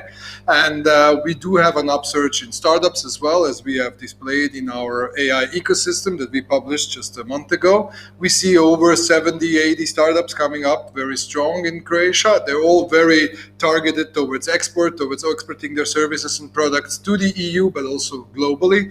And we do believe that Croatia has a huge opportunity in AI that we just can't miss. And I would say also that I think it's very important for all of us to see what could the states do more to ignite the EU's AI ecosystem. I would agree completely, and we are really looking forward to your panel there. Just have to say that Eva Kali is still not in the stream, just that you know that one is a little bit missing. And with no further ado, I would give the reins, or we would give the reins to our friends in Croatia, to Zagreb, to CroAI. Thank you, Daniel. We'll take over from here. Well, ladies and gentlemen, greetings from Zagreb, and thank you for joining us for the European AI Forum's third panel, The State as the First Client, a model to ignite Europe's AI industry. Hi, everyone. Over the next hour, our goal will be to explore how can and should member states have a stronger role in stimulating the AI ecosystem. Similar examples can be found around the globe and have shown us that when trying to become more competitive, countries that turn to its innovators get ahead. But where does the EU stand? The European Commission's white paper on AI, released in February 2020, identified the potential that AI can bring to improving public sector services across all member states. At the moment, however, European AI R&D is still in a fledgling state, largely due to a lack of critical mass of demand that is needed for the AI industry to flourish. But before we delve deeper into the topic, let's introduce our esteemed panel. We are very excited to have with us today the following group of specialists. Ms. Eva Kaili is unfortunately not with us yet. I will introduce her, and we hope to have us join her soonly. She's a member of the European Parliament, the chair of the Future of Science and Technology panel, and the member of the Special Committee on AI in a Digital Age. We have Ms. Christelle Fiorina, coordinator of the AI National Strategy for the Economy at the French Ministry of the Economy and Finance. Also with us, Lars Zimmermann, the managing director of Public. We'll hear more about what Public does and is in a moment. From the European Commission's AI team, we welcome Maiki Sipinen, AI Policy Officer at DG Connect. And last but not least, CroAI's very own Mislav Malenica, the president of CroAI and founder and CEO of AI startup Mindsmiths. So let's dive straight into it. Mr. Timmerman, Public is a company that connects Europe's public sector with startups. So you're kind of in the middle of this relationship. Can you tell us a bit more about how it works? Well, thanks very much. First of all, thanks for having me. Public is a European company, so Public is based in UK. It has been founded in UK. Now we are working also in Germany, in Denmark, in France, and we are planning also to move into other countries. So it's a pan-European company. We are a venture firm for GovTech. So I'm quite sure you touch the point frequently over the conference that technology in public sector is, of course, not only a very interesting topic for politicians, but is also a huge business opportunity. So the market of GovTech globally right now is about 400 billion each year, and we not even have included the defense sector or the IT sector. So it's the last technological vertical that everyone wants to be in, because we all know governments are spending a lot. So Public is actually trying to capitalize on this, not just to build a business. Of course, we are a business and we are working like a very operational VC. So we select a number of startups each year very, very carefully. So we have a look at a few hundred companies every year from across Europe. So with a clear focus on European tech. And then we invite them to join our portfolio, and then working with them to scale their solutions and products into the public sector. It's a customized approach, so we are not really an accelerator. Some people always say that we are working like an accelerator. The basic model is like an accelerator, but we really have a very customized program for every startup that we are working with. We help them to get funding from VCs. We help them to build their products more into a public sector driven modus. We help them to scale, of course, and of course we try, and we are successful in that, to get contracts from government organizations, not only a single one, but really, really multi-year long-term contracts. And that is what we could do successfully, not only in Germany, but also in other countries. So we are, and let me finish by that, a bridge builder between the GovTech sector, the technology companies, the startup scene, the investors, and the government on the other hand. Because we felt like we need to translate these three worlds, and that works quite well from our point of view. Great, great. We'll love to hear more about it as the panel goes on. Has Ms. Kaili joined in the meantime? Not yet, I guess. Okay, so let me just jump and ask Ms. Fiorina, from your standpoint, could public sector demand for AI solutions facilitate the growth of Europe's AI ecosystem? Thank you very much to have invited me to this forum, and good afternoon to everyone. First, yes, I think that the public procurements, and it's a fact, represent 20% of the GDP of EU, and also 50% of the GDP of France. So that significates that it's an opportunity for the GovTech and for the AI ecosystem. In the same time, we know that the public sector has to pursue its digital transformation. This means that in the following years, there will be a great market for innovation, for digitalization, and for AI towards the public administration. But on one hand, we need also to train the public purchasers to buy European solutions. It's a question of sovereignty. It's a question also of security. But we need also to train them on understanding upon what is license, and especially open license towards private licenses. And we need also to train them on intellectual property, especially when we speak about the data.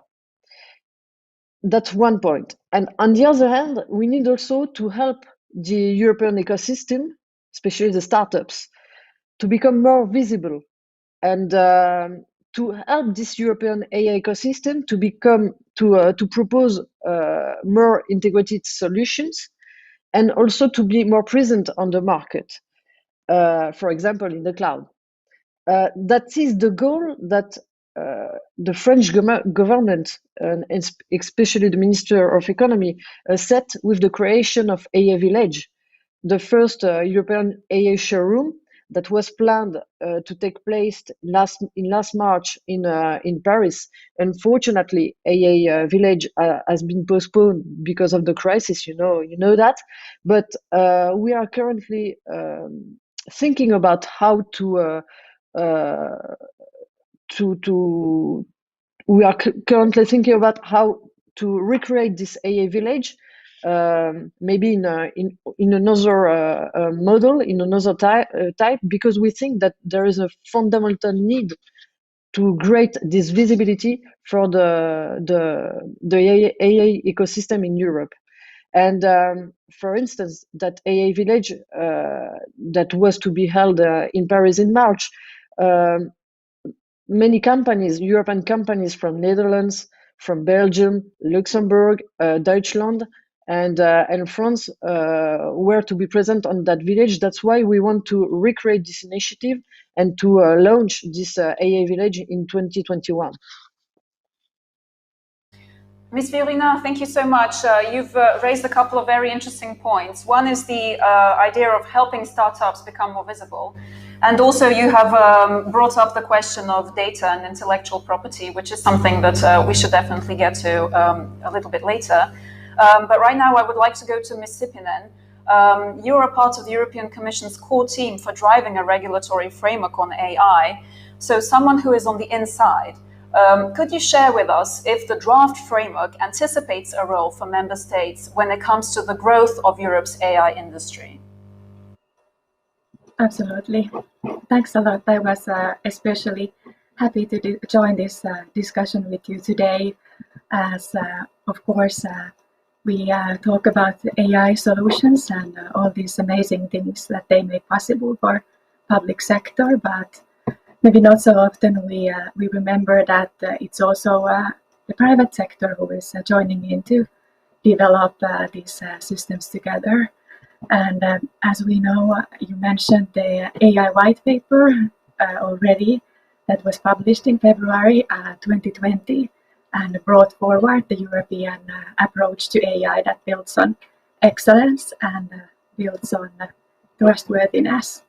And these two sides of AI are brought together, so without one, the other one can't exist. And of course, always we think that to bring forward this ethical and trustworthy AI, it will only take place to introducing regulation. But it's also good to remember that the public sector can be a catalyst of ethical and trustworthy AI, also through this public procurement. It's an amazing opportunity to really incentivize and help the private sector also to create new investments, new opportunities in this way. And of course, public sector's needs are taken into account when we are building this new AI regulatory framework that will be also then taken to the next step or published or in first quarter of next year. So looking forward to discussing that more. Thank you very much. I'm really happy to see Ms. Gailey managed to join. A quick question for you straight away. As a founder of the Future Forum in Brussels and chair of the Future of Science and Technology panel, from your perspective, what is the role that member states can play when it comes to stimulating the AI ecosystem across Europe?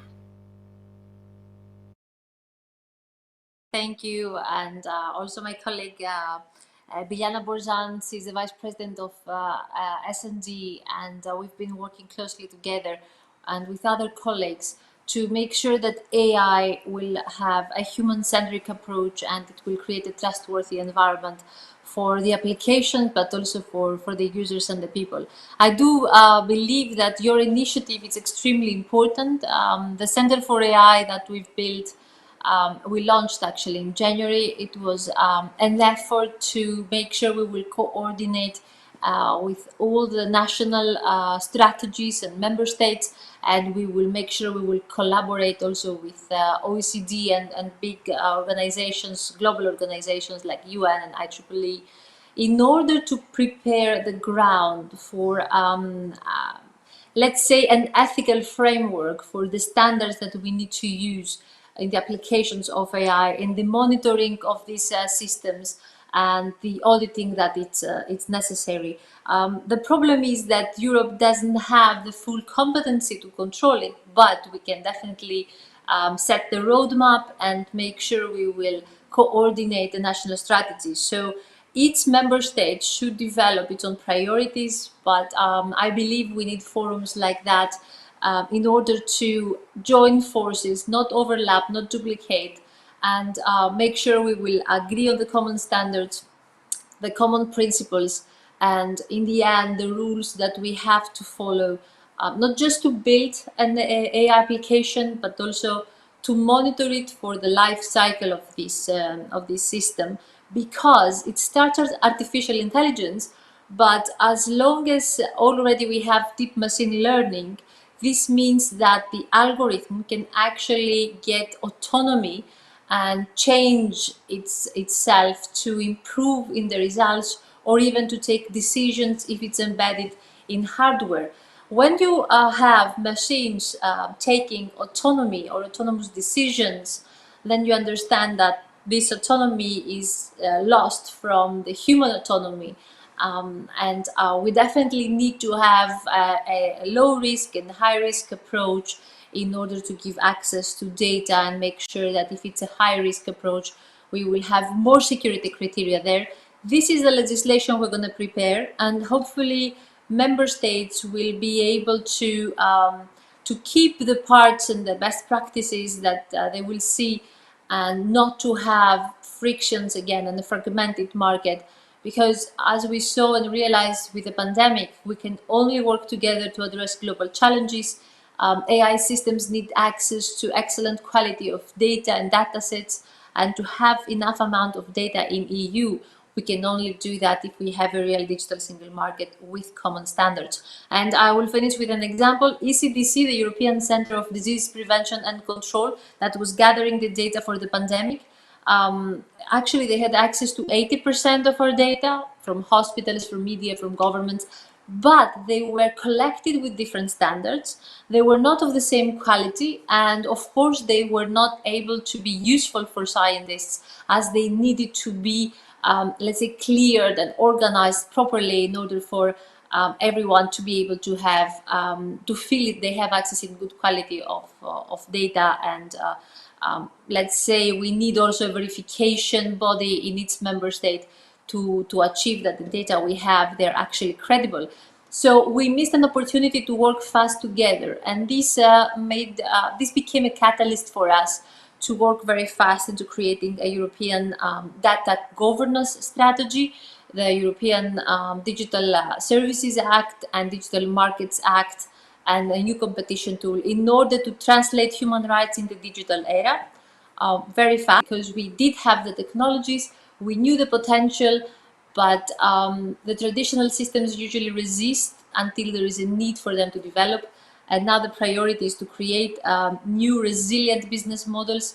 And in this transition, we have to prepare the ground with legal certainty.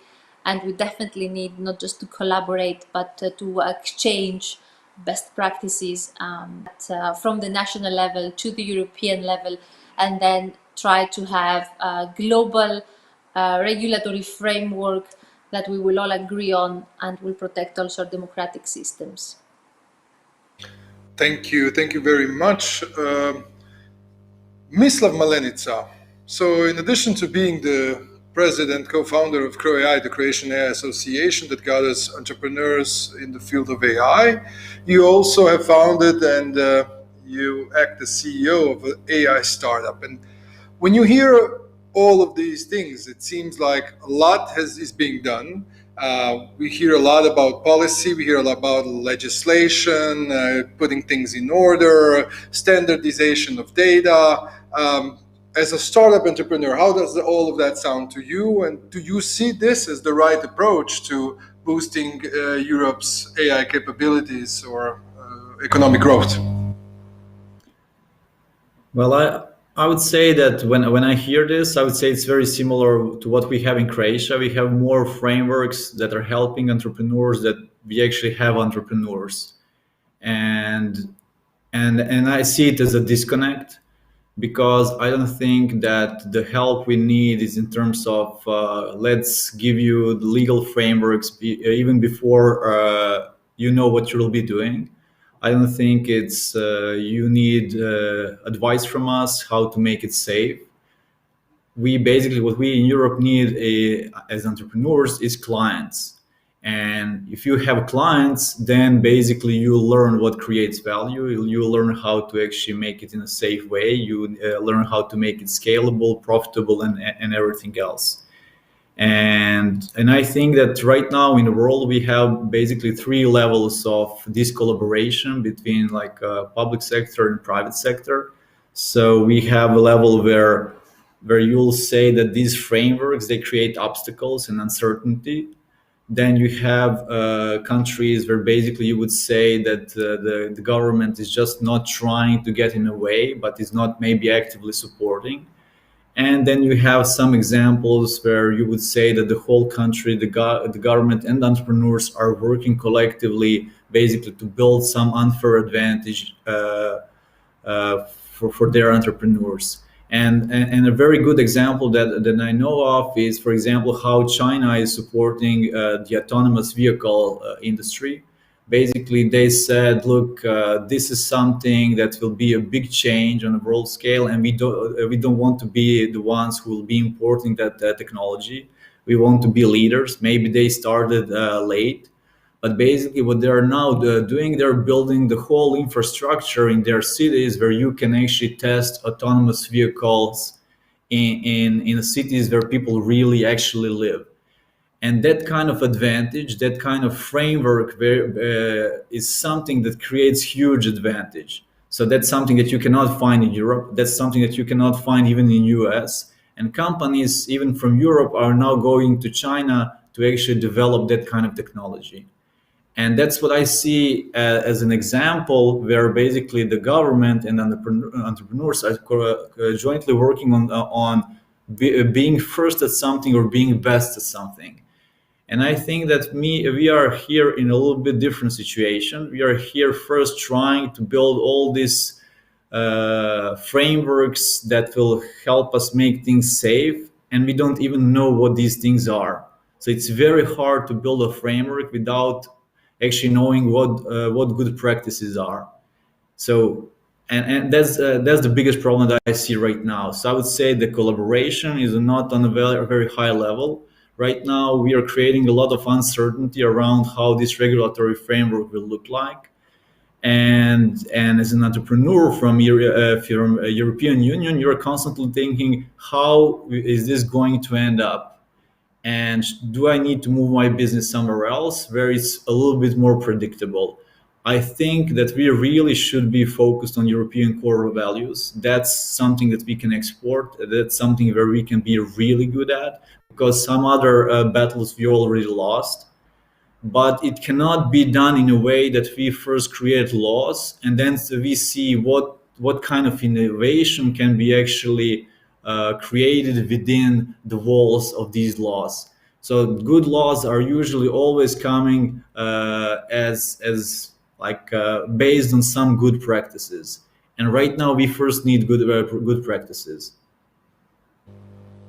Thank you, Mislav. So I would say that in this sort of first round of this panel, we've heard about scaling, we've heard about data, we've heard about safety, and we've heard about respecting European core values. But if we could go slightly back to the white paper, since this is what most of us are relying on at the moment when it comes to a regulatory framework for AI. In the white paper, it says that it is essential that public administrations, hospitals, utility, transport services, and other areas of public interest rapidly begin to deploy products and services that rely on AI in their activities. Now, while this sounds great, let's try and identify some obstacles that exist at the moment. Mr. Timmerman, what are some of your experiences and what roadblocks have you come across so far in the sort of GovTech sector?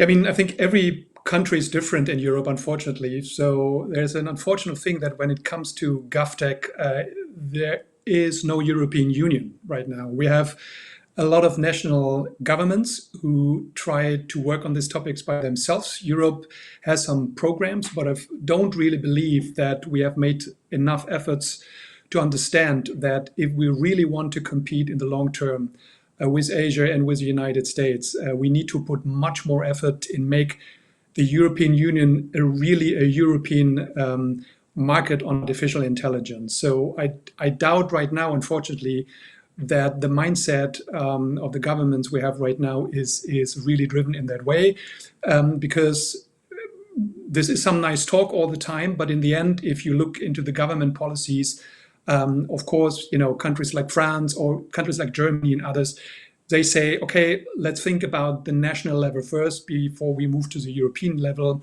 We want to be the leader within Europe, and then let's see if we can roll it out within the European Union. But to your question, let me give some examples from the German side. So we have 11,000 city governments in Germany. So we are a highly federalized country.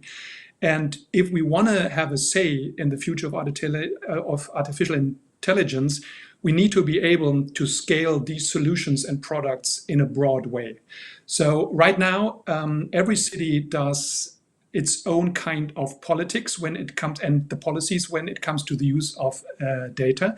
So we don't have a common approach from the northern part of Germany to the most southern part of Germany, where we have this single approach of building data capabilities of the public sector. And I think that is what especially the German government, and I also see this in other European countries, the main question is not putting another fund for startups in place, for another 100 million to build startups. We don't even have that many startups right now. So funding startups and seeing the question of capability building in artificial intelligence is at first not a question of building startups. That's important, but it's the second step. First of all, we need to answer this one single question, and that is, how can we make public sector capable of giving that what every artificial intelligence company needs, and that is data.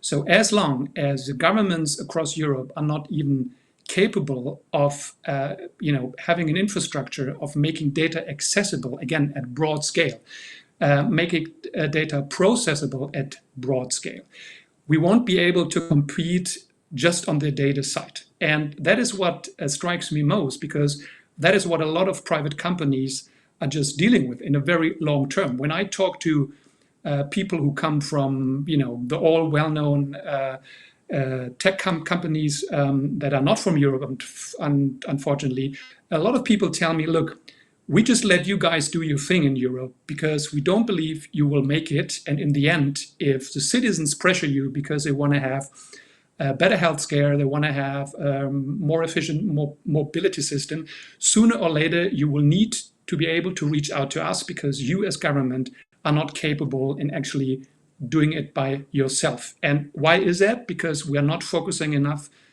on the simple fact, can we make data processable and accessible in a broad scale? That is, by the way, the only way, I think, where governments can actually have a say about what's going to happen with artificial intelligence.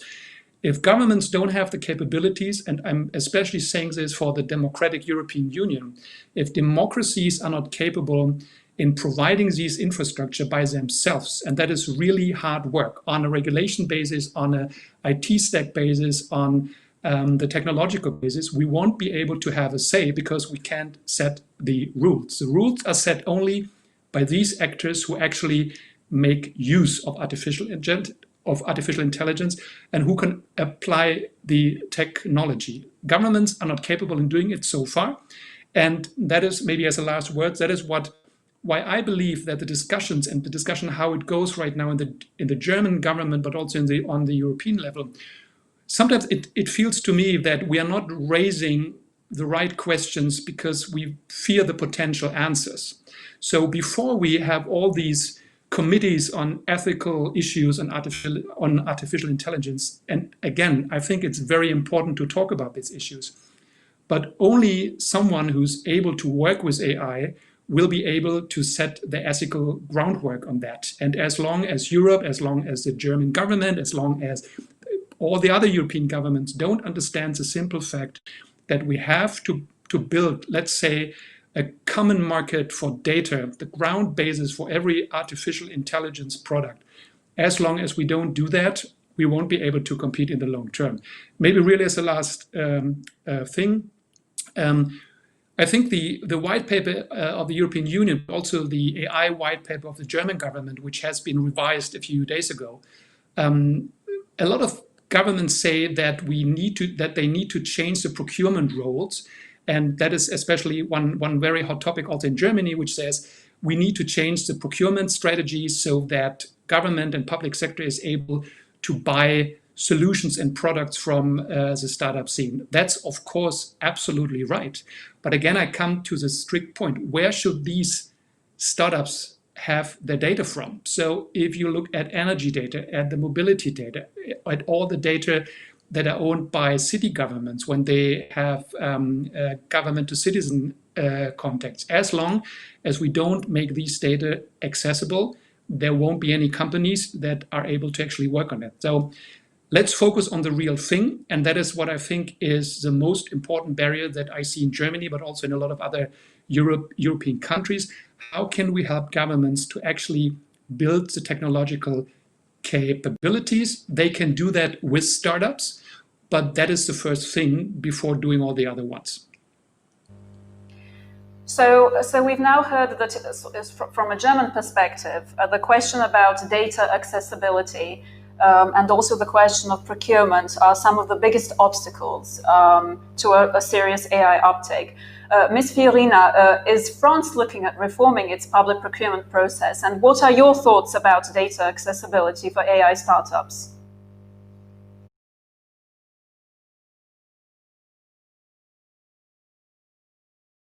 Please turn on your microphone. Madame Fiorina? I'm sorry. In the national strategy in France, the data is considered as the engine of AI. And as it was reported in the Villani report, the deputy that was at the origin of the national strategy, he said that in Europe, we have many data. The problem is not about the lack of data. The problem is about the fact that data is not shared. Data are owned by a lot of companies, and public administration are not shared. So in that case, there are difficulties for startups to access to the data, and that's a point. Even for public administration, we have to straighten our strategy, having, as it was said by Lars Zimmermann, a strong data strategy in every public administration, having a large and a global data strategy in the public sector in order to provide data to the startups and the European companies that have to develop data. In France, we try to have some call for projects to help that startups to develop technologies with shared data from the public sector, but also from the private sector. Let me just talk about an example. We launched 2 years ago a national program that name is Challenge IA in French, AI Challenge in English. And the aim of that program is to connect large organizations, public and private, but also public one, like hospitals and public administration, for instance, or public national enterprises.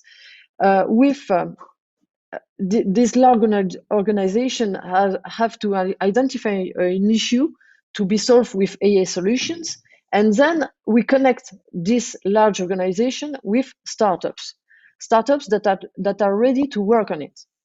And then the startups benefit from data sets to develop solutions. This program was launched 2 years ago with 5 million euros over 5 years. And currently we have 20 projects that are ongoing in the program Challenge IA, and at least by 2022, the objective is to have 40 projects ongoing on that. The second example I can tell you is the program, the call for project we launched on the sharing data, mutualisation de données in French. It was launched last year, and the aim of this program is to stimulate the sharing of data within public and private consortia, groupments of data.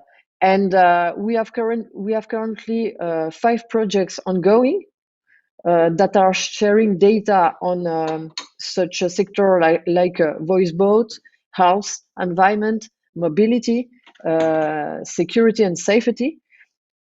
They are sharing data on big projects. It's about 10 million euro project, and we try to continue and stimulate this call for project, engaging discussions with other groupments of enterprises and public laboratories or public administration, in order to have a real ecosystem of the economy of data, and a real ecosystem sharing the data in order to promote European solutions.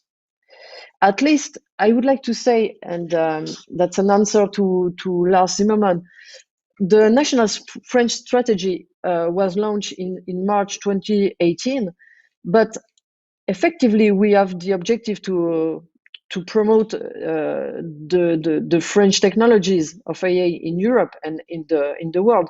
But an important point of the strategy, and that was recalled and underlined by Cédric O today, is that our national strategy is connected to the European one. So we are not in concurrence with other member countries. We are currently working with Finland, with Germany, and we try to have a cooperation, because we think that the competition is not within member states. The competition on the global markets within China, towards China and USA.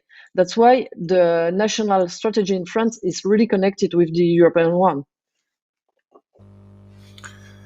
Great, this is really, really amazing news. I must admit I haven't been informed about these ongoing projects. I would love to see more about the way the French large corporations and government organizations are collaborating with startups, and I'm glad to hear that you're sharing this knowledge and experience with other EU countries as well.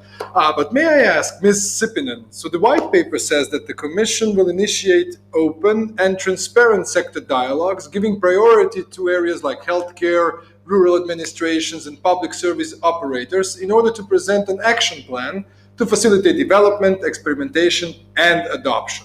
What can you tell us about this action plan, and does it involve any of the things that we heard so far, like innovative procurement, data, open data pools, and such? Thanks. Indeed, I think this is a good question and topic to build on Christel's intro to the European cooperation with member states. So we have at the Commission, of course, analyzed all the national AI strategies carefully and found out that all of them address public sector AI and discuss how to accelerate it even more. For I think almost 2 years now, we have arranged sharing of best practices among the member states. And now we are taking the next step with this Adopt AI program that was described already in the AI white paper earlier this year. So Adopt AI is all about building a bridge between public and private sector in terms of public sector AI uptake and procurement. So we shouldn't only share these best practices and figure the way forward, discussing between governments, but we should make this discussion to also involve SMEs, startups, and companies who are, in the end, the partners in all this.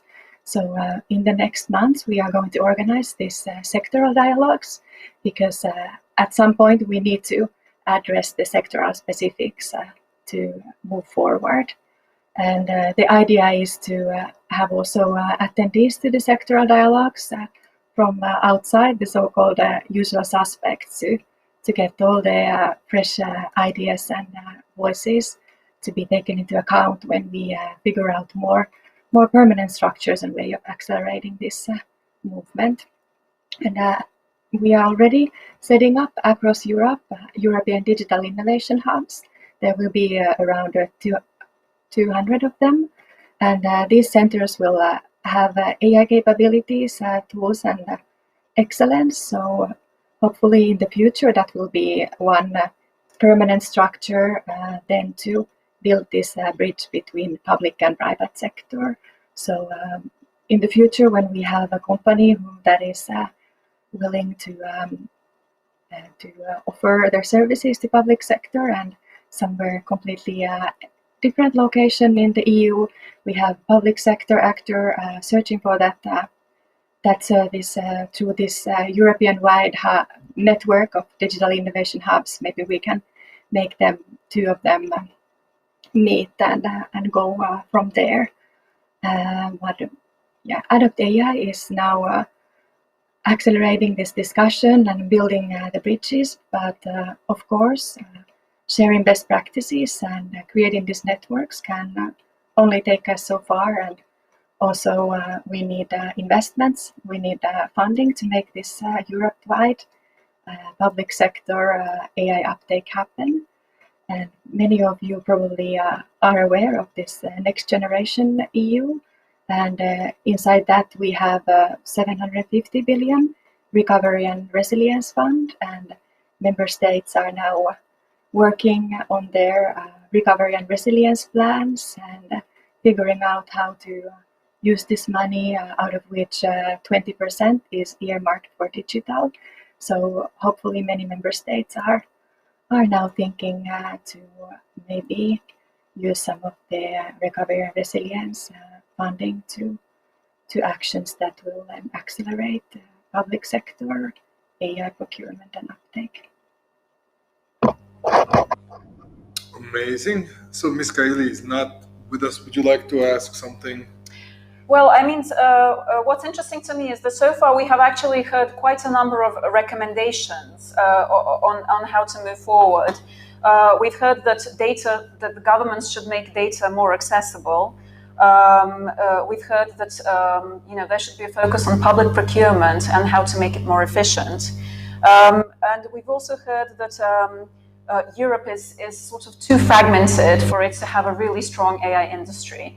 Mislav, what do you think about these points? And the whole idea of the European AI Forum is for it to be a sort of a place where we can create dialogue between policymakers and the startup world. So for you, what are the messages that you want to send through to the European Commission and the European Parliament?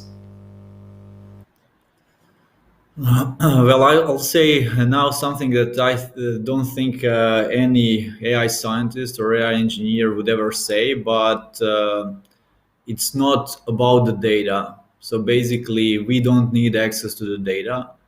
That's a lie. We need access to problems, because no matter what kind of data you get, we cannot expect companies to actually chew this data, analyze this data, and so on, and then nothing happens. Data is just a tool. And I'm constantly hearing about all the frameworks that are helping standardizing this, standardizing that, and so on. I hear always these things about how we need to give access to data. From my 17 years of experience in AI, there's never a good data training set. There's never a good enough data set that's already there. And even if you get an access to it, nothing will happen. So you need to have an access to a problem. You need to have an access to a client that's actually ready to pay you to find a way how to find a solution. And data will be one of the key components of that solution. But if you don't have access to a problem, basically you have nothing. And it's very hard for me to hear how much time and effort and resources we are focusing on something that I really believe it's a lie that we are telling to ourselves. That if we give access to the data, that we really created fundaments for for AI industry in Europe. We need to find a way how to give access to problems. We have public companies, we have governments that have like huge inefficiencies, and we just don't have an easy way for them to partner with startups, with SMEs, and so on. So this is not happening. And because this is not happening, you cannot create stable businesses that can actually collect some kind of experience, build tools, build products, and then start to export these tools and these products across the globe. So we need, for example, we know that right now we all think that digital medicine and telemedicine will be something big. But if I could ask entrepreneurs from any of the countries in EU, do they have access to this problem? Can they actually experiment? Can they actually test their algorithms? Do they have access to expertise, to medical doctors, to patients, and so on? Everybody will basically say no, not in a standardized way. Sometimes there are exceptions. And that's the key problem. So we need access to these kind of problems. We need to have a support. So in order to try to solve these problems, and if we are successful in solving these problems, we need to be rewarded for it. And as I'm saying, I am thinking about entrepreneurs. And then when we can actually show that we maybe solve this in one country, in one state, then there is an easy way to access other markets. If we just focus on this infrastructure, frameworks, access to the data that's probably of low quality and so on, nothing will happen. That's just a lie that we are telling to ourselves, and we build like huge stories around it.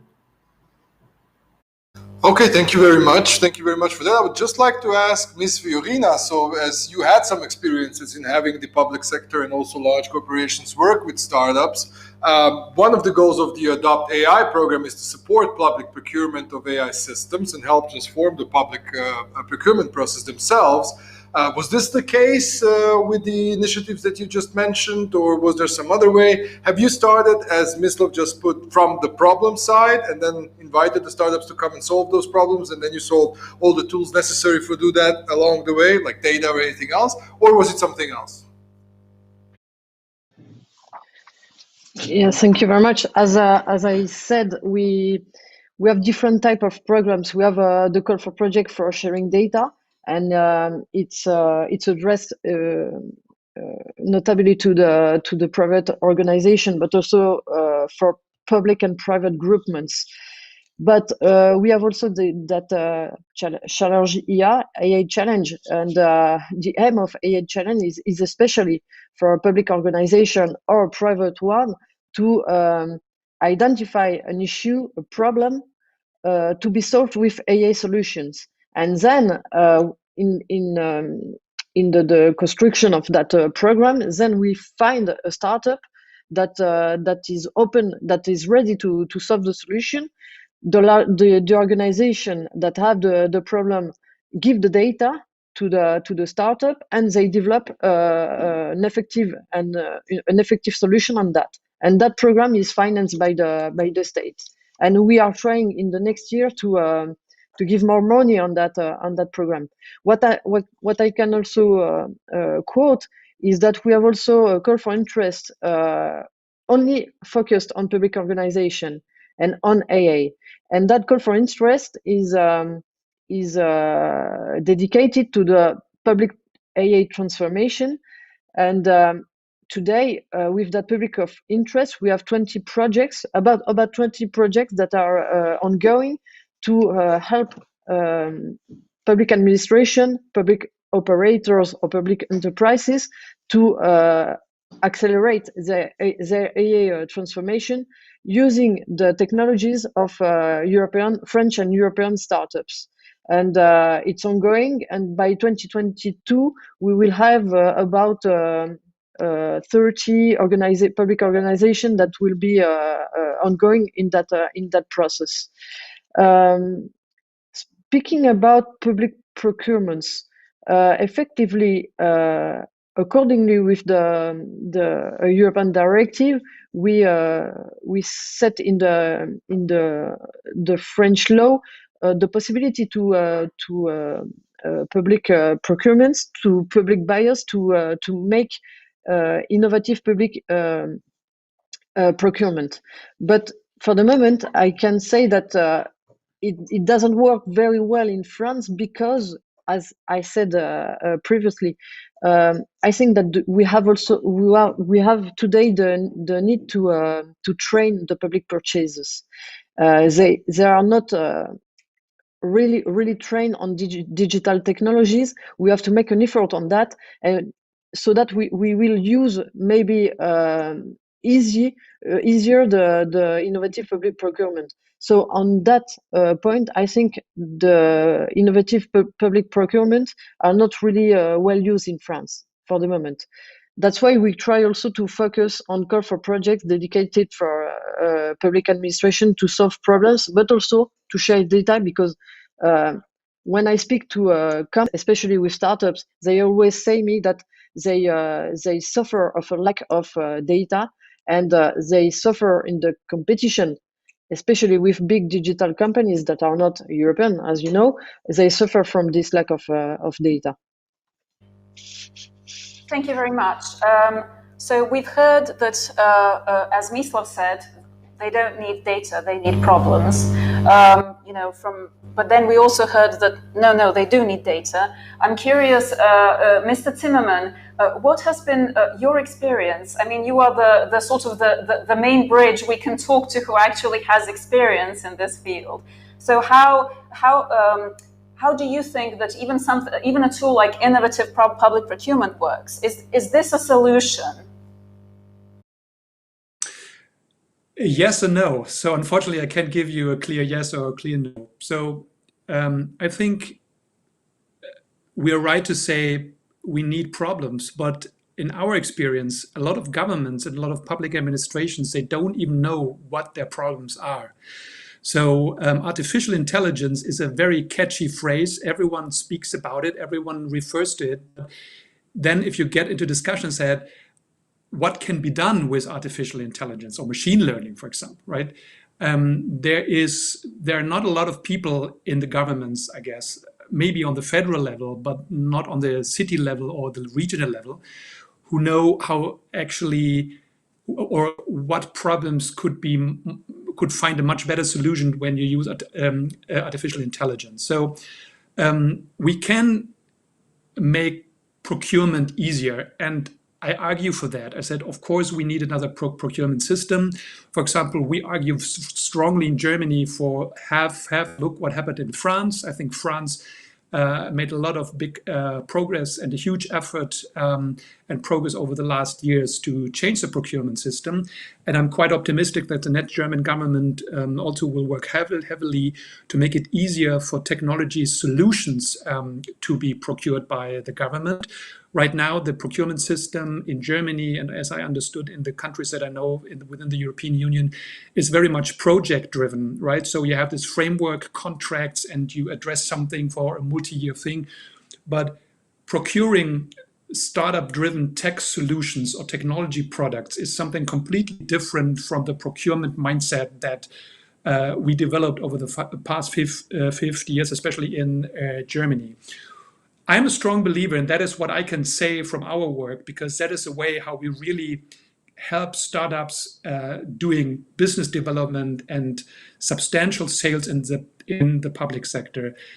I really believe that supply is driving the demand. Normally, a lot of people say, just have a look to the market and then you develop a product that addresses a problem or a challenge that is actually there on the market.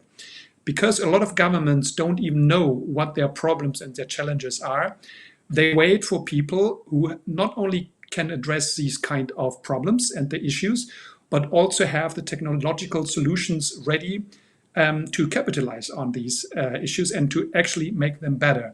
So I'm a strong supporter of reach out to the tech scene and say, look, and that is also how we actually work. We bring startups to a lender government or into the health system, and they say, look, you are working on that operating model for multi years. There's a lot of new opportunity to change that. And then we very often find the fact that a lot of people said, oh yeah, I haven't even thought about that, and I didn't know that this is possible at that low cost, for example. So it's not about just find problems, and I hope you forgive me that I say that.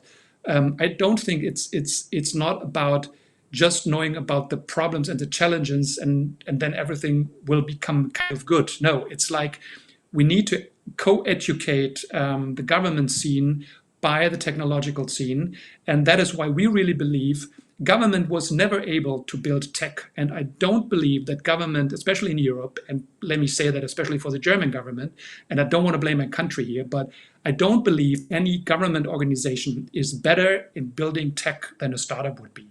You don't have the people for that. You don't have, the business model thinking for that. So there are a lot of reasons. But the big asset we have in Europe, the big asset we especially have in Germany, but also in all of the rest of the European countries, we have a strong demand side and we have a technology scene that is really desperate for selling their own products and solutions into the government market. And we need to create what I call an innovation partnership between these two areas. It's just not making only government smarter by training sessions or something like that. And it's not just like reaching out to the tech scene and trying to build a product without the market. We need to find a way to facilitate on a large scale how can the tech scene help governments to understand what their challenges really are, and then helping to understand the government what they can do to make it easier for startups to co-develop the solution for it and then actually to scale it. If we make that happen in Europe, I won't doubt any other second that Europe won't be able to make it between the US or the North Americans and the Asian countries. But we need to find a way to bring that together on large scale. And that is what I can't emphasize enough, because right now in Germany, we see a lot of different approaches, but they are too small, right? So the German market is the biggest GovTech market in Europe. And we can do something within Germany. But if we really want to do something at scale, we need to create a European tech product market. And that is, I think, something that is desperately needs to be addressed. And I think we need to change the government policies for that, because right now we are focusing too much in funding startups. We are focusing too much in regulation. It's necessary and an important step, but we should think more about how can we make it more accessible and how can we create this kind of common mindset. And that's the toughest part, because that touches the leadership issue of the political leadership, and that touches the structural issue about how do we organize government in the future to make that easier. We should remind ourselves that, especially in Germany, we try to run the future on an institutional setting, on an institutional political model that comes from the 19th century. And I have doubt that this will work out. I'm not arguing against completely changing it all, but we need, and I think that's the same in other countries, we need to address the fact, are government organizations really capable in reaching out to the tech scene, in building this kind of innovation partnership? For so many years, governments have been, or public administration never had to reach out to the technological scene to actually get pure government services done. And that is changing right now, right? So the government definitely will change. GovTech will be the next frontier in the future of government. And the question is, what can we do to help governments to open up and to create this kind of innovation partnership? It's very interesting how earlier on you said that one of the main challenges that the EU market is so fragmented. But I think one thing that most EU countries have in common is that there is this sense that we all need a smarter government. We actually need to educate government officials in order for them to understand the advantages of AI and to actually identify problems. Although I would add, it's not only by educating the government officials about tech, it's also educating the tech people about government issues and policy issues. And that's it's a dialogue. It's a dialogue. That's why the second European Forum here is definitely all about. It's the culture of dialogue.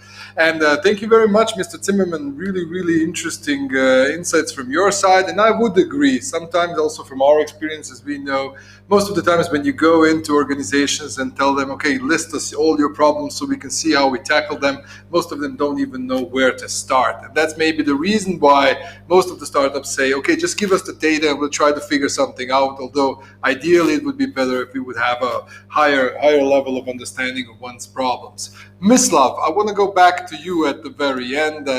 Hearing to everything that you did right now, seeing France doing some really amazing stuff, exporting these ideas to other EU countries. Would you like to see some of those ideas in Croatia perhaps as well? Do you feel that this is the right way, as you just mentioned, trying to figure out how to do something properly, how to get everyone on board with the government and the tech entrepreneurs, find some really good ways, experiments in one area, and then try to scale them all across the EU? Well, I would say that we all want the best for all of us, and we have many great ideas, and innovation procurement is actually one of these great ideas. But I would say it was like a premature optimization. So in every state right now, if you see a statistics of adoption of this kind of instrument, we would see that it's really low. And I think that in Croatia, maybe we have like one successful innovation procurement so far. And that's a problem, because we try to optimize instead of actually trying to first actually create an environment where these kind of collaborations are possible. And then after we see what works and what doesn't work, we actually do some standardization.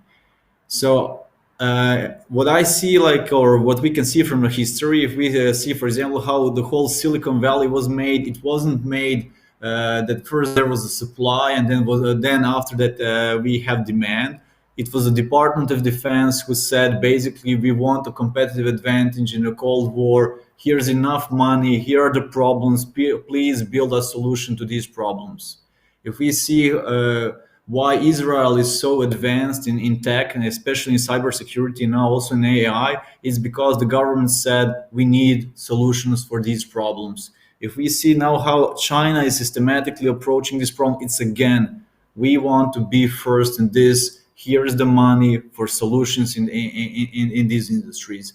And in Europe, we are constantly creating frameworks. And we are not creating these frameworks because we see what works. It's before we can start anything, we need to create enormous amount of frameworks, and we are trying to see the future and predict the future, and I just don't think it's possible. So we need to create like a better environment where we can actually make mistakes, and a lot of mistakes, so that we can learn faster.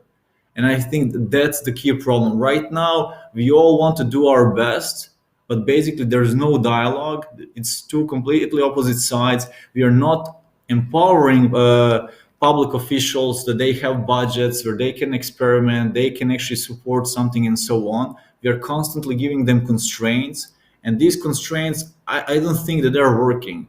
I'm not saying that we're all not trying. I'm just saying we're also trying to do our best. But I, for example, think that innovation procurement, that's an awesome idea, but it shouldn't be, it's created in a very strict manner. There are no good practices right now. No one feels comfortable like they can actually do something like that. And basically nothing happens. So we need to rethink this. We need to basically to say, if we want to be good in artificial intelligence, we need to admit to ourselves that we don't know how future looks. And we need to be able to empower people to make mistakes. And if they'll feel good when they're making mistakes, and they'll see it as a learning process, something will happen out of it. Right now, we should actually learn from the last 30 years of internet, because if 30 years ago we realized how important internet will be in our lives right now, then maybe a lot of these things we would play differently. Right now, we see that we don't have these internet giants in Europe, that we are late with that. And now we know that the next 30 years are the years of artificial intelligence. And we are again making the same mistake. We are just trying to regulate things that we don't know. And that's what's actually pushing out all the innovators, all the entrepreneurs, when they're actually basically thinking, where can I grow my business? where I don't think about the uncertainties of like laws being changed all the time. And then not many of them see Europe as the place where it's easy to build something, to test something, to scale something. And that's what we need to change. So for me, it's all about, can we actually make EU focus more on like, these are the problems we have. I agree with Lars basically when he's saying that we first maybe need to educate them. But if you know that you have a problem with, let's say, chronic patients, you don't need to understand how AI can help. But you can say, if someone helps us manage chronic patients better, there's a reward for that. That's enough. And then because AI is just a tool, data is a tool, AI is a tool, there are other tools. We need access to problems, and we need to empower public officials who can actually give us that access to problems without them being afraid that they'll actually just do something wrong and that it will actually affect their careers. Thank you very much, Mislav. And I would say, just sort of going towards a wrap up, we've heard. Let's end on a high note, shall we? Let's see if all of these struggles that we had here in the EU, everything that the approach and the history of the European way of life has taught us. European core values. Absolutely. Pushed everything into regulation. We are famous worldwide for our GDPR approach. So do you think, and this is a question we'll go all around, I think, due to all of these difficulties, once we figure out how to work together better from the government side, policy side, entrepreneurial side, is there room for European AI to be recognized as something most valuable, something most human-centric in the world, because it went through all of these loopholes and it somehow managed to succeed and create value? Yes, I would say the final question is for all of our panelists. Can AI be Europe's main export? Lars, would you like to give us just a quick, short yes or no, and why? I think so, yes. First of all, I'm optimistic in nature, and we should never say, no, it's not possible. No, I think the prerequisites are there. Europe has everything. I think it's more a question of leadership, and that can be changed easy. I know that the process may be hard, but we should aim for much higher goals. I think we are far too transactional within the European Union. Maybe as last word, we shouldn't forget, no one thought that ever that an institutional setting like the European Union would ever come to place, right? It was a vision of so many different people, and now we have it. And we should learn from that and say we should set ambitious goal, and AI is one goal. And we shouldn't just use AI because it's sexy to use artificial intelligence. The benefits of using AI can be great, and that is why I really believe let's aim for really the goal to say we want to be on top, and we don't want to be on the third place or in the second place. And you mentioned, it's not very easy. But the time is there right now. We live in entrepreneurial times. Everything is changing. I know that a lot of people have doubts about that and they fear the future. I'm always believing these are the most entrepreneurial times we have. We have money, we have the people, we have democracy, we have everything that we need to build something great, and we should actually do it. Thank you. Ms. Sippinen.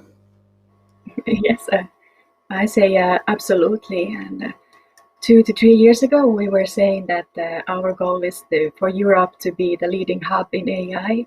And I think our ambition levels are going up. Now we are already saying that we shouldn't just be the leading hub in AI, but we should be the leading hub in trustworthy as well as green AI. So, yes. Thank you. Thank you very much. Ms. Firina. Yes, the answer is definitely yes. We do think that we can build this third way, the European way for AI, built on a human-centric approach, the respect of individual rights, the ethic, and it's the common AI for humanity. We call it in France, and we do believe that we can solve we can have more cooperation within the European Union We have now the European coordinated plan. We have also the guidelines on ethics, and I think we can develop the cooperation within member states, and that on common projects. And because we will develop the common projects, we will continue to build step by step this common approach. That is, for me, a signal we send to other regions like China and USA, because we are in Europe very different on our approach of AI. It's built on different values, and I think it can be an advantage in the global competition for AI.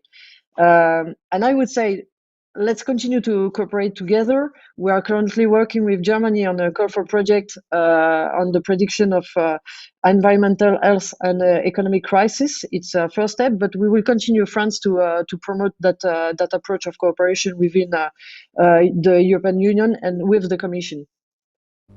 Thank you. And Mislav, do you have any final remarks? Please keep them short.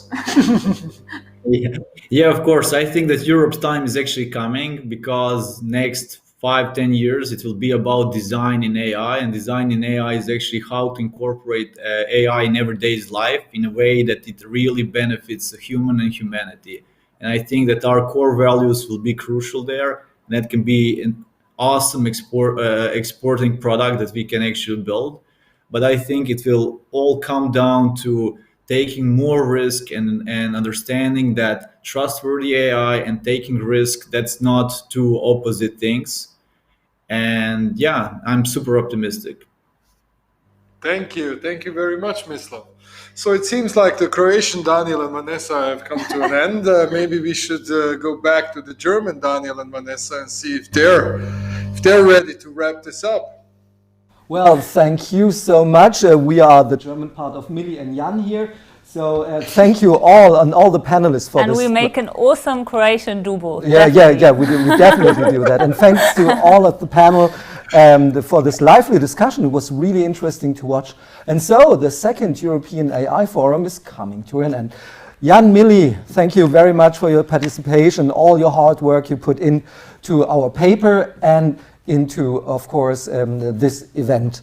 And thanks to the European Commission here in Berlin for being such a great host, for providing all this possibility of doing the second European AI Forum here.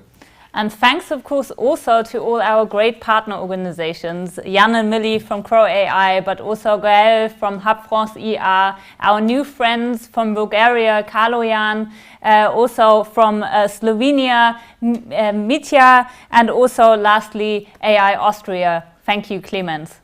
Yeah, that was really a great experience having new friends in our family. We want to thank all the panelists. Those who came from the EU Commission, all the entrepreneurs, all the from science, Mr. Floridi in Oxford, but also from all the national and regional governments. It was really great having you here and having a lively discussion about all the things concerning AI. And we also want to thank our technical partner, PressLife, for making this possible today. Everything you've seen on your monitor wouldn't have been possible without you, so thank you very much for making this possible. Yeah, if you want to do crazy remote sessions via all Europe, go to www.press-live.com, and there you will get very good technical support about that. And thanks, special thanks to Paris, to Julien. Merci beaucoup for all your help. Julien made all the website stuff and all the back office in Slack. We are very thankful for his participation. And also, of course, to our team here in Germany, to our board who has contributed and supported us throughout these rocky months that we've been in since May. Thank you very much also to our members for the continued support. We're looking forward to rocking 2021 with you. Yeah, that's definitely true. And the last thanks, of course, is to the audience. Thank you for participating. We had over 900 registrants there, and we hope you had an interesting time. Please enjoy the rewatch. It will be on YouTube quite a long time. And this is it. I would say happy Hanukkah to our Jewish friends. Happy festive days here in Europe. And thank you to all our new friends. And thank you, Vanessa. It was thank you, Daniel. Really a great time. And well, stay safe, stay healthy, and goodbye. Goodbye. Bye-bye.